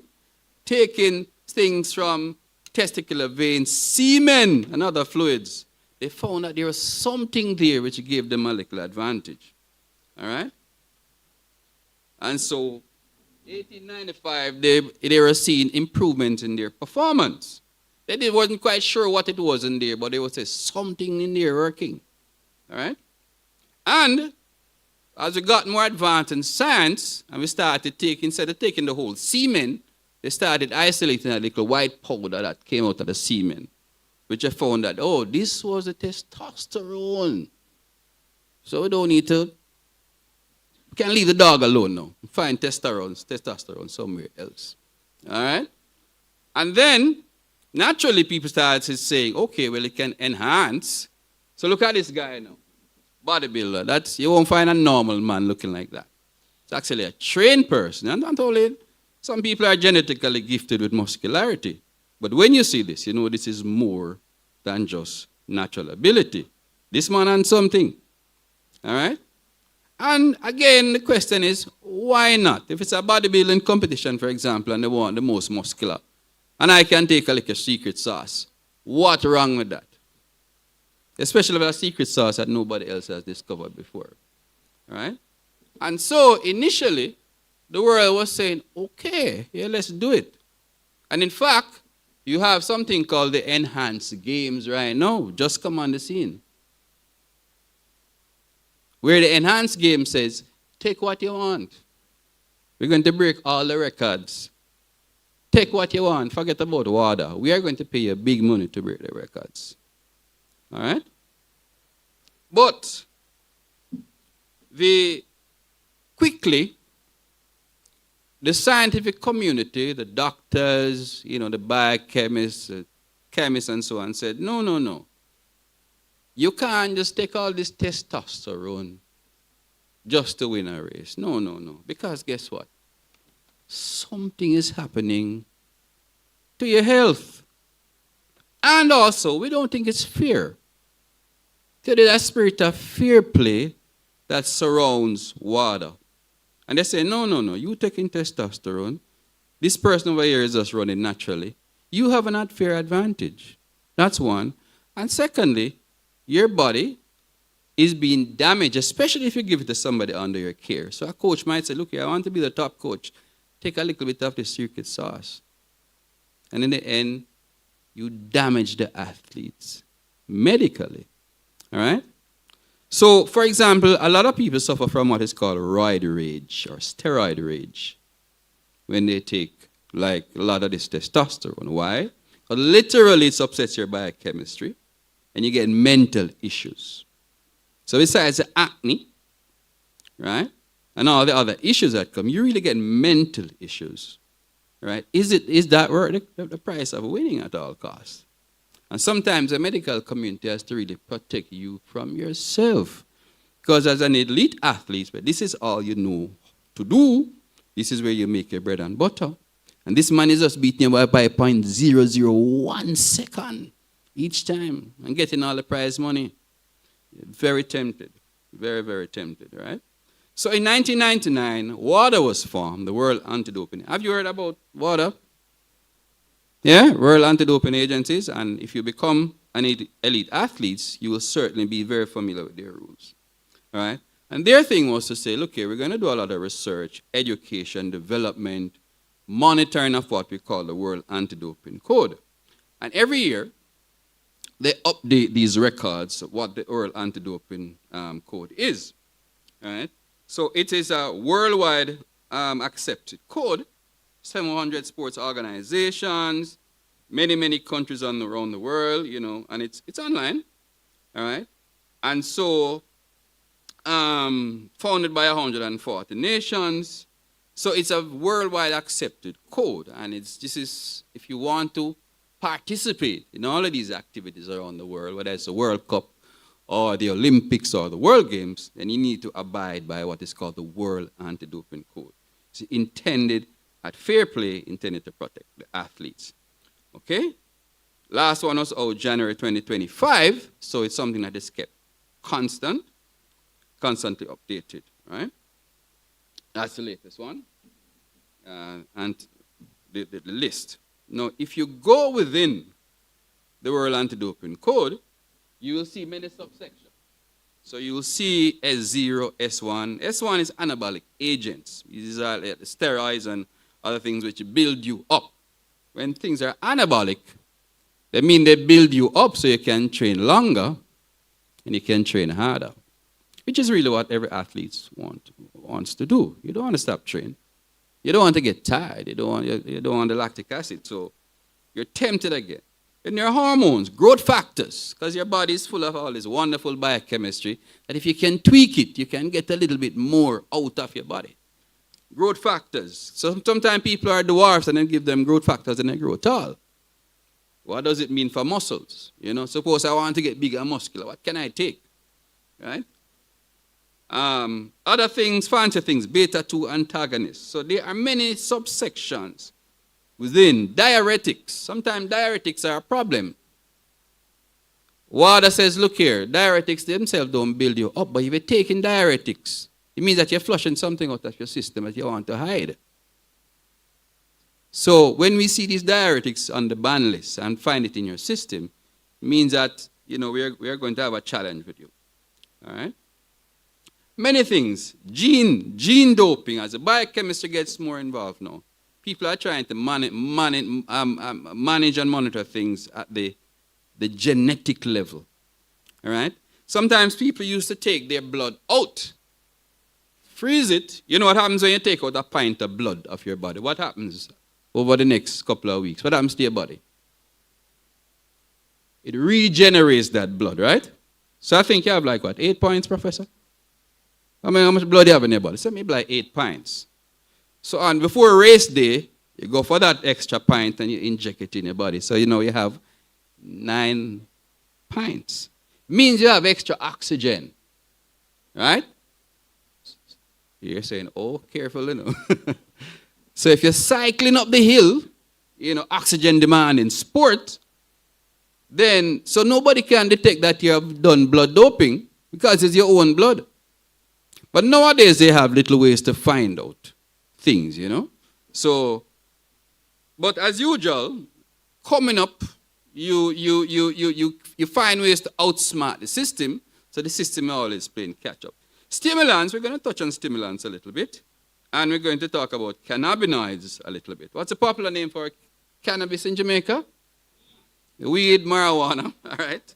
So, now, that's a very popular one in Jamaica, and some people think like it's just a soft drug, but it is detectable in your system, and it will get you banned. You remember Shakari?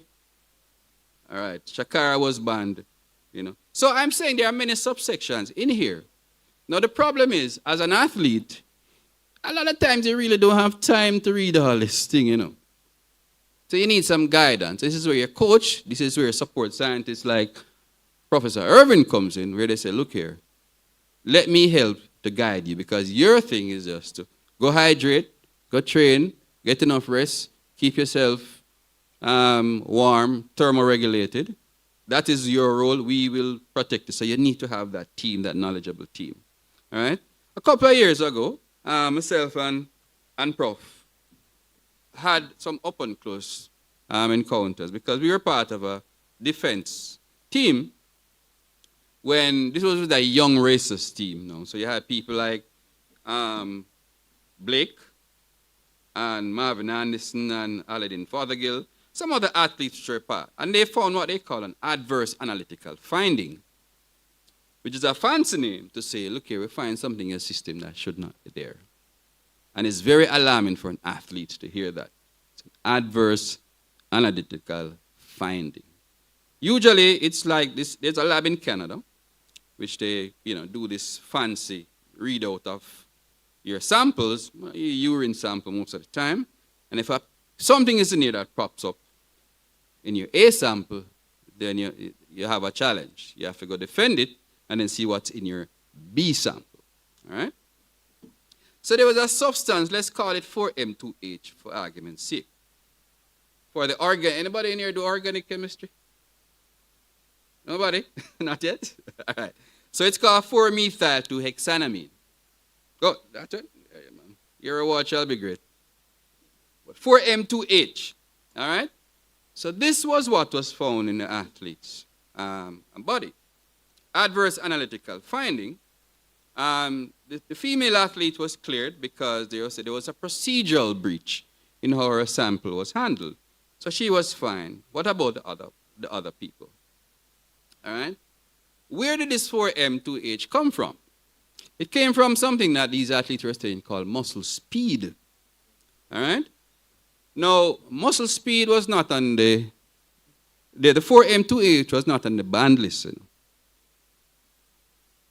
It was not on the banned list. So what problems could WADA have with these athletes? Well, WADA said that 4M2H looked like it had a cousin on the list. And we think it's going to behave just like the cousin.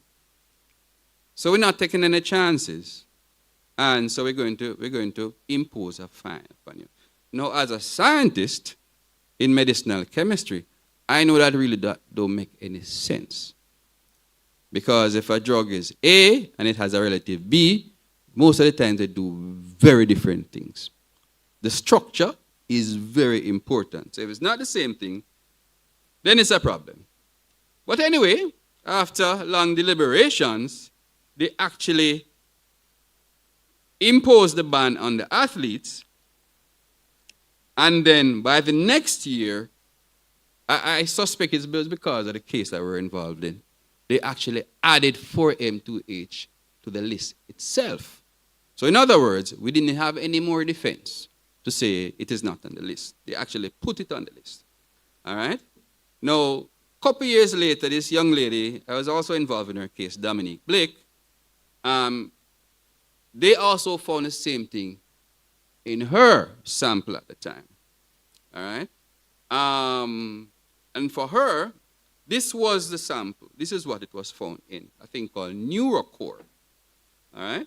And 4M2H actually comes from a plant. It's a plant that you can pick in the back of your yard called geranium. And they hype it up a little bit, gives you energy and all these nice things and so on. All right? And it was a component of what she was taking. Now, by that time, you remember, it's on the list. So Dominique had no escape. All right? And so she was, unfortunately, given a ban because the weird thing is that, the water list had subsection. So it wasn't in the main section. But it is in the subsection that they found it. So you see how complex this thing can be for an athlete. And all you want to do is run or jump or throw your javelin. But then there's these many, many pitfalls that can come in your way. And eventually, she was banned for 6 years. I think she tried to come back. But at that time, late 20s, early 30s, you have done most of. You have had your best years already. And then the added strain of trying to deal with this and the public perception. Because the public don't care, They don't care if you're on this thing. They just say, oh, no, man, you're on drug. Your drugs up. You're on steroids and all this, all that. So you have to deal with all that public perception. Right? So it can be tough out there. Now, this one always bothered me a bit because they took away Nessa Carter's gold medal and, by extension, Usain's gold medal. This team consisted of Usain Osafa, Michael Frater, and Nesta. And this was the same 4M2H compound, right? Now, this was not on the list in 2010, all right? And these gentlemen ran this relay in 2008. Remember, it's not on the list, it's only the cousin on the list. So my question was it justified to take away the gold medal from these athletes? It don't seem so to me. It just took, this case has always bothered me because it seemed inherently unfair. All right? And then when you look a little bit further at the 4M2H, you find that I could find nowhere, and I did a big search, over 100 years of searching, search of 100 years of literature. There's nowhere this thing showed as an athletic stimulant. It didn't help performance. In fact, it was mainly used as what is called a nasal decongestant. All right? And conclusion, as you can see, it has negligible effect on the nervous system. In other words, there was no homework that was done by WADA to say, this chemical, let the man run faster, or the girl run faster. Nothing at all. So why are you taking somebody's gold medal? Now you don't have any proof that what they took.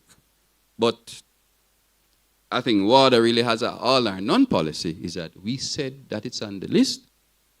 I don't care if you want to find it. We say it's on the list. I don't care. That's it. Don't find it in your system. And so you can see how challenging it can get, and you can work all your life. And because you make a mistake, sometimes you're not even aware. Sometimes you get it from a trusted person. But it can leave, a mark upon you. And this was Shakari. Shakari had an issue a couple years ago, and, I'd made a comment on it in a Gleaner article. She had an issue because of her, her mother had died, and she had smoked marijuana to help to cope, maybe like a month or two before. But then, marijuana is one of these drugs that stay in your system for a very long time. So after 4 weeks, it's not going to disappear. And so by the time she did her analysis, because it kind of goes in like the fatty tissue of your body and stays there, So it cost her the Tokyo Olympics, so she couldn't participate. All right? Now, marijuana, as many people, is considered a soft drug. It doesn't really matter so much, but it can cost you. All right? Sometimes you don't even have to have drugs in your system. But people think you're hiding something, so they have something called a whereabouts violation. Wherein you're supposed to tell the organization where you're going to be, when, what time, and we can come to your house, wherever you are. And if you're not there, we don't need any proof that you have any drug in your system. If you're not there, right, within a 12-month period, then we can ban you, even 2 years. All right? Now, you know this guy? Yeah? Christopher Taylor, Cubby, just came off his 2.5-year ban because of the whereabouts violation. You know? Now, I mean, I could only blame Christopher because you know the rules, so you have to make yourself available. But again, I don't know his personal circumstances, but the fact is that there are so many rules that you have to be cognizant of if you become an elite athlete. Because now it's the way you earn your living. You understand? There is enough problem with injuries, right? Much less to follow all these various rules, all right? And then the enhanced games now come to throw a spinner in the works. You guys have heard of the enhanced games? How many of you have heard of it? All right, maybe about 50%. So enhanced games says, well, within certain regulations, we are going to say, take all these drugs and so on. Because we're going to try to break world records. And we're going to pay you very handsomely for it. All right? So we're going to pay you up to $1 million US if you break the world record. And maybe up to $500,000 per event. Very, very, very, very tempting. You know how many athletes we lost the other day who have gone to Turkey, etc. Because an athletic timeline is pretty short, 10, 15 of your premium years. But you have to maximize your earning potential. So those guys say, hey, I'm gone. Other factors as yes, but mostly financial. And people are signing up. This is Fred Curley, one of the top sprinters. I think he's probably on the top 10 list for 100-meter sprint. Curley signed up and a few others. All right? So there's also this complexity, you know? I mean, the world has come out and sort of said, look here, you know, it's not safe, let's not do it. But there's always the pull, you know, to enhance your performance with something. Right? There's always the temptation. But, you know, world has condemned it, and many athletes have come out and said these enhanced games are not safe, they're irresponsible, and it should not be done. So, in closing, how do you avoid banned substances? All right? Now, some people eat very, you know, Usain Bolt was famous for his nuggets. And males would say, look here, Bolt don't even take vitamin, don't want anything. All right? Because you're so afraid of anything extraneous coming in your system. Or anybody doping your drink, or you get a cold medication like Brianna Williams and it pops up somewhere and then people have it under this cloud of suspicion. All right? But banned substances can destroy your career. And ultimately, you are responsible for what you put in your body. Nobody else. If somebody give you something to drink and it's your brethren or your sister, it don't matter. It's your body, it's you put it in there. All right? Avoid supplements, because many of them have false claims. They say water compliant. And you find out that it's not so. And then they disappear. Right? They're not considered. You can't even sue them. They can't find them. Use trusted sources. Tried and true. Get education like you're doing now at this England summit. All right? Get education. That's your main protection. All right? Work with your local agency like your JADCOs and so on. All right? And as much as you can also read through, you know, all the water lists that's out there and keep yourself educated, right? Because after a while, I said, if you become an elite athlete, that is how you make your living. Sometimes that is how you move your family out from the situation where you are and lift everybody up. So take it very, very seriously, all right? So thank you very much for your attention. Thanks for the organizers again.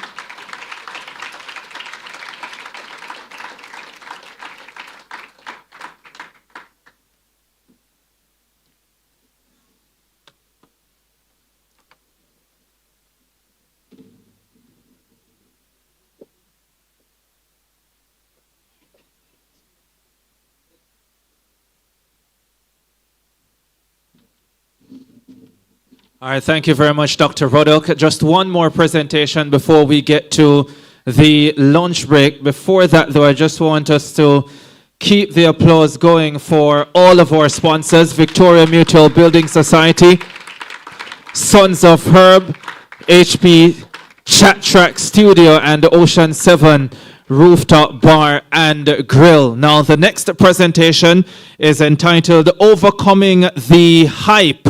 And the lead presenter on this one, a member of the Jamaica Athletics Administrative Association, the J3As. Welcome, Mr. Brian Smith.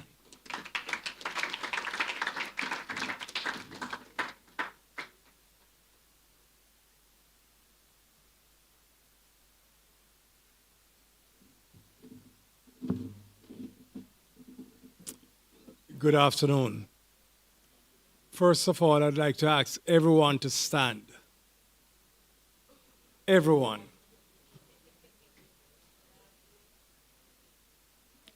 Why do I say this? Because I realize that lunch has not been served, and the speaker before was losing a lot of us. Okay, now that you have stand, I guess in some schools you do some exercise and things like that. I'm not going to ask you to do that today. All right, you can sit now. First of all, I'd like to say on behalf of the J3s, our President, Mr. Gart Gale, we bring greetings. This event was a topic of discussion at our meeting on Tuesday. We had discussed it, and it's something that we in the J3s will support because we think it's important. And our President, Mr. Gart Gale, was very, very keen. He wanted to be here, but because he's also a principal at the school, he's not able to. So, having said that, I personally, Daniel England, where are you? I want to congratulate Daniel England on what he is doing. This is great. This is what is needed. And you all can learn from it. You all can take something away from this initiative. Daniel and I go way back. He's always telling the story. Sometimes I wonder if it's really me he's speaking about. Because I was his manager on several occasions.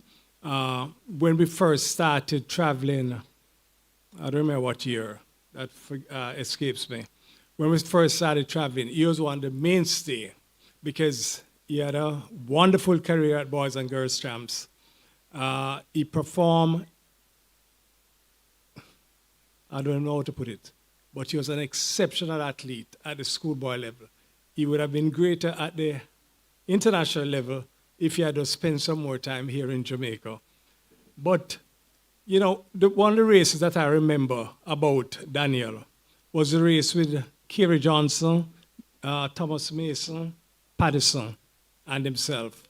That was a 400-meter race. Nobody had Daniel to win because Kerry was running exceptionally well.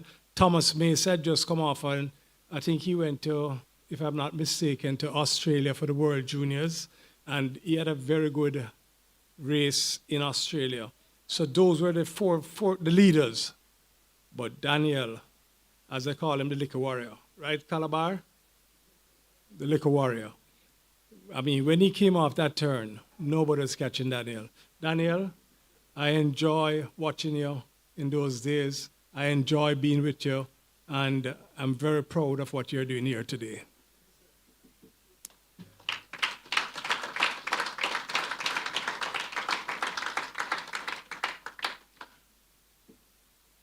I want to speak about something that was mentioned, well, it wasn't mentioned earlier on. A lot of you kids here will take part in the character games next year or in the character trials. Am I right? You're all eligible, right? So you'll take part. One of the things you need to know is the selection policy. The character games is a numbers games. You can only select 80 athletes. Under 20, under 17. For the under 20, you have 20 athletes you can select for the male and female. For the under 17, 18 athletes, and you have 4 floaters. So I want you all to understand, you can come to the character games, you can win, but you're not selected because of the numbers game. And one of the things we try and do is, for an athlete may come second, but second in 2 events, then that athlete would get the preference because they can cover 2 events. You might win 1.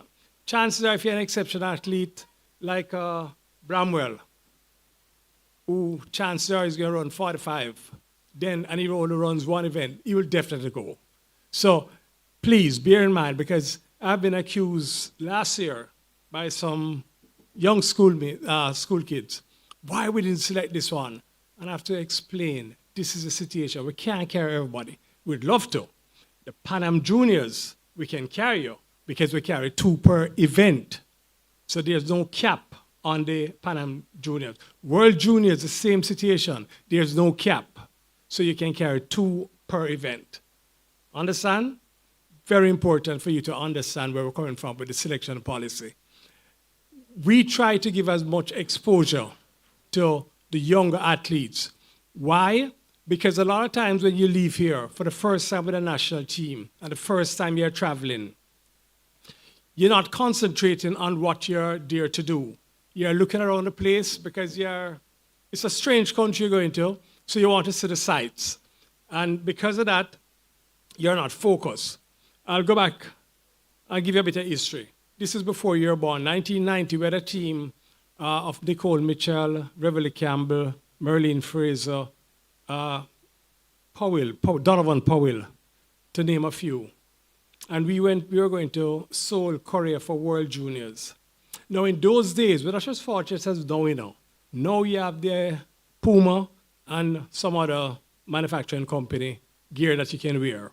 But let me tell you something. When they went to Korea, everybody was looking at the sights because that's a first world country. They were not concentrating on what they were there for, which is to compete. They look at the Americans and they say Americans in the Nike outfit. So guess what? They are interested in seeing how best they can trade. But in those days, they couldn't trade because guess what? We had Art and Fabric and Crimson Dawn. Those are the manufacturing company in Jamaica, and that is what they were wearing. So when we came back, we had a president by the name of Neville Teddy McCook. And you need to know a little bit of the history because that's where it started. That's where Jamaica really started.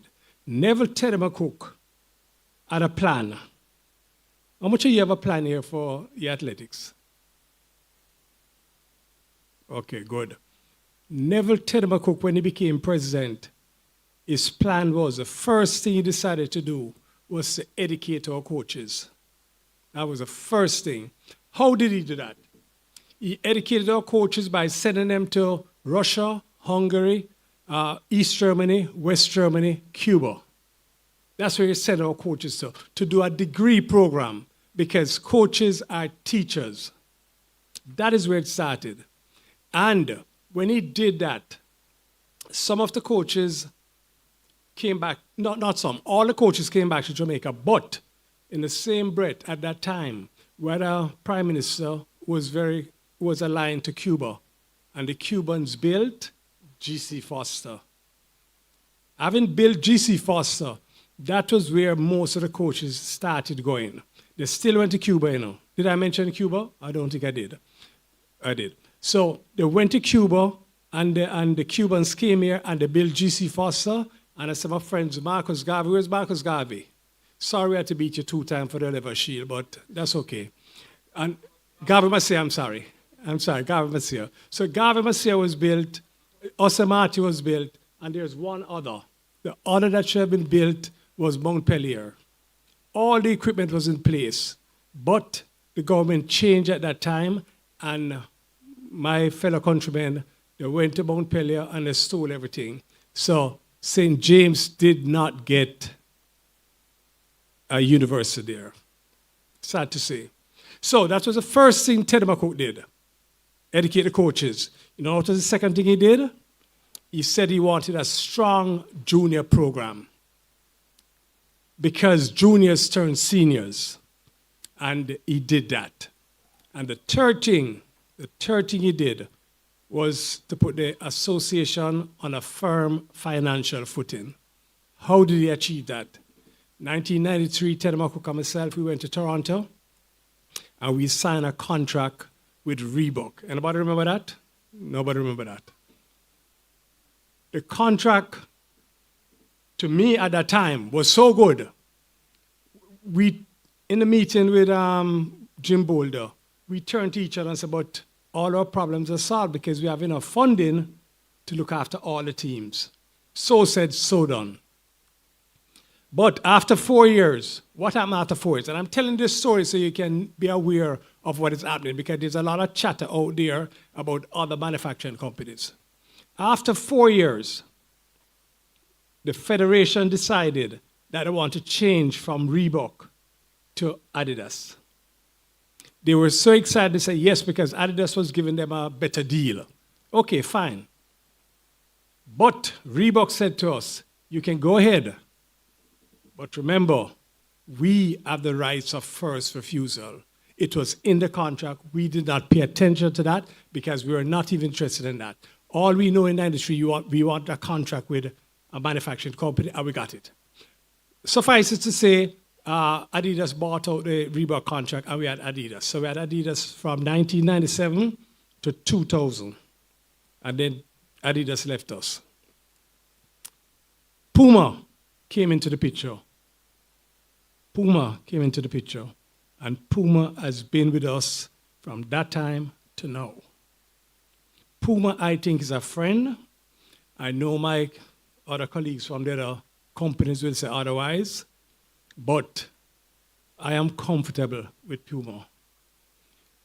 They have taken up a lot of the slack, because remember now, there are some schools that had Adidas, that Adidas left them, and they are now sponsored by Puma. Am I right? Am I right, Coach? So we've got to be careful. Okay, having said that, so that was where we were, and that is where we are now.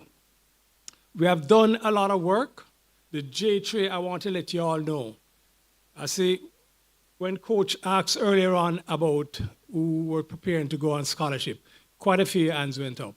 Okay, I'm here to tell you, the J-Tray is your friend. Do you all know that when you are leaving on a scholarship, you should inform the J-Trays? In recent time, nobody does that. But, and I'm saying this because at our meeting on Tuesday, a former athlete, won't call his name, won't call his school, sent into the J-Tray for assistance. And I'm saying we didn't even know that he had left Jamaica. And a lot of athletes sent into the J-Trays every time when they are in trouble. That's when we know that they're off the island. Well, I'm a little different because I sort of fast, you know? Because as we speak, there are over 500 student athletes in the States on scholarship. Over 500.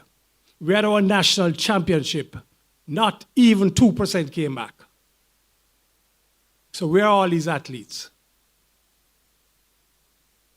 Where are all these athletes? And if I was to do a survey right now inside this room, when each of you leave and go on a scholarship, if 1% come back to live in Jamaica, that's a lot. Because you all see track and field as a way out of Jamaica. Am I right? It's a sad reality. That's not saying much for our country. All the kids are leaving, the bright ones are leaving. Everybody's seeking a way out of Jamaica. How can we as a country survive? And I'm here to ask you, when you go abroad, because all you're going to go abroad, you're going to get your degree, you get your master's, some might even get PhD. You are only building another country, and you're neglecting here. That's why we're in this position. It is sad to say. We speak, Carol Beckford speak about branding, and I want to say something to you. My first contract with a manufacturing company was with Nike. I had Nike at a very prominent school here in Jamaica, which was my school. And I tell you, KC, we had Nike. And I got stuff from Nike. Eh? Nike, I don't know if you know, but Nike used to sponsor my meet, the Douglas Forest Invitational Track Meet. This was when I was not a member of the J-Trays. But I'm now in the J-Trays, a couple years well now, again. And because of that, I've cut off my relationship with Nike. Every time you go to the Olympics or the World Championship, which I've been fortunate to go to, I was in Tokyo just recently, Nike always invite me to their hospitality suite. This year, I did not go. Why? Mr. Beckford spoke about it, the loyalty. I'm a Puma man right now because of the federation. You have to be loyal to something. There's something creeping into our association right now. People are coming to our meets, which is the World Championship or the Olympics, wearing other brands. That is a no-no. I'm telling you from now. In that character, you can wear the shoe. We don't stop you. The shoe is okay. But the clothing, it's a Puma. We're a Puma association. You wear Puma. That's what it is. And you better start thinking this way. We, I think, have been lenient. We talk to the people. We talk to the athletes. We talk to the coaches. And we say, look, this is what needs to be done. But you know, some people are influenced by foreigners. And foreigners have been telling our people, oh, it's okay to wear it to the games. To the games. At the games, you wear Puma. When you're leaving, you can wear your brand. No. You'd never see an American wearing anything else but Nike, even if you have a contract with another brand. They don't. We might have to start doing this. Let them sign a contract. So if you breach that contract, the onus is on you to pay the fine. One of our famous athletes, Merlene Ottey, she did that. What she did was a bib. She used a bib to cover up. At that time, it was Reebok. She covered it up. And Reebok fined us. All we did was to send the amount to her and say, because you did that, you pay. Well, you know, suffice it to say, she did pay, but after that, no more covering up. We need to take some action like that. You have to show the federation has teeth, you know. The federation has teeth, and sometimes you need to flex your muscles for the right thing. Because you might have a contract. What about the rest of the kids who doesn't? How would we get equipment for the other kids? You have to think broader than that. It doesn't hamper your contract, you know, because your contract is specific. But remember, there are other kids there that needs the support. There are other schools that needs the support. Right now, as I speak, our premier brand sponsors about 6 to 7 schools in this country, plus boys and girls champs, plus Gibbs relays. So they have covered a lot. Now, all I'm asking you to do, and I'm going to ask you one favor. I have seen it in the past where athletes get scholarship, go abroad, and what do? Instead of leaving that door open that others can walk through, they close the door by their behavior, by the conduct themselves. So I'm asking you here today, when you go on scholarship, don't close that door. Let it remain open. My personal choice is I'd rather see the majority of you stay here and build this country. That's my personal choice, but I'm not going to ask you to do that. You of yourself must realize what you want to do in life, what you want. So it's very important for us to start planning, start thinking.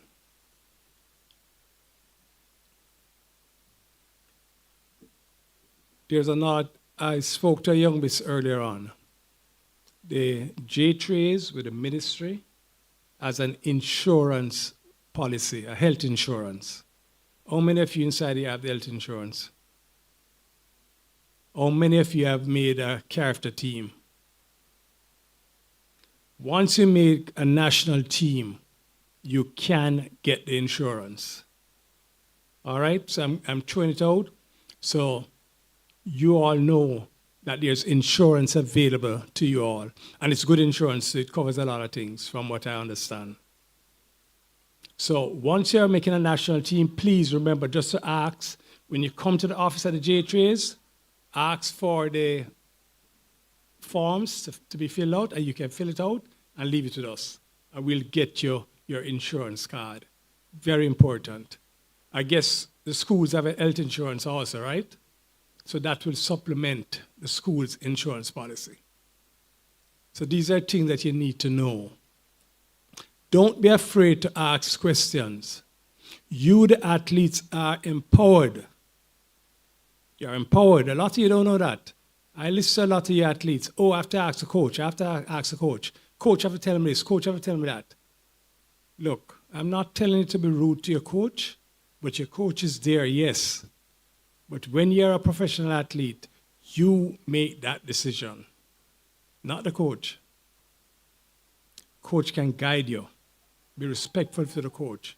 But we in Jamaica, we depend too much on the coach. There are forms to be filled out for the J-Tray. Sometimes we don't get the forms until the coach sent it in. And the coach put his phone number on it. And we need to get in touch with you. We have to go through the coach. World Athletics doesn't work that way. World Athletics work directly with the athletes. And we are now looking to change the name of our association to fall in line with World Athletics. So the world is changing, so you all need to be careful of what is going on. This is now the world that we live in. There's one thing I always find strange, and I smile, because coming from Tokyo, I experience it again. A lot of you, when you leave here, and they alluded to it earlier on, the meals that we're going to get at the different countries is not like what we get in Jamaica. If you notice, sometimes we here in Jamaica, when we're traveling, we try and carry a chef with us. The footballers do it. We try and do it when we can. Because, I don't know, in Japan, I passed a restaurant and they had a Jamaica flag and jerk chicken. Now, I'm curious. So I went in and I ordered the jerk chicken. And as you're laughing, I don't know what it is up to this day. I have no clue. But you're not going to get the banana and the dumpling and the jerk chicken and the oxtail and curry goat and all. You're not going to get that. You get different stuff. There's always something there for you to eat. So please, don't put your mind to that, hey, I'm not going to get these foods, I have nothing to eat. What I always said to the team that I manage, especially you, the juniors, because I used to manage a lot of junior teams, is that as long as we have funding, we will buy KFC, and everybody's happy with that, right? As a matter of fact, I found a KFC, I found a Burger King, and I found a McDonald's in Tokyo, which was surprising to me. So KFC is always available, and since the doctor alluded to it, that there's something in the KFC, so I know you all be happy with that. But don't make that a deterrent. You know, stay focused. That is what you're there for. Stay focused. You're going to compete, stay focused. What I didn't tell you, sorry, and I missed that part, is that when we started with a contract with Reebok, and I'm going back, I missed it, but it's very important. When the athletes got their packages from us, they got 2 bags. You see the bag that you get now, 1 big bag? We had 2 bags, and we gave it to the athletes. They were asking, why are we getting so much stuff? I said, no, it's okay. You deserve it. But when they went to the World Juniors and they look at the Americans, and the Americans had the same thing that we had, it made a big difference. All of a sudden, it was no longer we looking to get your stuff. We are now here to compete. So we'll level the playing field. And that will happen at some point in your life. You will not all be world beaters, but you have an exceptional talent, which is track and field. You can use the track and field to get an education, to be somebody in life. And they say education is the way out of poverty. So that is something you need to look at. Very important. Pay attention. I am quite certain that we boys will give a lot of trouble in school. Some of the girls too. But that's part of life, the growing up syndrome. You know, it will affect you at some point in your life. But do not make that a deterrent. Study hard, train hard.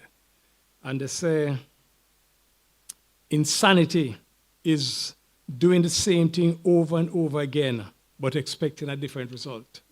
You hear that over and over, right? But in track and field, that's what it is.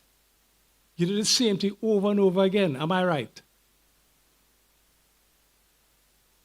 So just be careful. Sometimes you hear some things and you wonder, but you can apply that to your life. You can use that as a positive. These are some of the things that we do. These are some of the things that is a teething process. Because when I was going to school,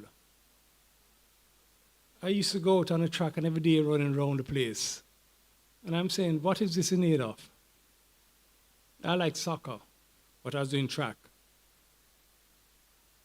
And I said, but this is no fun. Track and field is boring. Very boring. But we had some old boys at our school that they made it fun. There's always a prize. Okay, whoever do this today, they'll get that. You know, there's always some incentive. You understand? To make it exciting. And the rewards are great, because look at Usain Bolt. You know, you all know the story. Usain Bolt made a bet, right? You want to run 100 meters. And he made a bet. Okay, coach, if I run 10-2, I'll run 100 and 200. Forget the 4. That was fun to him. That's how it is. You always try to find something to do to make it exciting. And your coaches are there to guide you. That's the most important thing. The coaches are there to guide you. And you believe that Stephen Francis and Glenn Mills is our two best coaches? Well, I have news for you. If you look at the schools and take out some of those coaches out of the schools and give them seniors to coach, they would do better, just as good as them, or even better. Because our coaches are knowledgeable. Don't let anybody tell you that they are just a high school coach. Because a famous athlete from Camperdown, as Dr. Ruddock alluded to, Raymond Stewart. I remember Raymond telling Mr. Mills, you're just an high school coach. Well, now it's what the high school coach has done. Because if you guys had really look at the history of Camperdown, you know, there are some great athletes coming out, you know. Leroy Reed, Raymond Stewart, Andrew Smith, Kerry Johnson, you name them. I agree, Donald Quarry. Eddie Quarry is his brother. Won the 200 meters. So you had some great kids coming out of Camperdown. You had Attride, you had Michael Murray, you know, so you had some good kids. Fought under Glenn Mills. So from that time, I know that Glenn was a very good coach. And the story is, we have Peter Johnson inside here. His father, Dennis Johnson. Dennis Johnson went to San Jose University. And at that school, you had about 32 world record holders at that school. And they were coached by a man by the name of Bud Winter. Dennis Johnson, as a matter of fact, he held the world record. I think it's 3 times he broke the world record. And Dennis Johnson brought Bud Winter to Jamaica. Bud Winter, when he came here, Glenn Mills. Glenn Mills went to the seminar. Glenn listened, and Glenn turned to be more Bud than Bud. He believed in what the man was doing. And there are a couple of the Jamaicans that use that system also. It's about drills, because there's a difference between running and sprinting. And if you all know that, you'll be all right.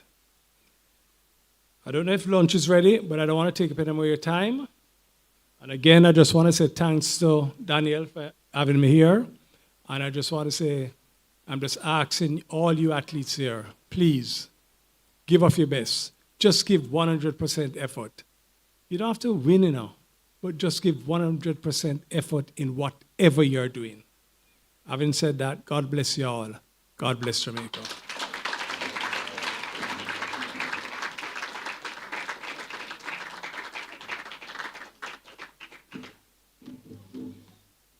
All right, thank you very much, Mr. Brian Smith, on behalf of the Jamaica Athletics Administrative Association.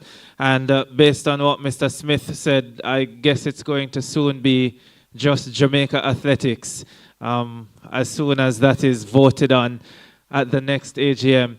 All right, so we're just about 4 minutes away from lunch, everybody. We're almost there, so just hang on a little bit. And while we wait on lunch, I'm going to be asking for 2 volunteers.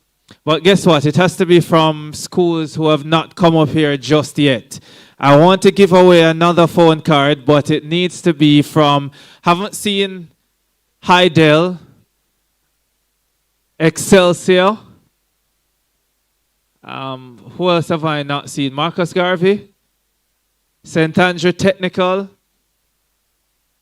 Who else have I not seen? I'm trying to give away another phone card before lunch. $500. At least 2 representatives from those schools. No, man, they're afraid. This is crazy. No volunteers? Excelsior? Oh, I cannot believe this. Not Excelsior. All right, we're getting a representative from St. Andrew Technical. Hydel? No, not the girls' champions.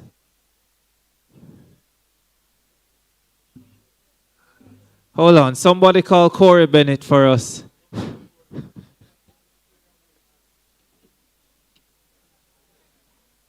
All right, so we have 1 representative. Lunch is almost ready. We just need 1 more. Hydel, Excelsior, Marcus Garvey. Oh, Tivoli is here as well. Tivoli. All right. The Eagles have stepped up to the plate. So we have Excelsior, we have Stats. We're not going to make it a 4x4. We're probably going to make it an 800. The 4x4 might be a little bit too easy for Excelsior. So let's go 800. All right. So as usual, we're going to ask you to introduce yourselves. Tell us who you are. And then I'm going to have a very easy question. Oh, we have 1 more. Look at this. All right. So let's start with the introductions and find out who they are. My name is Roshan Davis. I do track and field. The 800 is my primary event, but I also do the 400.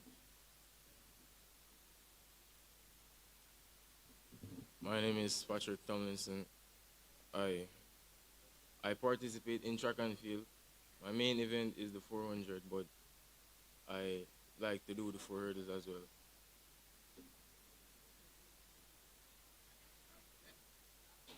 My name is Roman Stewart. I attend Excelsior High. I am a thrower and my event is javelin. All right, there you have it. So here it is now. It's simple, right? Oh, wow, we have more. Look at this.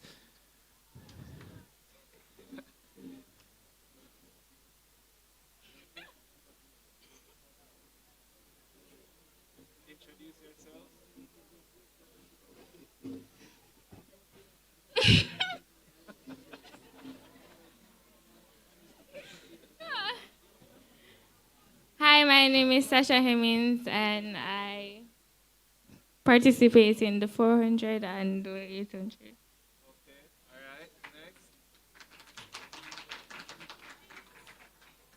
Hi, my name is Rihanna Morgan, and I do 800 and 1500 meter. All right, so it's this simple. They will each have 40 seconds to tell you what they have enjoyed most about today. And the person with the best presentation will win a $500 phone card. All right? So they have 40 seconds each to tell you what they have enjoyed most about today. Easy, right? Very easy. All right, let's go. Let's start with St. Andrew Technical. There are two of them, so we'll go St. Andrew Technical, Hydel, and then we'll figure out the rest. One each. Let's go. All right, so what I enjoyed most about today is the presentation from everybody. From the, what's his name again? No, I'm trying to remember. So the chemist, right? He came up here and talked about anti-doping and all of those things. Then you have the sports, was it psychologist? No, she talked about the sports science. She talked about that. And because of those two things, I really enjoyed today, so I can really grow and improve as an athlete.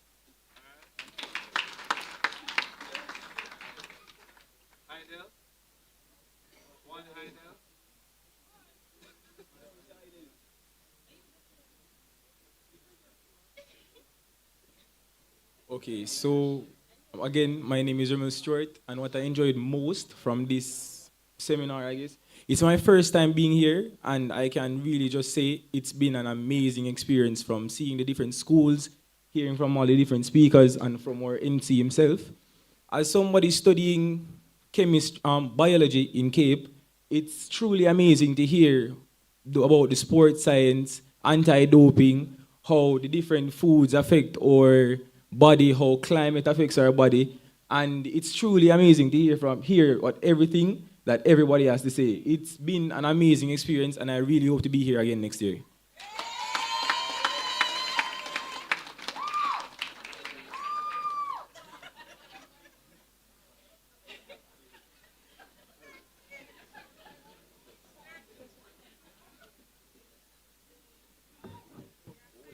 First, I want to say I am very grateful to be here. Today, I've learned a lot. One of the most important things I've learned is the importance of putting your education first. You should know how to balance academics and extracurricular activities.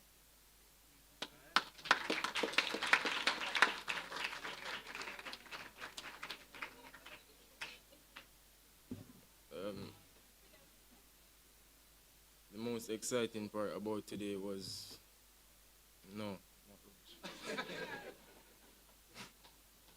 Everything, it's a pleasure being here as it's my first time as well. It's also my final year in school. It's also my final year in school.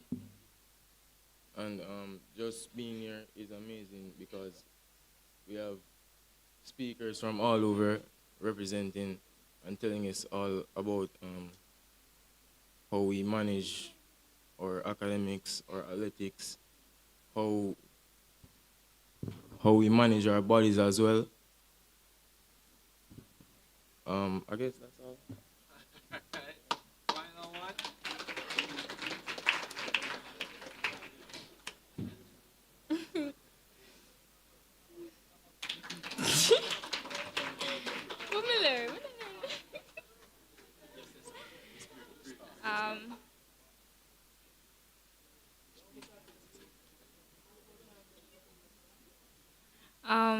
The most exciting thing that I learned today was Professor Irvin speak on. What should we talk about? Should we talk about sports and education? Remember.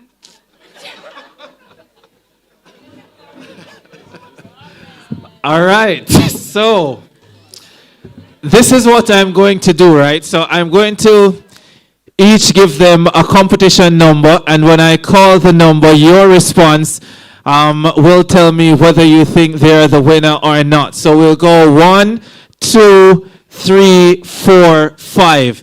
All right, so let's start with contestant number 1, and that is Heidel number 1. All right, contestant number 2, that's Heidel number 2. Contestant number 3, that's St. Andrew Technical. Contestant number 4, that's also St. Andrew Technical. And contestant number 5, Excelsior. All right, well done. Well done, Excelsior. Congratulations. Thanks very much to all of you. You can be seated. Don't worry, you'll get your prize shortly. And we'll have some more giveaways after the lunch break. But is it time for lunch now? Yes, it is time for lunch. I agree. It is definitely time for lunch. Lunch is overdue. Here's what we're going to do. So we're going to start with Heidel and St. Andrew Technical. Make that St. Andrew High. The girls on this side, you will go first. Are we ready? Can they come now? All right. So Heidel and St. Andrew High, you will go first. Yes, this table as well. So those three, not yet Calabar. Oh, they're going to the bathroom. Don't worry. Heidel, St. Andrew High.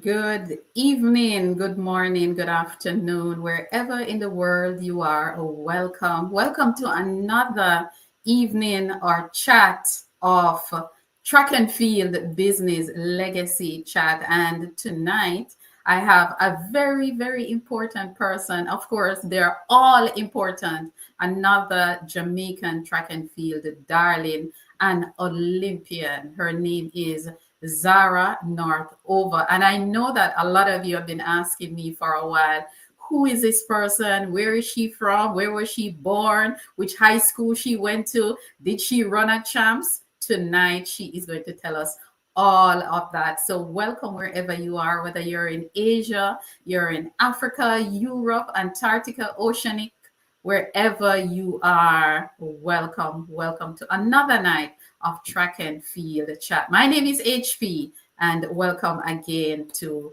HP Chat Track. And tonight we're going to have some fun with Zara. So don't go anywhere. Stay right there, and we will be right back. Jamaica's track and field legacy is unmatched. It is a story of triumph, resilience, and extraordinary talent. But do you know the stories behind the athletes who brought us glory? Hi, I'm HP, founder of HP Chat Track. My mission is simple: to celebrate the rich legacy of Jamaica track and field and shine a light on the incredible people who make it happen. Winning that race was a dream come true, but the journey wasn't easy. It's not just about medals, it's about inspiring the next generation. Jamaica track and field isn't just a sport, it's our pride, our culture, our heart. Every week I sit down with athletes, coaches and fans to bring you stories of dedication, passion and legacy. Plus, we've got exciting news and exclusive insights into the world of track and field. Make your Thursday night be at HP's place. Come hang out with us at HP Chat Track Studio, where track and field is our business. Jamaica. One people, one legacy.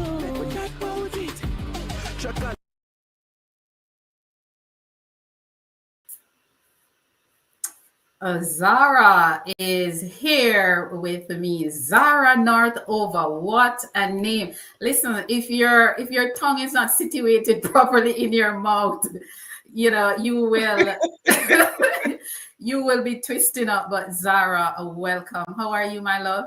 I am so good and so happy to be here. Awesome, awesome, awesome. Already we have people rolling in, whether you're watching on Facebook, YouTube, LinkedIn, wherever you're watching from, welcome. Already I'm seeing 2 Olympians in the building way before you were born, Zara. We have Miss Vilma Charlton in the house, of course, 3 times Olympian for Jamaica. We also have Vonnie M, who is Ivan Saunders, another Jamaican Olympian from the 70s. And Miss Vilma said, welcome, Zara. Looking forward to learning more about you. And yes, that is what we're here for tonight, to learn about Zara. And I just want to say thank you to Aileen, who helped me with the research. Thank you very much for that, Aileen. Aileen really helped me to gather some information. So Zara, you are the woman of the moment. During my research, I discovered it revealed that you were born in 2 places in the United States, in New York and in Miami. Please to clear that up for us. Where were you born? Yes, and first of all, thank you, Aileen, my bestie. I love you. And thank you, HP, for just extending the opportunity and honestly for your service. I don't think that reporters really get enough credit for just validating athletes while they're competing and long after they compete. So, I really appreciate you for doing this and having me on. Thank you. So it is kind of funny. I wasn't born in 2 places. I wish I had a clone, but I don't. I was born in Fort Lauderdale, Florida, but I lived and grew up in Elmont, New York, where also Chelsea Hammond and basically, Siobhan Stoddard wasn't too far off either. She was in Uniondale. Okay, so the record is now straight. She was born in Florida, because I did see Florida, and I also saw New York, and I was like, what? And this is why when you're doing research, they tell you to ensure that you have multiple sources. You have to have multiple sources. But Zara, born in Florida, raised in New York. Who was from Jamaica? Your mom, your dad, your grandparents? Both of them. Grandparents, mother, father. And I always like to make sure I remind people, born in Florida, while my mom was 6 months pregnant, she was in Florida, had me, and then I went right back to Jamaica. So yes, I'm a beautiful American citizen, but I'm a true Jamaican because it was back and forth. I even brought this out from St. Paul's Elementary School in Jamaica, in Mandeville. So guys, look at Zara. Mandeville. Oh, look at that little face. Awesome. Cute. Too cute. But you mentioned Mandeville, and my next question was going to be, where in Jamaica is your roots, your real roots from?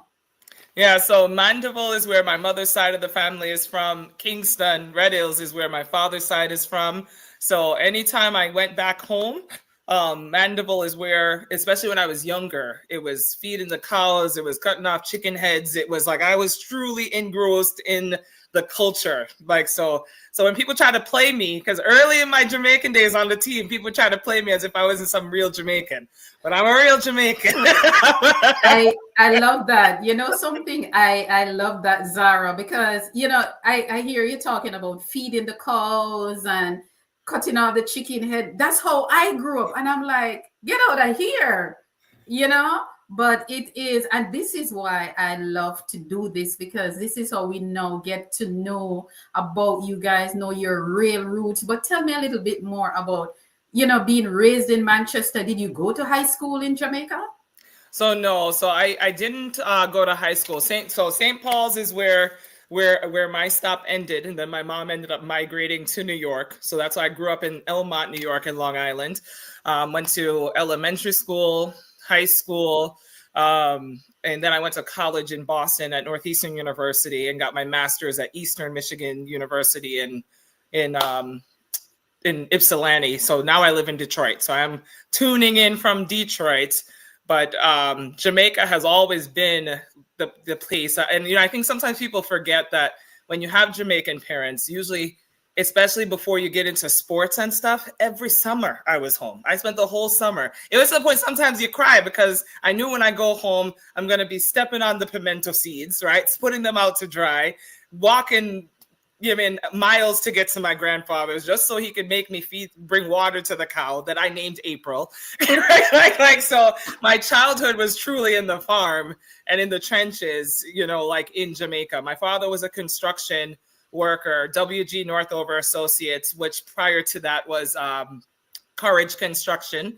And his tagline was, if faith can't move mountains, courage can. So not too far from my personal brand of having moving in faith, right? So it runs in the family. And he had worked on the original Beltline in Jamaica. He also worked on the Edward Seaga Highway. His company worked on the airport road. The rocks that you see along the airport road and the siding and stuff like that was his company that did that as well. So, Jamaica's always been home and, a major part of who I am. Which is why I also ended up competing for Jamaica. You are a true Jamaican. You are a Jamaican. No, seriously, you are a Jamaican because you're talking about our culture. You're talking about our culture, the way that you know it, and you are right on the money. And my next question to you was going to be, how connected did you feel to your Jamaican roots, even though you migrated early and you just described it that every summer you were back in Jamaica? So I was so connected. And when I really wanted to solidify this, and this is what actually some people don't know, is that Northeastern University in Boston is a cooperative education school. So what that means is you're in school for 6 months and then you're working for 6 months, like you do an actual internship. So I wanted so bad to learn how to make sure I could cook Jamaican and truly be engrossed that I convinced my coach to let me go back to Jamaica for 6 months. So I actually did a 6-month internship as an adult in Jamaica. I worked for JIS, and I actually was the one that would do the stories on Kim when Kim went to the Olympics in the shot put in 2004. So 2004, I spent 6 months in Jamaica. I did stories behind like golf, learning about, swimming and cricket and all those things to put that on the radio. So, I really had a beautiful opportunity to I lived in Havendale. I would walk from JIS to KC to go and train with Michael Vassell. It wasn't just driving in the car and had the luxury life because I'm the American girl in Jamaica. I really put myself in the position to say, I'm here and I'm going to do everything like how my teammates and everybody else would be doing it, because I do think that that's actually our superpower. I really think anytime anybody asks me, why is a Jamaican athlete so talented? And I said, the things that people take for granted all over for the world, it's just not a luxury for Jamaican athletes. Like, you're walking to school or you're taking the bus to school. It's hot all day. It's not like you might have one high jump mat to land on if you're lucky, right? So the precision and what you have to do with the resources, the limited resources, if no resources at all, is really the superpower as to why Jamaican athletes can excel on a higher level than any other athlete. You know what you just did, Zara? You just segue nicely into my next question, because my next question is going to be, tell me about your early days of physical activities, sports. How did you get into sports? Who discovered you? Was it in PE? Was it an uncle? How did it all started for you? So I started off playing I wasn't in track and field my whole life, like some athletes are in track and field their whole life. I started off playing softball, basketball.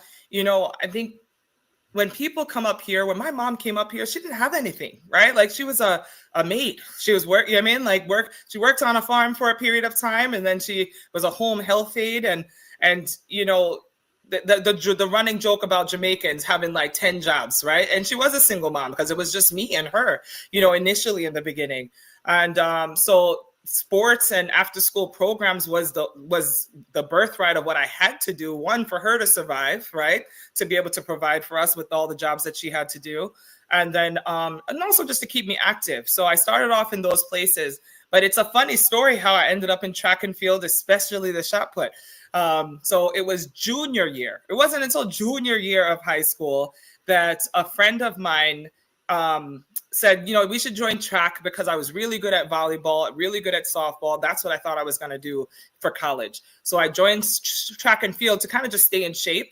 And then a friend said she needed a partner to do the shot put relay. I looked over at them girls. The girls were bigger and throwing. I'm like, I'm not doing that. Like I was in my initial reaction was like, that's not what I'm about to do. Why do you think I got to do it? Are you trying to call me big? Right? And I was heavy. I was 200 pounds in high school. I was a thick girl. So, so I said, all right, well, she needed a help, and I'm a helper. That's the one thing you can see is, and no one can tell you any differently, is that I will show up for my friends, right? Like I will be there, ride or die for them. So I joined, I helped her with this shot put relay thing, and I ended up throwing further than every girl in the competition, never having practiced, never done it before. From a stand through, I threw like 32 feet. So at that point, my coach said, you don't have to, he's American, and he said, you don't have to practice, but this is what you're going to do, right? Because this was now the thing that I was like winning. It went from 32 feet to 36 feet. We find ourselves junior year going to Penn relays, and I have a mom that's, a CNA, not making much money. And this was my way of saying, okay, I'm going to pay for college, right? We went to Penn relays, and me being greedy, because there's the Jamaican tent and the Jamaican food. And I think I had placed in the top 3 at Penn relays. And then I was like I just went into the tent and said, well, my mom's Jamaican and we want some patties. And before you know, my greediness, introduced me to the team. And I wasn't on the team, I hadn't competed for Jamaica. And they said, wait, you do shot put? And you're Jamaican? Or your parents are Jamaican? And I said, yeah. And then they invited me to come to a track meet in Jamaica. What I thought was just a regular track meet. I didn't know it was no national championship. So they invited me to come to the national championship. And it was Alfred Francis and Michael Vassell that I had talked to. And my father just would not come to America. He would always say, Osama bin Laden boom me up on the and just not flying. So I said, this is the perfect opportunity for me to just compete, for him to see me compete.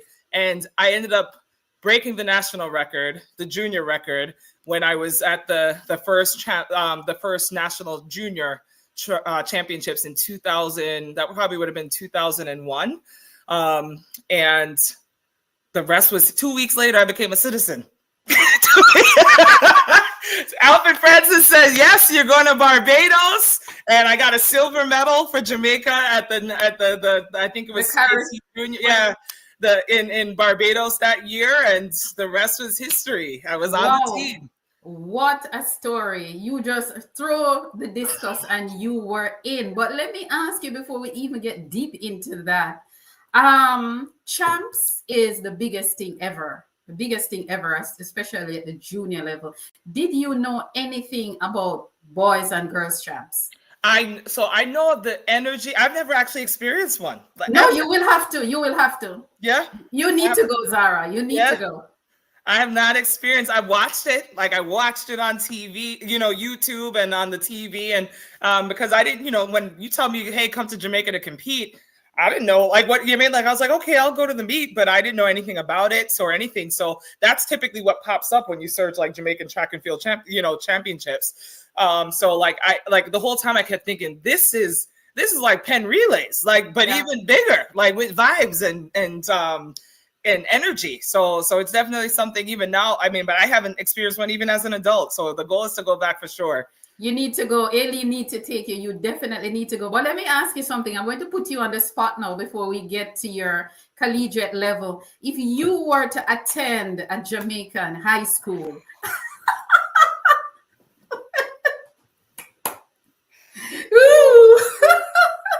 I know I'm putting you on the spot because you have all your friends who were your teammates, who some went to Vere, some went to St. Mary High, some went to St. Jago. So I'm going to put you on the spot. Which school, if you had gotten the opportunity to go to a Jamaican high school to compete in champs, which school would it have been?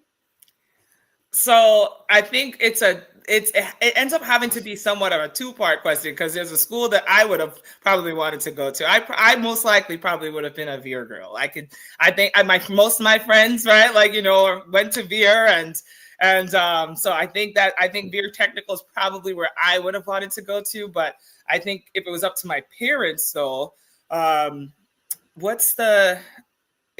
think they probably would have placed me. It was a school in, oh Lord, it's slipping my mind. Starts with an S. What's the Tell me where it is. In Kingston, starts with the S. It's a little bit more on the uppity side. St. Andrew High? Yeah, I think that's where I probably would have been. They would have wanted me to go. St. Andrew. Okay, that's Yeah. St. Andrew High School for girls. It's an all-girl high school. Yeah. That's where some of my siblings had went. So I think that's where they would have tried to place me. But the thing that I had always appreciated about Veer, it's just there's something about a Veer girl that's just, like, they're direct, they're just raw talent, and it's, you don't have to be pretty. It's just like, they are pretty, right? But you don't.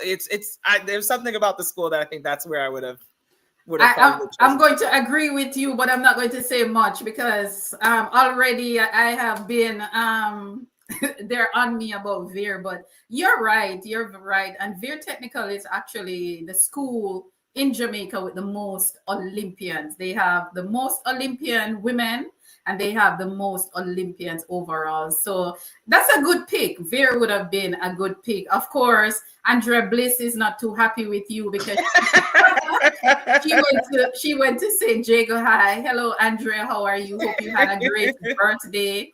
Raidford Hunter is also in the building. He's saying, greetings, Zara. You've made an excellent progress, he is saying. So Andrea, I think Andrea is mad with you, because she's a Monk Street girl.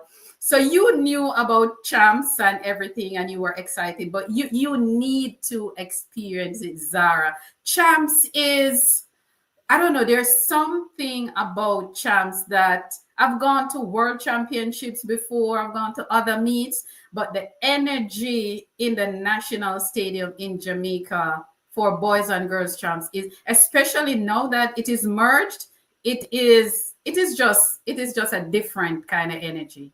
And Aileen can tell you, Elva Goldburn can tell you, Andrea can tell you, all these people competed there, Patricia, all of them can tell you what champs is like. But let us move forward now to from high school to university, full scholarship. Tell me a little bit about that. Bright girl. Yes. So the one thing about just being Jamaican by blood and having it in me, we're ambitious people, right? Like, and at the end of the day, I knew financially, right, that my parents weren't going to be able to afford school. So, and shot put wasn't really my first love, but it was the thing that I was the best at. So, I went to schools and sought out schools that it's like, okay, God forbid I got hurt. Where could I still excel? Where would I want to be? So I actually was and mind you, I started late. I started junior year. So being the person I am, the personality I am, I literally started getting the little newspaper clippings, put it in envelopes, and I wrote these schools and said, you should give me a full scholarship because I'm going to be great. I love that. So I wasn't really on the radar. I just started in junior year. Most people would have been doing track, throughout that time. So Northeastern had a co-op program. It's a school like Hofstra University of Maryland. I did write Clemson University. I wrote South Carolina. I wrote a lot of these schools. And, the story I like to share is that Clemson, after my because freshman year, I ended up making nationals. The national level, and they came and apologized to me after I won the ECACs, and she said, I should have believed you, because I get it, because here you have this high school girl that hasn't even thrown 48 feet yet, and like saying that I'm gonna be great because I just started and you should give me some money. Big time programs ain't doing that. So, right. But I turned out to be great. I turned out to end up being a Hall of Famer and doing all the things. So, yes, ma'am, and that we're going to talk about. But before you go any further, Ms. Vilma Charlton is saying, who is actually a St. Andrew High girl. She went to St. Andrew High. She's saying, Shelly and Northover. She's asking if she's your sister. My cousin. Your cousin. Okay. She said she has always wanted to ask you. Yeah, my cousin. Okay, okay. And Dorothy Scott Genius, formerly of Veer, she said, hello, everyone, enjoying this interview. Yes, girl, Veer is it. We'll make you an honorary Veer girl, which I think you already are because, you know, when you're friends with Aileen, I mean, you know, but that's Dorothy Scott Genius, another Olympian for Jamaica, 1980s Olympian. So, girl, the Olympians, they are rolling out to hear your story tonight. But let us get back to something. You talk about great shot put, discus, hammer throw, javelin.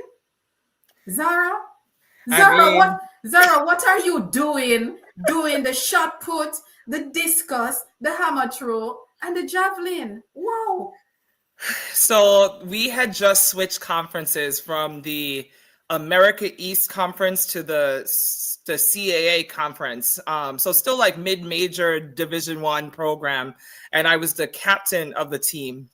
And the team, we had a few really talented people, right? Like, but we had a few people that, I mean, we were in a big D1 program, so we didn't have the depth, right? Like, so I knew that in order for us to win, I was gonna have to do the events. I was gonna have to put myself in the events. So I literally just did what I needed to do, and I got as strong as I possibly could get. And I really trained hard because I believe, you know, the goal was always to become an Olympian. I knew shot put was the thing that I'd be the best at, but I knew if I could tweak my muscles and just learn the rhythm of other things, that it would just make me more agile of an athlete. So I did what I had to do, one, for the team.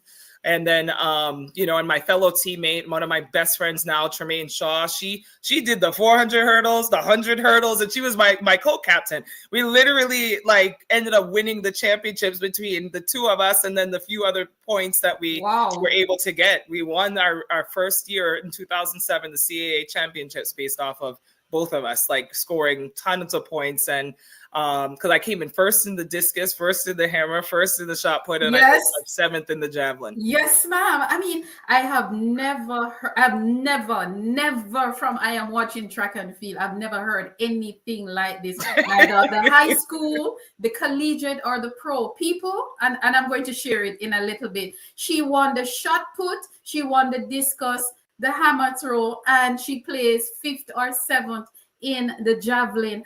How did you choose which event you wanted to concentrate on as a pro? No, so I knew shot put was definitely the event for me. I do think that if my first 2 years, what some people don't know this, I didn't have a great coach, like, you know, at Northeastern. And what ended up happening was my teammates stepped up. I had great teammates that knew the shot put, so they stepped up to help me. I almost actually transferred to FSU, where Coach Metters and Dorian Scott were. You know, there were conversations and talks about possibly leaving. But then what happened was near and dear to my heart. There's a guy by the name of Joe Donahue in Boston that somebody said he was a great coach. He coached Olympians in the past.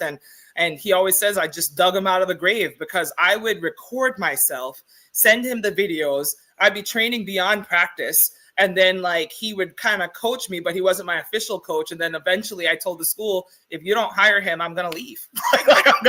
And they ended up bringing him back. Wow. What's your zodiac sign? I'm a Pisces. March 6th. Woo! A dreamer and achiever. Indeed. What a story. Beautiful. Guys, if you're just joining us, I'm here tonight with the wonderful, beautiful, talented, brilliant Zara Northover. And of course, she's letting us in a little bit, because I have been asking for years, and not just me, other track fans have been asking. I even asked Aileen years ago, you know, I think I asked Aileen about you and Chelsea when I was doing a research on the school's track and field legacy. And when I got to your name, I'm like, how is it that I cannot find a Jamaican high school for Zara and Chelsea? And then I reached out to Aileen and said, Aileen, where did Chelsea and Zara went to school? And then she explained to me, and I said, good. So in my research, I have you for overseas, and I have Chelsea for overseas. But let me ask you, how were you able to balance doing all of this for your team and still remain getting good grades in the classroom? I think that's the one thing I always attribute my ability to balance and achieve just being Jamaican. I mean, we really work hard. It's not even an option. I mean, Maurice and I were captains one year, and I remember in Maurice Smith, the decathlete, and when he was on, he was like laying on his deathbed, right? Like in between the next event, and we're all like, is he gonna finish? And he's like, failure is not an option, right? Like, and just that's the mentality I've always had. So in the beginning, it's like that balance. Do you procrastinate and wait to the end to do all the work? But for me, then I was like, well, if I'm gonna procrastinate and have an all-nighter at the end of the week, then why wouldn't I just do the all-nighter in the beginning of the week, right? Like, so I shifted how it was. So I would do my work as soon as I got it, stayed up all night to get it all done, and then I could focus on everything else that I had to do because the work was already done. So that's kind of how I kind of maneuvered my situation to make it work all through college. Was this something that you learned early in your life, whether from your mother, your grandmother? Was it something that you saw from somebody that you emulated, or it is just something that is innate? So it's definitely innate, but my younger brother did track and field also. He competed for Jamaica in the Commonwealth Games in Scotland, Wayne Northover, and he went to Calabar. But our father used to always tell us, a man is not a failure because he tried and failed, but because he failed to try. So, and I'm one of 21 kids, right? Like, I mean, I have a large family. So I do say all the time. Hold on, did you say? Did you say 21? Yep. Yeah. You have all of 20 siblings? Yep. Wow.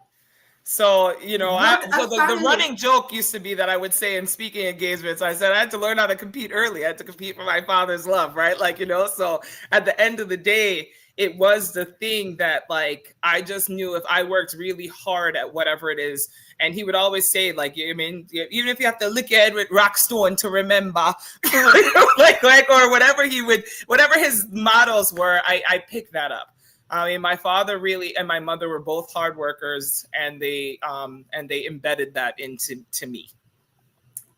Amazing, amazing, amazing. This story is this is a wonderful story, very inspiring, very inspiring. So I guess by the time you got to university, by the time you became a senior, you know how to budget your money, you know how to manage your time. Tell me a little bit about your time management strategies. You guys are gonna laugh at this. So I grew up in a predominantly white neighborhood. Like, from elementary school, I was the only Black girl. I remember telling my mom I was going to run to be president of the school, and she was just, like, now she'll tell me how nervous she was, right? But back then, because we didn't have the money, like, she was literally frying fritters, right? Like, I mean, like, because we didn't have the money to buy regular bread like everybody else has, but she's had the flour and the dough, fritters with corned beef and or sardines, and she's folding it in the paper and teaching me how to just eat it so nobody else could see. But I was the girl that came home and was like, "Mommy, can you make some for everybody?" Right? Like, because I wasn't embarrassed about the roots, right? Like, like, I mean, I'm so proud of us and what we've been able to do. And she also had such a thick accent. So I did have to grow up very early, right? Like, like, racism is a thing. People treat people differently. So, I mean, I do remember being in about 6th grade. My mom would call to try to even get an apartment, and people just kind of hang up the phone, right? Because you hear the Jamaican accent. So that I don't have I could code switch, right, very easily. And then I definitely didn't have one. So she would be like, call this person, say this on the phone, and and then she's like listening and telling me what to say. So when you're 12 years old, having to do that, you just it changes inside of you. Like, you know what you have to do for your family. And it's me and her trying to survive in New York City. And And I just took that. So with that, going into high school, being the president of my class, a star, you know, a top athlete, I knew that I had to be great, right? Like, you know, in order to make my mom proud, in order to one day not have her not have to work as hard. I mean, that became just something that became my why. Amazing. I'm inspired. I am inspired. But let us look at some of your achievements. 'Cause let me tell you, if we were to do everything, we would be here all night. Guys, if we were to do everything, we would be here all night. She is a graduate of Northeastern University with a bachelor's in communication and political science. 2013, she also graduated from Eastern Michigan University with a master's degree in sport management. We have something in common right there. Yeah. She is an Olympian, 2008 Olympian in the shot put. 2008, she also became a national champion. Yes, winner of the 2008 trials, Beijing. Beijing was just a big year for Jamaica. You came into the thing at the right time, the biggest ever.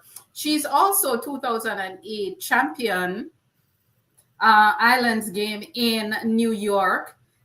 2008, she became the first Northeastern University female athlete to compete at the Olympic Games. That's just awesome. That's just awesome. 2007, you were awarded the Colonial Athletic Association Field Athlete of the Year for winning the shot put, the discus, the hammer throw, and finished 7th in the javelin. That is just outstanding. 2007 Eastern College Athletics Conference Championship, you set a new record. That's just brilliant, brilliant. 5-time NCAA championship qualifier. Amazing. 2006 Central America and Caribbean Games, you finished 5th. That's the CAC Games. You served on the Northeastern Student Athlete Advisory Committee. Man, you are busy. You are busy. Hall of Famer. You have a personal best of 17.56 meters. And we're going to stop right there because this is just a lot. Zara, you've served as, you're a leader, you're an athlete, you are everything. How did you manage to balance all of this and still come out on top? Not mediocre, not ordinary, but come out on top. It really, honestly, glory to God, because God is the one that, you know, allows us to show up in different capacities. Mm-hmm. You know, and an advocate is who I've always been at the core of who I am. Hence I've served as a captain on our Pan American Games team. I just strive to be there for people. And it's just, that's my why. It keeps me motivated. And so I'm always doing something. You know, I don't know, because I've never been tested, but, you know, it has been a conversation of, man, do I have, my mom was like, you have shiny object syndrome. So like, I was like, you mean ADHD? Like, because I was just go, wired, not tired, and always found something else to do. And I found joy in it. And especially when somebody else's faces light up, and I could work hard to achieve it and be successful at it. I just kept going, and that's nothing but God. I think God called me to all the things and all the places and all the relationships I've been able to make wherever I go. And that's what kept me going and kept me involved. Amazing. That is all. My favorite word tonight is amazing. Amazing. But let me ask you, you did all those events. What was your typical training day like? I mean, training to throw the javelin is not easy. It's not easy. And Yeah, the javelin, the javelin I actually didn't train for. That day looked crazy, that championship. In between the championship, I had that portable the portable pulse thing because my arm was just gone. Like you know, like I just knew I had to do it and I had to try to place. The other events is the discus and the hammer I trained, you know, heavily for. So it was a lot of practice. It was waking up at 5 o'clock in the morning to lift. It was then going to classes and then going to a session and then going to classes and then going to another session and then going to lift. You know, like there were long days, particularly around that championship. My focus has always been just a shot put. The other events I would do because I knew I needed to compete in order to score points for the team, you know, so the focus I wasn't as focused on those events, but I was strong enough and talented enough to learn them and the basics and I zone in. That's the thing about me. I'm like, if we have 45 minutes to learn something or do something, I am completely zoned in that 45 minutes that I'm going to receive, like I'm going to, what's the word? I'm going to embrace and receive everything and just get it. And then I'm going to watch it on videos. So that's always been my key tip to people before, you know, video thing was as big as it was. It's like, go on YouTube, look at the best people, the one that looks closest to you, and then mirror that. So I mirror it in practice. I mirror it at home. I'm constantly feeding my brain what I need to do. 2008, you won the national championship. 2008 was a big year. What kind of mindset you had coming into Jamaica for the national championship? What was going through your mind? What was the energy like? What was the motivation? How you felt? Just take us back a little bit to that trials. I was there, you know. So 2008 was tough. Like, and it was tough because I did make the Olympic team. I did qualify for it, but I don't know if you remember the story, but I actually wasn't named to the team. I wasn't named to the team initially for 2008. So I had to fight and advocate for myself to get put on the team because I deserved to be on the team in 2008. So luckily I was able to do it because of my connections with like the USATF and the people back in the US and stuff. But I had to make a lot of calls politically to get the space after fighting, right? Like, you know. Why did you have to fight? Tell us about that a little bit. What happened? Why were you not named on the team? Then I can't tell you that. You gotta have to ask the J3A and the JOA. Like, you know, like it's the same like Nayoka Klumis and Erica Belvit. And, you know, it's unfortunate that throwers for the test of time, especially women throwers, have had it difficult. You know, Jason Morgan has talked about it as well, but it's a real thing. Nadia ended up switching Legiancy towards the end. You know, it's always been very difficult for throwers in Jamaica because throwing wasn't necessarily the event that we really cared about, you mean, like, or we really fostered or nurtured. And it's still technically a struggle, but I'm grateful it's gotten better. Like, you know, it's such a joy to see Nayoka and Erica and Danielle, Hall, yeah. you know, and you know, Dakaris and Chad, and, you know, like it's definitely transformed over the years, but it was really difficult to pave the path early. And that's how I saw what my position was. Kim, people don't really talk about Kim, but Kim came before me. She was an Olympic shot putter that went to University of Florida, that competed in 2004 for Jamaica. And the way we ripped her apart in you know, I need to find Kim. Yeah, like the way we just didn't support our throwers the way that we could have. So I took it upon myself, though. I mean, those are challenges for me. And I had great relationships with the team. And that's the one beautiful thing. The thing is, our teams are solid as a rock, right? Like, I mean, and we do have each other's back. I mean, there were times where Peaches would call me at 9 o'clock on WhatsApp video, and she's like, all right, time to do P90X 300 abs, right? Like, you know, and she's in Iowa, I'm in Detroit, and we're training to prepare for these meets because we wanted to hold each other accountable. So the leading up to that 2008 meet, I was in New York for a USATF meet because I had one more meet to try to get the standard, and that's where I threw the 1756. My high school gym teacher came out, my elementary school gym teacher. It was a ton of people in the stands. There was only like 3 athletes entered in the shot put, And my last throw, I threw the 1756, which hit the qualifying B standard for me to be able to say, Jamaica can't say I didn't hit the standard to go. So then when I went to the championships, I think Cleo that year, Trinidad, we allowed her to compete in the competition. So that was nice, right? From Trinidad for her to have her distance. Danielle was much younger, back then, but she competed as well. So to have my whole family in the stands, my father was there, my mother was there, everybody was there. To know that when I won the championships, I knew I had the standard. I was on cloud nine because I was like, okay, I'm on the team. So then when 2 days later comes out and the newspaper comes out and then you don't see your name on the list. How did you feel? How did you feel when the team was named and Zara Northover? Because you cannot miss your name because that's a unique name.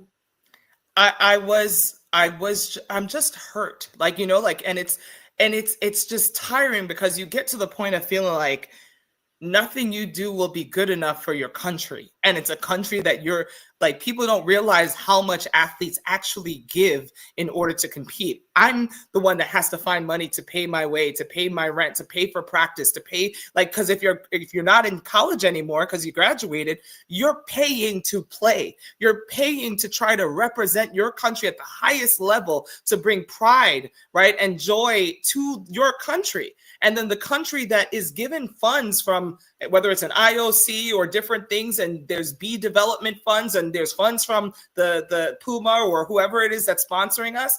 It's just a shame that we're not supported, in a way that's efficient across the board. Because the thing is, I know I had the skill set that I could have probably gone on to do even bigger and better things for the country. I wrote and asked for the support. So it's not like to say, nobody could say I didn't, but it was a constant fight, unfortunately with the J3As and people for that support. And that's why I make sure that I'm there for athletes when they reach out. I touch base and we do the best that we can. I mean, I remember one year I tried to pay my way. I mean, my father said he would pay for me to go to the competition and we still said no. So we have to do better, but I'm glad that I fought so hard to get on the team. But I think what people don't realize, even when I got to the Olympics, my name wasn't on the list. Even when I was in China, my name that wasn't on the list. And then I'm contained. And then it was like, I didn't get a uniform. I didn't have, so it was a lot going on, but I still tried to do my best for my country, because at the end of the day, it's bigger than, a few people that aren't necessarily doing the right thing.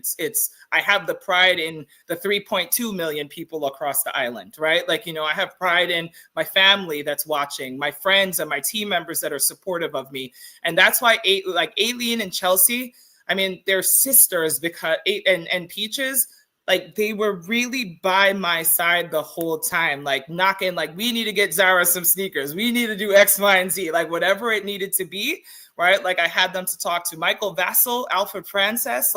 There are some people that really just try to push as best as possible to support me, but it shouldn't have been so hard. You're right. You are totally right about that. And what I want to ask you is, and I know you're getting a little emotional, so we're not going to stay on it too much. And it's okay. It's okay. It's okay. But how did that impact your performance? Imagine having to, I think it's what people don't, it's the mental stress. Yeah. So there's this already now defeat, even though it should be the happiest moment. And, when you talk about the science behind it all, the endorphins of happiness actually allow you to do well. Mm-hmm. And then now you take away the endorphins, and then I go into fight or flight mode because I'm still determined and I'm an ambitious person. So now I have to try to prove myself to the people that should just see me, right? So I felt unvalidated. So mentally it does take away, because you're tired. Not only do I still have to work hard to train for something that I don't even know if I'm going to make, because I'm trying to fight it through emails and, politically. And then when you do make it, then you get to China and you're stopped again because you're not on some list because of whatever reason. Like it's annoying, which is why I felt so much for, you know, our athletes, like, you know, like especially this last Olympics, like, you know, so it's like I understood mentally. It was like triggering because I could feel it all over again, you know, with some of those complaints that came out. But it's hurtful, but the sad part really is you almost expect it. So there's a part of you that's like, well, I just got to, you know, if I want it, I'm going to do what I need to do to try to achieve it anyway, despite it all. But it shouldn't be like that. I totally agree with you. So for you, it was a bittersweet Olympic Games because you were on a team with Usain Bolt, Shellyan, Veronica, Aileen, Chelsea, the whole world, Melaine Walker. Jamaica was Andrea winning. Bliss, Andrea Bliss, yep.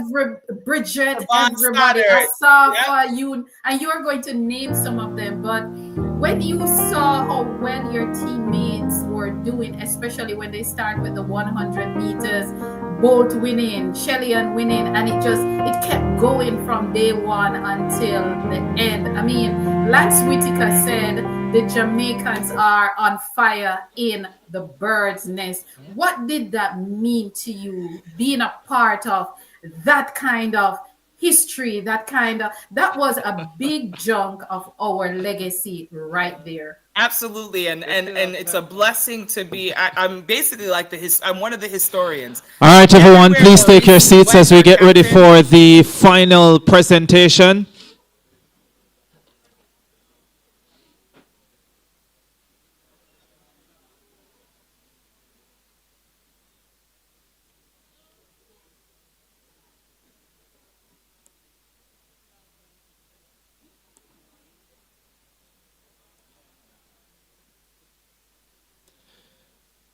All right, so we will be out of here by 3:30, but ahead of that, we're going to be talking about financial literacy.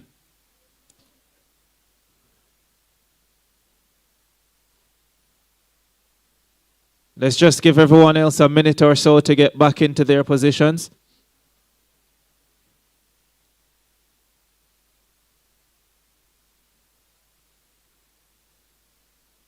All right, so the final presentation is on financial literacy. Yes, we're talking about money, and leading that presentation is Senior Financial Services Specialist at Victoria Mutual Building Society, VMBS, Lawrence Fraser. Sure you had a bigger lunch than that.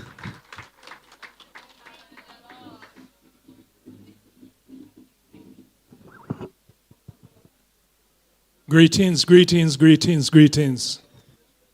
Everybody enjoyed the lunch? Everybody got lunch?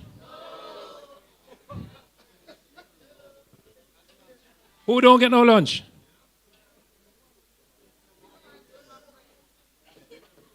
What you saying to me? Oh my.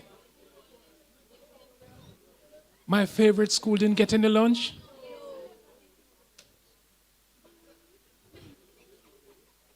Oh my, oh my. So I have to do something very special for you guys, don't I?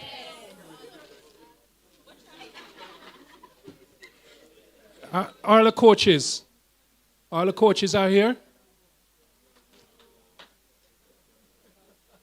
Coach? All the coaches stand, please.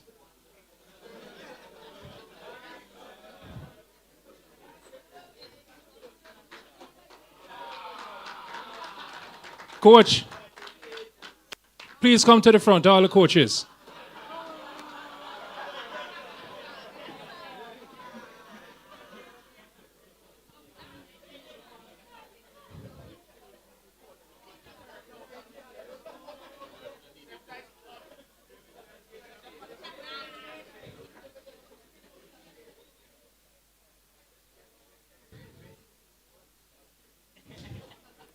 Coach and daughters.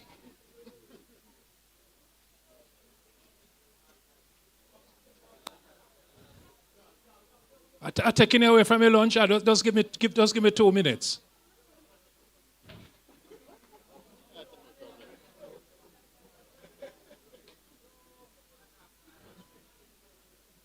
Okay. You see these gentlemen here?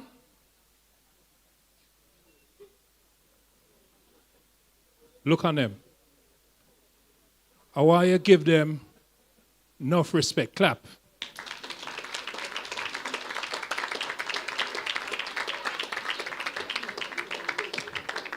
Let me tell you 3 things that your coaches don't tell you, but I'm going to tell you. Number 1, they love when you follow instructions. A lot of times I give instructions, but you want explanations. Follow the instructions. Don't bother with the long reasoning. You got instructions. Number 2, your coaches see what you can't see.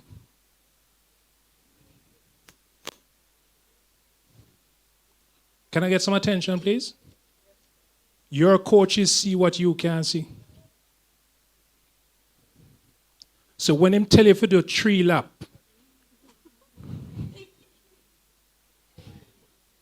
do 4.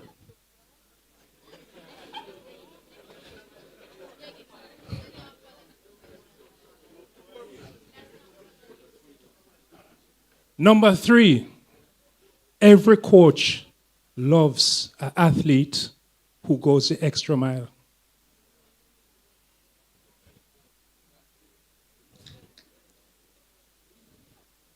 Because they understand that when you go the extra mile, you build perseverance. You build respect. You build, most importantly, trust. Because he knows that if he asks you to do something, you won't just do it well, but you will. Right or wrong, gentlemen? You sound like a coach, don't it? The last thing that every coach wants from you, and this is the hardest, this is the critical one. He wants you to be humble.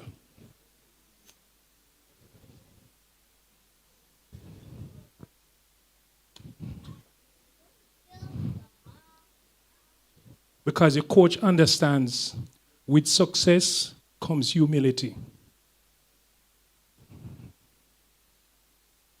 I know some of them are hungry, but eat this word.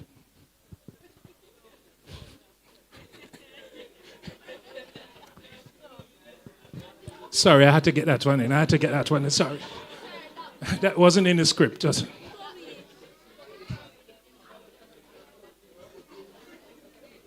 So when your coach tell you that you can do it, you just need to be focused. Listen to the coach. And the chances are, if you can't listen to them, who are you going to listen to? To be successful. Coaches, give yourself a hand. Give him a hand. Thank you very much, gentlemen. Now, if you play netball, what type of coach you want? If you do hurdles, javelin, money,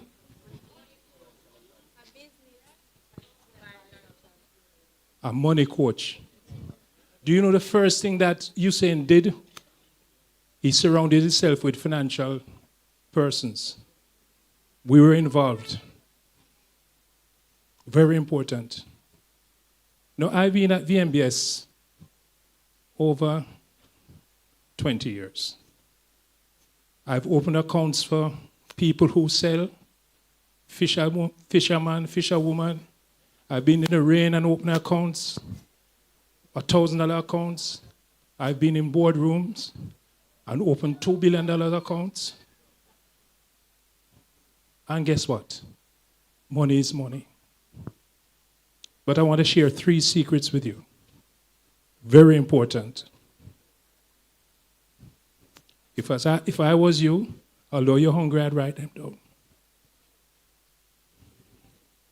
Secret one.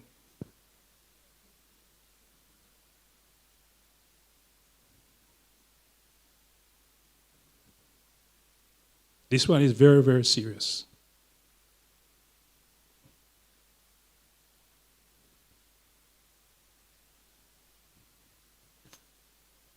When it comes to friends, let me rephrase it. I spoke to a millionaire. Because me fast, I just want to know how they get them business and how they're successful. So I said, so, Mr. So-and-so, tell me one key to being successful. And he said the first one, control your emotions.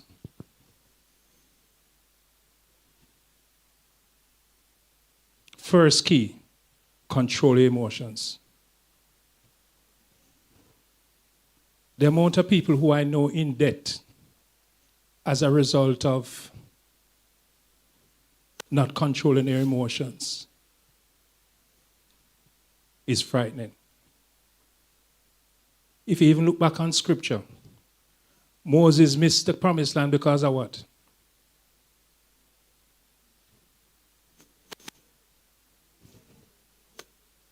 Got emotional. 90% of the people in prison is as a result of not being able to control their emotions. When it comes to money, it's the quickest thing to stir up emotions. When you don't have it, when you have it, I'm going to tell you a little secret.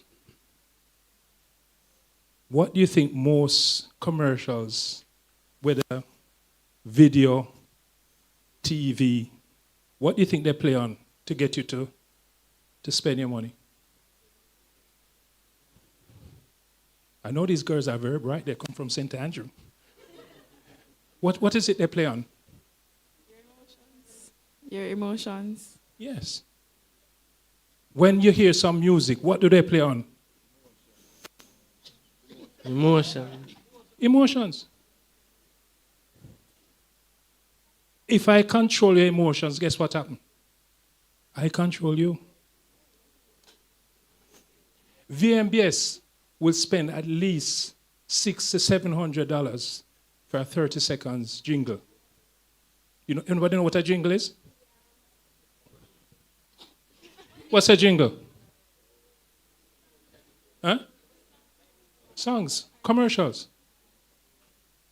A Super Bowl ad jingle is at least 3 million US. 3 million US. You can do the research. A Super Bowl 30-second ads. Number 2, to be successful.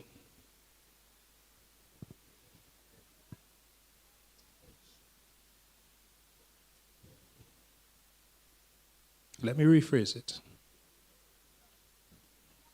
The rich man and the poor man is the same. What separates them?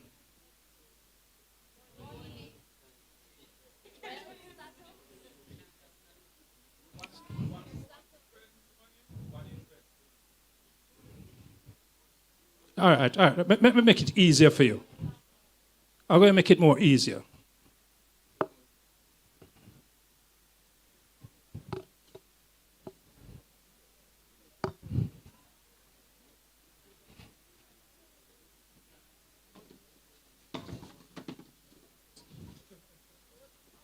Rich man and poor man, what made them different? Yes, sir. Who's the time? Who's the time? Please stand up, sir. Expound on that some more.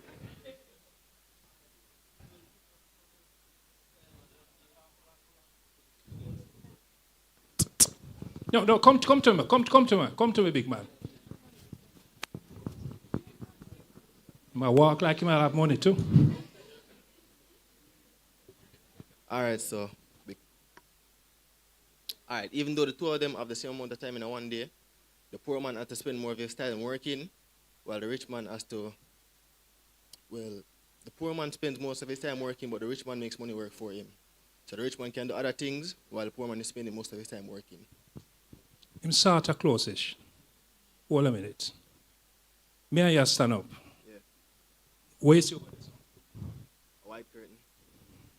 A wall. A wall. I say $1 million.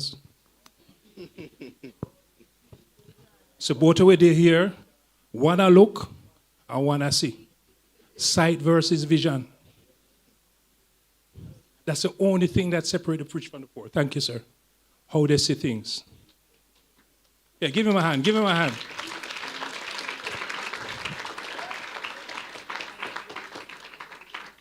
Some of you are looking what you're not seeing. Some of you can't see because you're hungry. All right, I'm giving that prize. Since you never get no food for that table here. And this is my favorite school now. I like the Swans.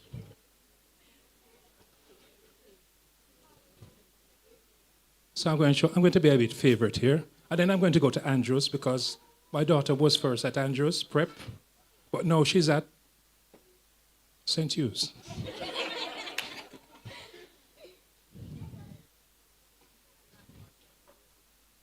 All right, ladies.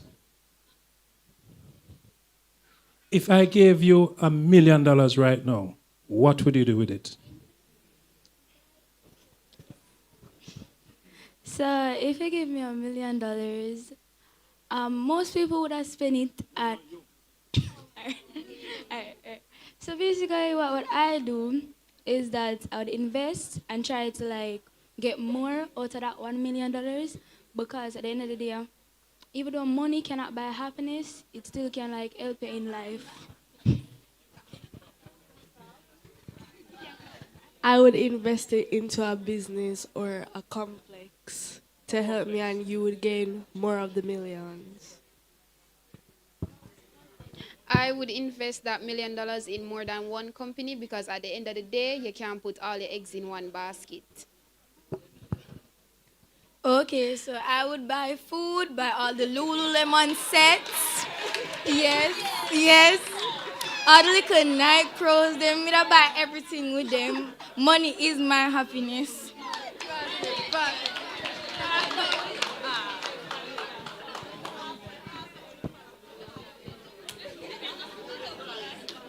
All right. Sir Mazen, who should get the prize? Just hand them the prize, sir. I want to hear from the man over that side here. I go up on that table, like the table like the round table of the millionaires. You said the bright man and right or so. No, ain't go up already, remember? No, I found a seminar now, you know. I'm a coaching seminar this Virgin. As a matter of fact, are you come here learners? Come here learners. Yeah, I asked him saying want to drive. Him saying I'm getting learner's license now. Saying can't drive. We're not getting learner's license. Sir, $1 million in your hand right now. Aye, aye. First of all, probably give half of that to my family, mother and father. And the other half, I'm burn it off in a quick. Pass it round. Yo, no. Talk it through now. Talk it through now. Everybody know now. Let me get you 6 farmers on our ramp.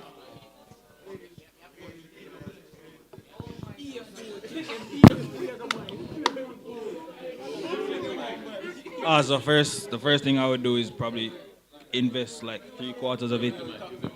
I would invest like 3/4 of it into like stock to see if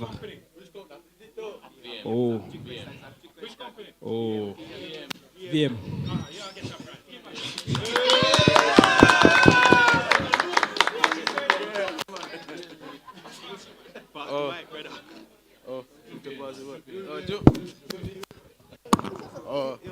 Oh, me that flip a mill. First of,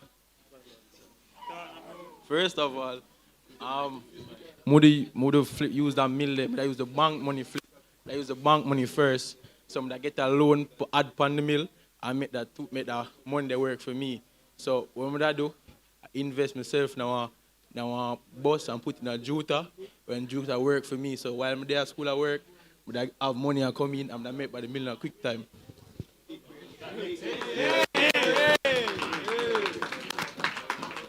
Yeah, so what I do is that, I'd split the million into quarters, give some to my family, invest some in a bank or whatnot, or like VM or VMBS, obviously. Exactly. Yeah, then I'd, probably use the rest to invest in like a business or like for further my studies in whatever. I know. All right, so yeah.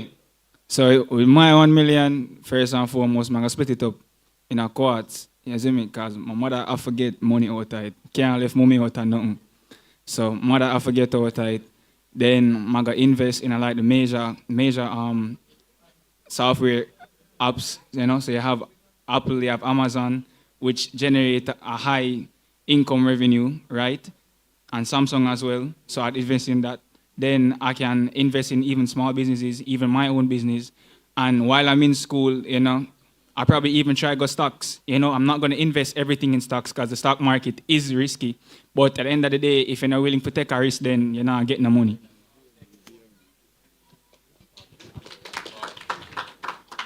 All right, so first and foremost, when I get the $1 million, first I have to decide what am I gonna do it.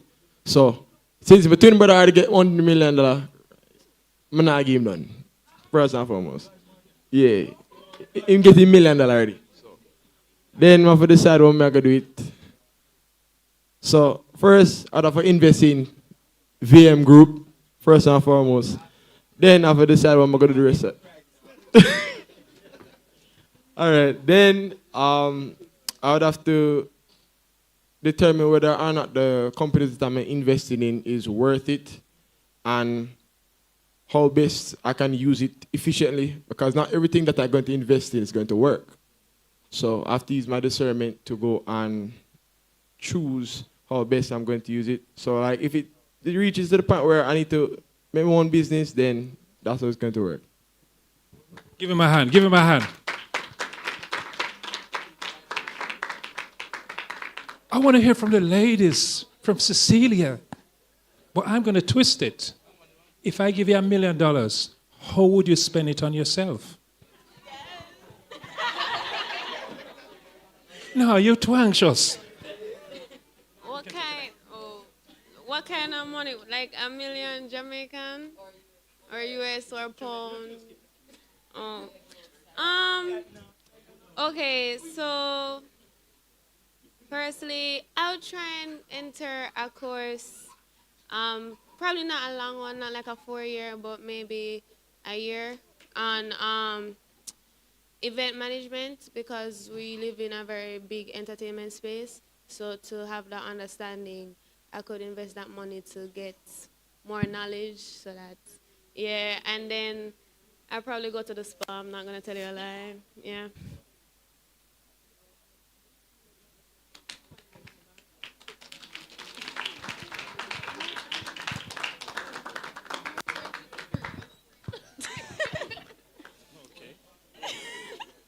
Okay, so I'm gonna be real.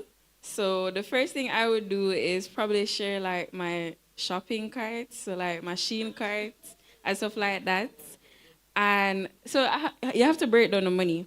So also I like to travel, so I would find a country that's cheap, yeah, cheap and clean. So I could go there and travel and stuff like that. But then also you would invest. And the thing about investing, as everyone was saying, don't just save the money. Like you're saying, okay, invest, and then you just save the money, but you have to continuously invest for the money to accumulate.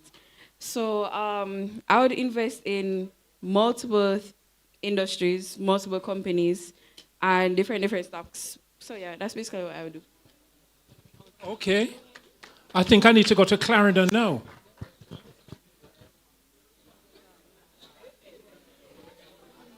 Where this? St. Anne.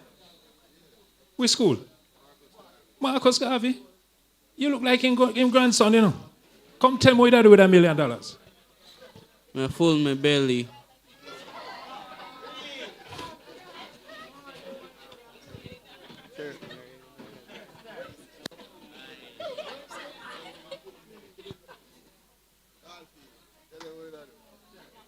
Sir, buy food and clothes.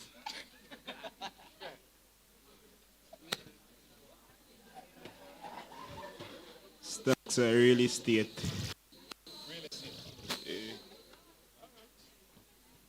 Which school is now? Tivoli. Sir, me I invest in a local business, sir, to try double the money. You understand, sir? My family can take care of my family, get them out of the ghetto. You understand? No, you can.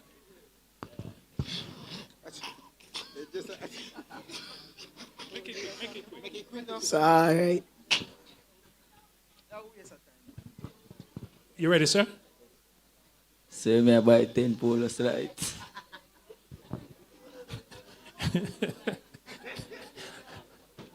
Let me hear from the Clarendon crew. Sir, I'm going to be honest here. That kind of money isn't the kind for any teenager to have. So I'd find a responsible, like, financial advisor. So, like, you're here now. You're giving me the money. So I'd ask you, sir, what's the first thing you think I should do with the money?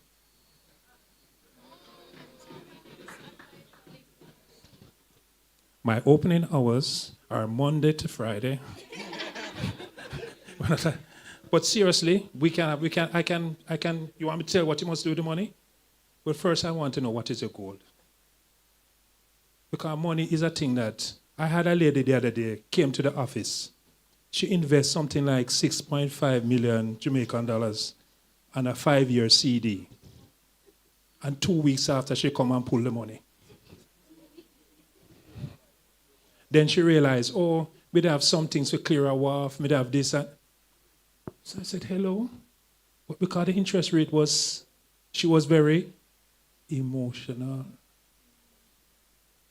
So she see the interest rate, so she had to think about the money, how much interest rate she can get on the money, but forget that she need to budget it. So what we do now, sir, what's your name, sir? Valdemar McLean. So McLean, we'd sit down and we'd have a one-on-one session, and we'd discuss your goals, your ambitions, what your 1-year plan is, what your 3-year plan is, and what your 5-year plan is, and then we'd say how we'd spend the money. May I get your name, please? My name is Renisha Duffus. Miss Duffus, I have $1 million in a bag over there, and I want to share with you. What would you do with it? To be honest, if I got Hold on. When you say to be honest, what that means? If you don't use that word, what that means? No, I'm just saying that how I feel. Okay. What I think I would do with $1 million right now. First, I would get it to a bank because it's illegal to have that amount of money on you. Then I would see financial advising. Then from there, I don't know, if I must spend it on myself, I would probably pay for my education, further my education, and I don't know, invest it. The rest, like buy 3 cow, 2 goat, and stuff like, or buy a property, and to like, you know, rent out later on to make more money for myself. Okay. Anybody else? I think she deserves a prize. Where you from? She said, well, I'm just going to cut. She said something. She said that it's illegal to what? Have money. Yeah, that's true. That's correct.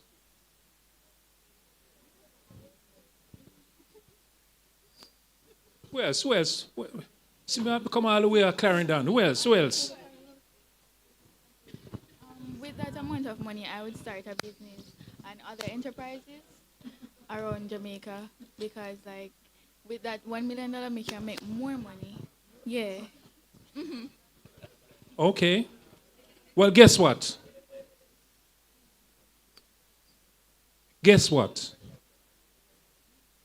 Just hold up that book for me, sir. This is my manager, Mr. Mars and Dennis. This book contains the secrets to wealth. And I want to make sure this table gets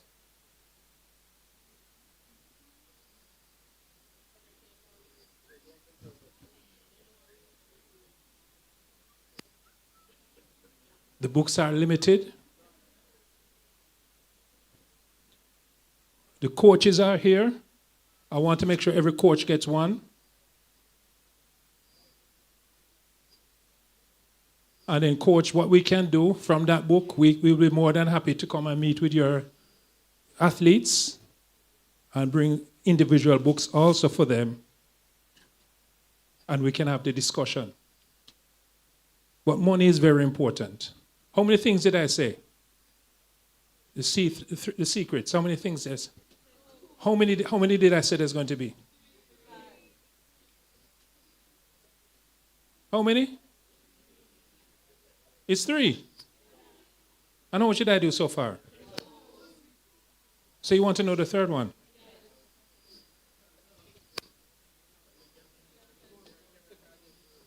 You really want to know the third one?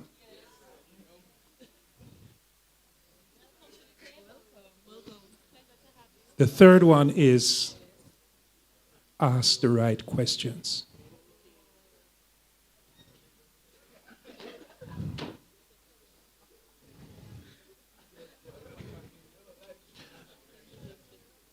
Ask the right questions. Questions unlock wealth. If you were to meet Bill Gates, what you'd ask him? What size shoes and wear?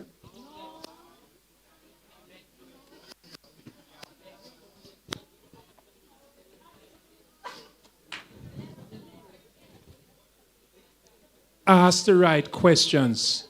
Questions unlock wealth. If you agree with me, say amen. Amen.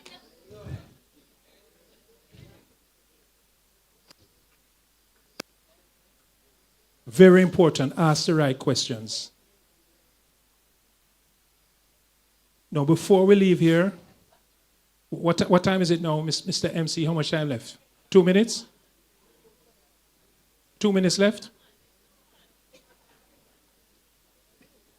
I had an experience recently, which I have to share with you. In 1998, something happened in Jamaica that never happened before. What happened then? Well, some of you might hear about it, because you probably never born yet.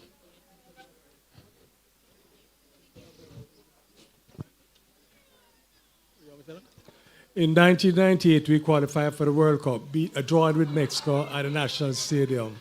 And the 18th of November next month, we will do so again. So, I went to all of the Reggae Boy matches. So, I booked my ticket to Paris. Now, to go to Paris, you have to stop in London, where my aunt was. No, you know, say funds limited, because you go Paris. So what did I do? I went to JFF and I bought 20 tickets for a match in Lens, Lyon, and then I went to Sun Island. And I bought all the cheap T-shirts that had Jamaica on it. And then I know I was going to England, and guess what England people love? The old English people love. What they love? The old British people, what's it them love? Them in a cold all the while. White rum. You see what I'm saying about sight and vision?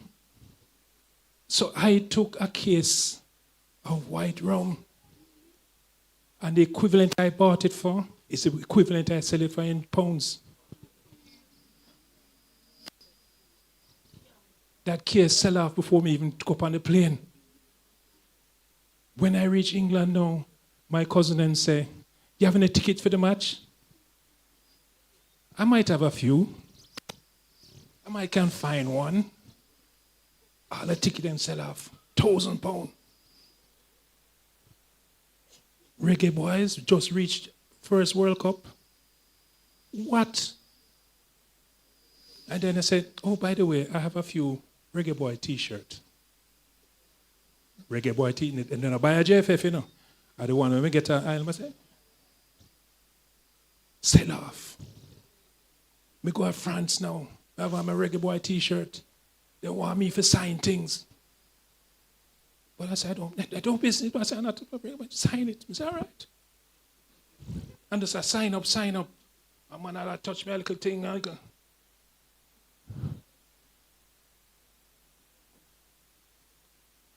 But there Leon, no. No, let me just use the French. I was Leon. And the match done 7 and the last train leave 5 o'clock. So guess who stranded at Leon? I. My French kind of rusty. Well, it don't even rusty, you know, it exists. But me have on a Reggae Boy t-shirt. So guess what happened? You see 2 man rush me. Yeah, yard man. Me say, yes, yard man. So what you say? Yeah, man, come and stay with the man. No, but so I have a train to catch. No, man, come stay with us. So I was in Lyon for the weekend. Only to find out the person who was the Good Samaritan was, at the time, my mother-in-law, cousin. No, me I tell you, sometimes we have to be careful, you know. You have to be careful how we live. Because you don't know who know. So that was my time in Paris. So I said that to say this. Now, I'm going to give you one more example. Because I might think a joke may I make. Let me show you how it's easy to make money. Stand up, miss.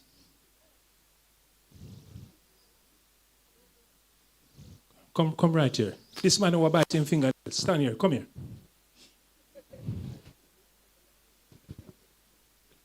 Last example. This young lady, a friend of mine, is in England. So she have a piece of land that she want. Where's my grow up? Where you say you want now? Bush. Say you want a man for bush it out.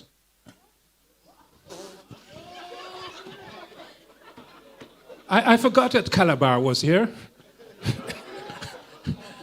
Let me use the right thing.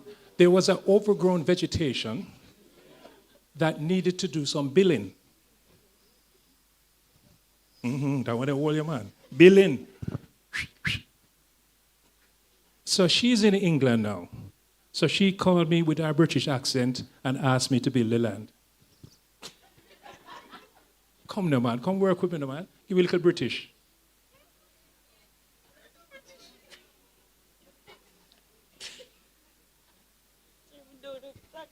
Try a little. Sir, give me an example.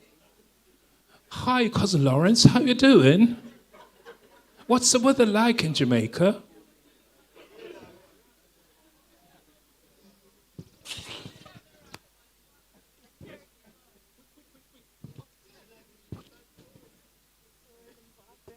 Just say, how you doing? So and so. Just sound like a British. You have to sound full British.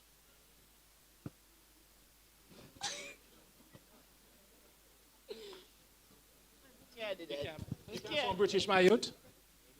Yeah. I don't know for real. So my auntie, she called me now and said she want a piece of land to be built out because there's overgrown vegetation. Wait name again. Tyrese. I have a piece of land I want to build out, you know. How much for build it out? Oh, 3 acres. 1.5 mil. All right, no problem. Auntie, we can get it built for $2 million. You all right with that? You don't know about me and him conversation. Sure. All right. How much money make right away? What did I do to make that money?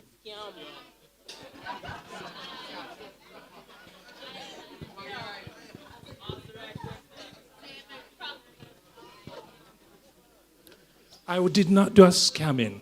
What I did is I put two people together, agreed a fee, and took a commission. A consultant fee? Yeah, a billing fee. A lot of times we can make money, and I'm not talking scamming now, by just putting people together. He had him now work, him have a need. She have a place where one bush up, that is overgrown. What she wants to sell. So right away you put two people together and you make money. I never go England and go scam and Paris. I have a t-shirt, they're prepared to pay that price for it. Rome, the same thing. Thank you very much. Now all good things must? No man, all good things must continue.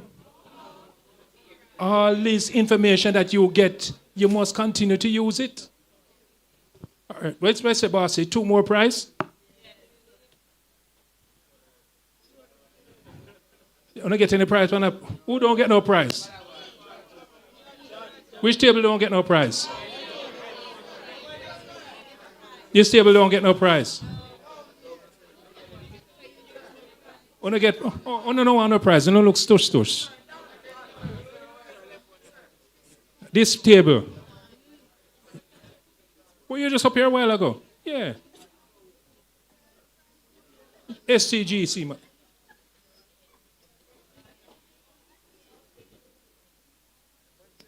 Anything else you want to give away, bossy? Yeah.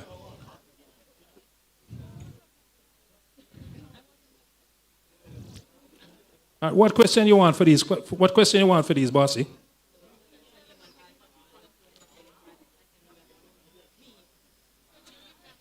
All right, we'll ask you some VMBS questions. Two more minutes, sir. Sir England, oh, Jesus. Sorry, we can't give him no more prize. Time up. I'm sorry. I wanted to go a little longer. I wanted to give away all of these caps, all these stuff, but... Wait, sir, 1 more minute. Gee, we need 1 more minute. But we have to give Hille... Is it Heidel?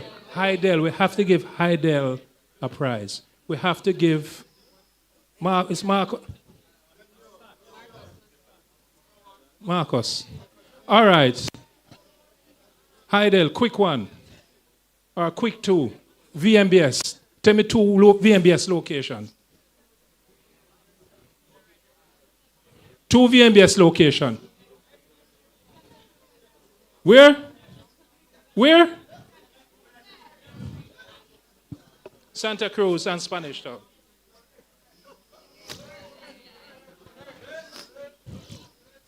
All right. Tell me two things that VMBS does.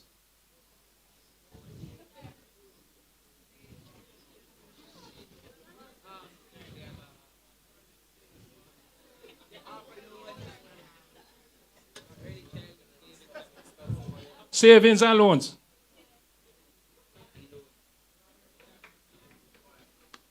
All right.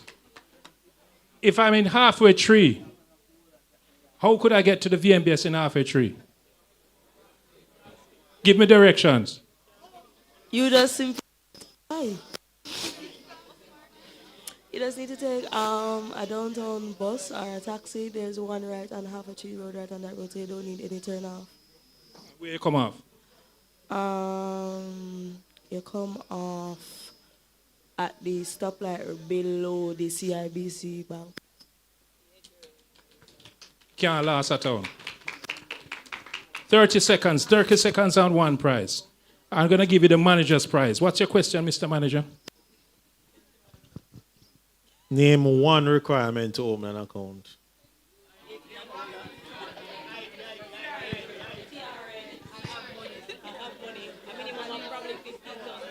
Huh?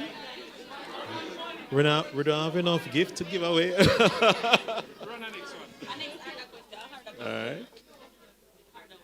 harder question? Mm. Which branch are we from? We didn't tell you. Which branch are we from?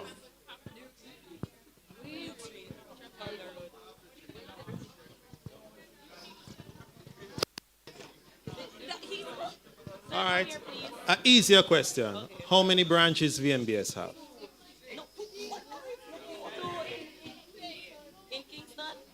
It's more than 10.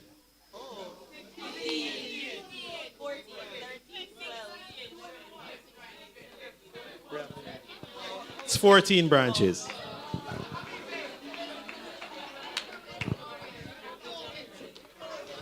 Okay, we have to give some prize for people that go country now. We have to put something on the bus.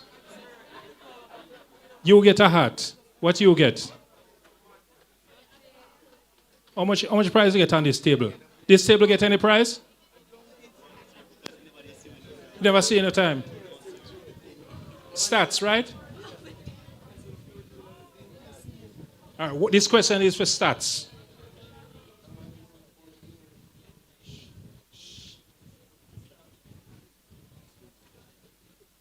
If you are to come to VMBS right now and you had $1 million, what type of account you would put it on?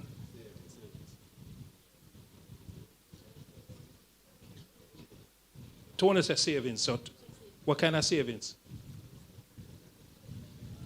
On a tie, you know, because Tony says savings.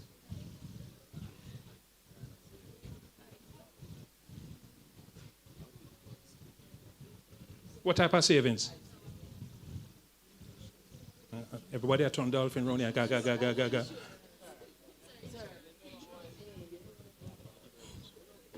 All right. So all good things must? No, continue. Next year.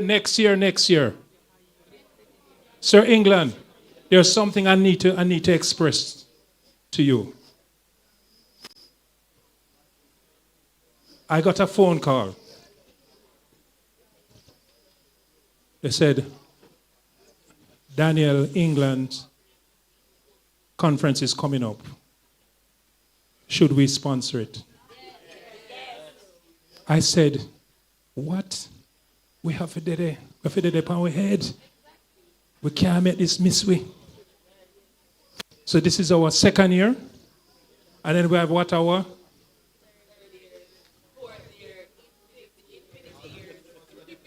But it's really and truly, it's really good. This is really good stuff that you guys are getting. As the Right Honorable said, if you go to some seminars, you have to pay to get this sort of information. Well, I know you'd have to pay to hear from me. All right, bless you.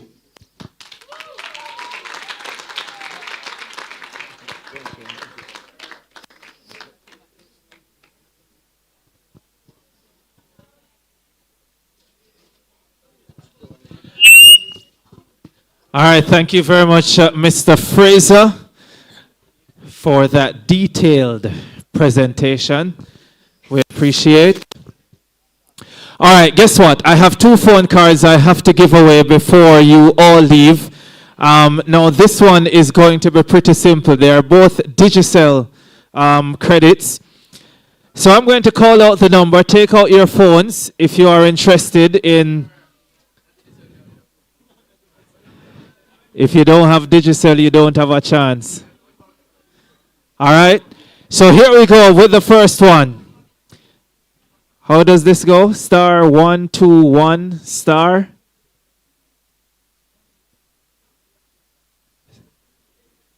Sorry, my eyes are not so good.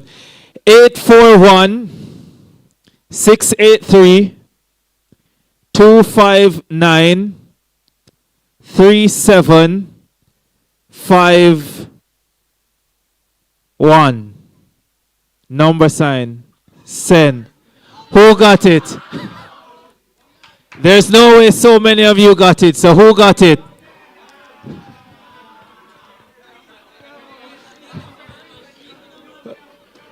Who got it? All right, here's the final one. Oh, by the way, if you did not get lunch earlier, lunch is now available for you. So here's the final one. *121 *841 682 476 1511.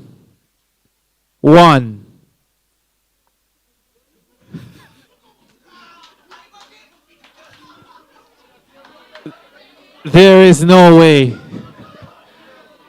There is absolutely no way. Also, somebody lost some money earlier. If you lost some money earlier, I have it. All you have to do is come and tell me how much and describe it. All right? Tell us how much you lost and describe it. All right, everyone, we're pretty much out of time. Before we go, though, we really want to say thanks to all our sponsors once again. And for the final time today, I want a really big round of applause for all the sponsors as I call them out. Victoria Mutual Building Society, Sons of Herb, HP Chat Track Studio live on YouTube, and Ocean 7 Rooftop Bar and Grill. Thank you very much for coming and making it the 5th staging of the National Student Athlete Summit put on by the Daniel England Foundation. And as usual, Daniel, thank you so much for making this possible for 2025, and we'll be back in 2026. Take care, everyone.